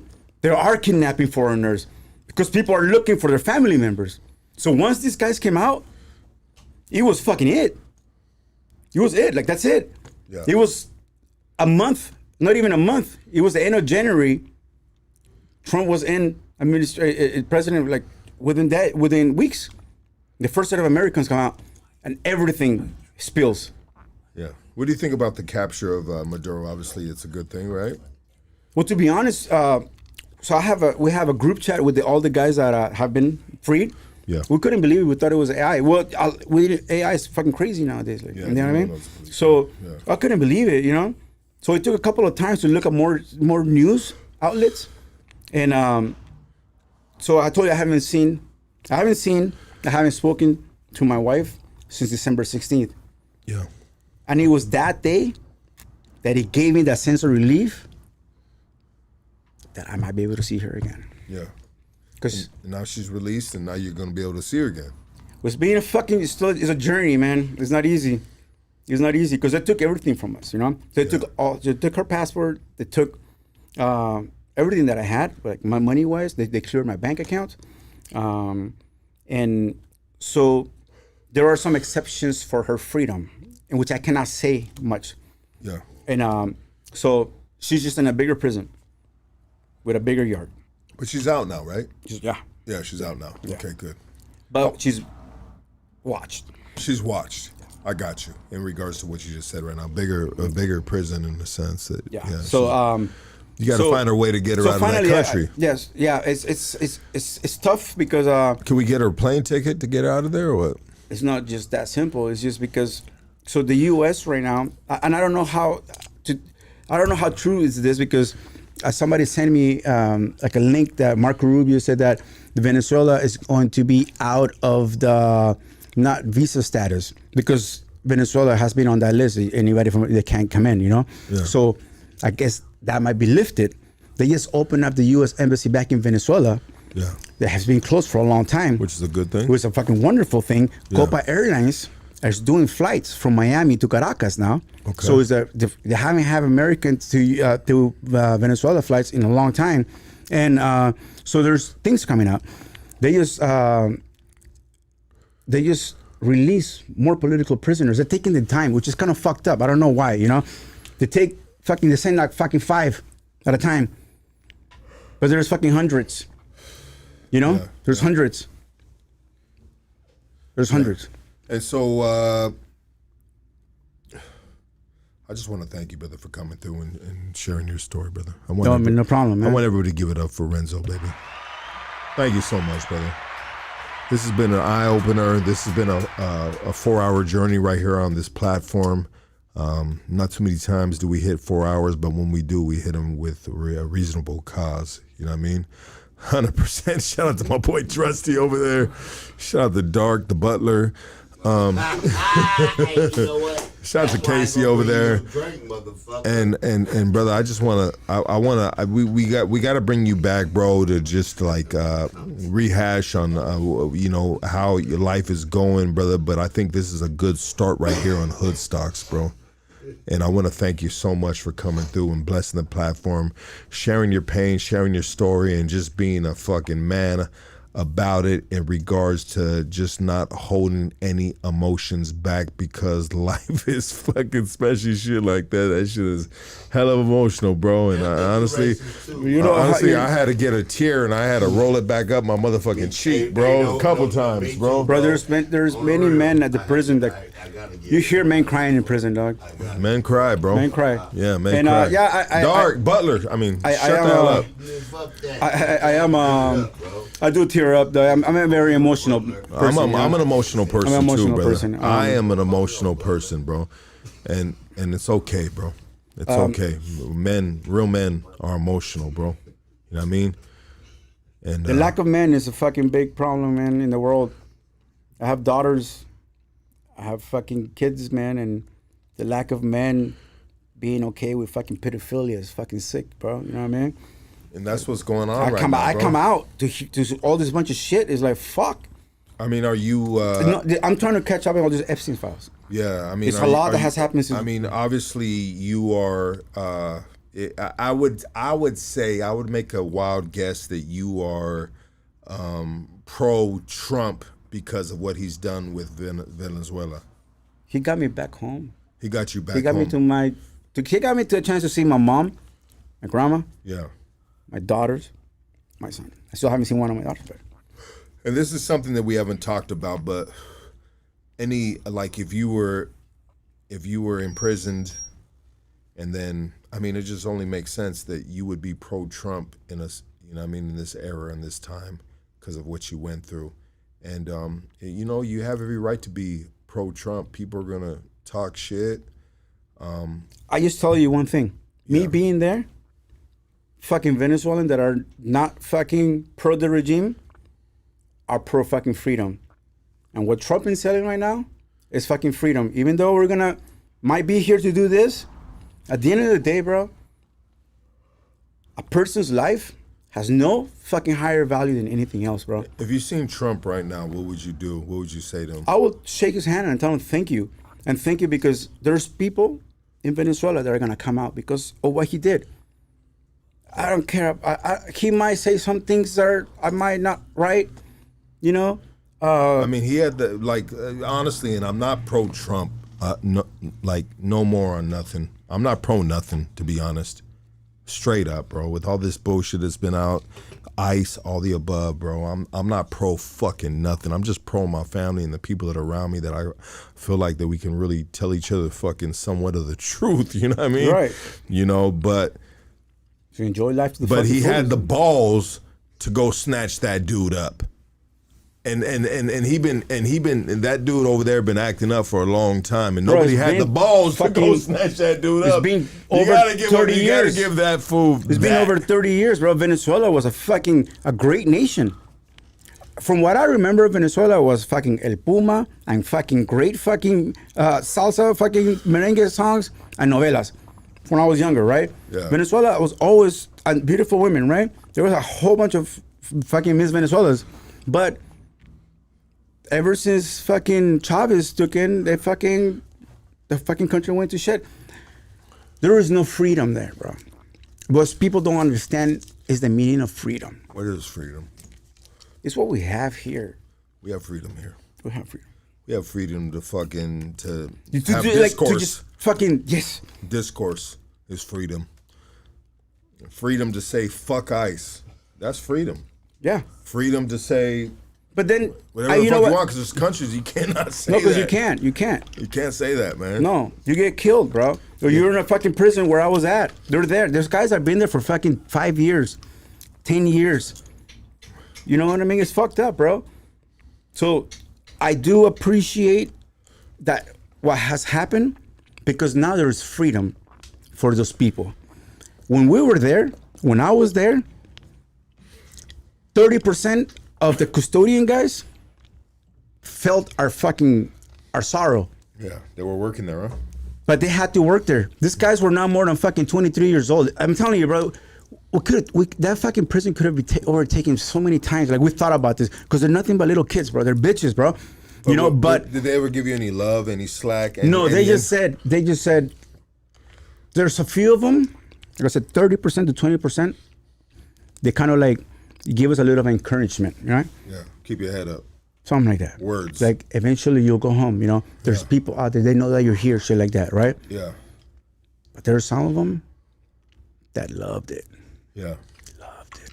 Absolutely. And you see that, like, I'm telling you, you couldn't see their fucking faces, but you can feel the smirk, dog. Yeah. You fucking like, you're never gonna go home. You're never gonna go home.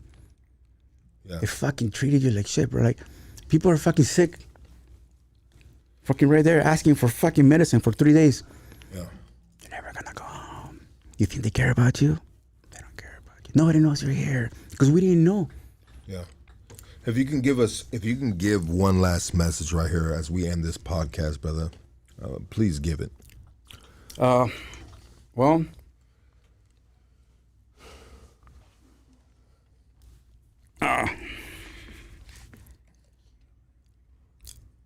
can I say it in Spanish? Yeah, absolutely. And I'll translate it in English. Para mi mamá. Estoy feliz de que pude salir para darte un abrazo otra vez, mamá. Discúlpame que a veces soy muy corto.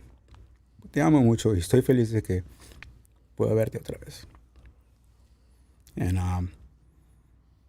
my aunt, mi tía Patty, my whole family, I want to thank them for not giving up on me. Because I thought they already knew I was dead. They never gave up. On September 25th, my son was already looking for me. They went to fucking my city police department to fucking put a missing report that I was fucking missing from Venezuela. And they told them, we can't help you. You got to contact the FBI. So they started from fucking day one. To my mom, to my friends in Peru, el grupo de San Pancho, Moniquita, thank you. To my boys in the fraternity for helping me get up when I came back. Thank you for the love. To the administration for doing what it needed to be done to free a country. To Marco Rubio's team, I'm very grateful that you were able to make a deal with a horrible person like Maduro and Diosdado. The Spija team, all of the guys, thank you for always listening to us and being very helpful. Jonathan Palacios, Foro Penal, to the ladies, and I don't want to say their name, but one of them starts with a K, for being so helpful to my wife while she was in prison. For the ladies that were there and helped her, thank you. To my friend that right now is being held back from his freedom, my cellmate, Danilo.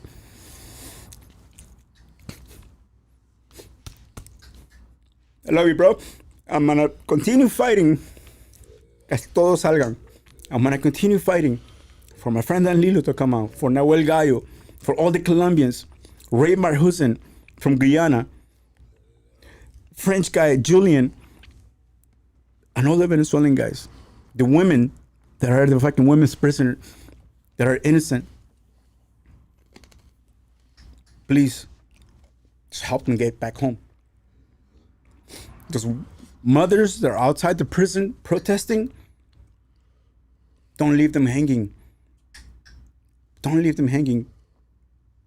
Venezuelan people, les pido por favor de que ya salgan, por favor, porque ya se terminó. It's over. It's over. It's a time to do it now. They're not gonna do nothing to you now. It's time. I will go there with you and rise up.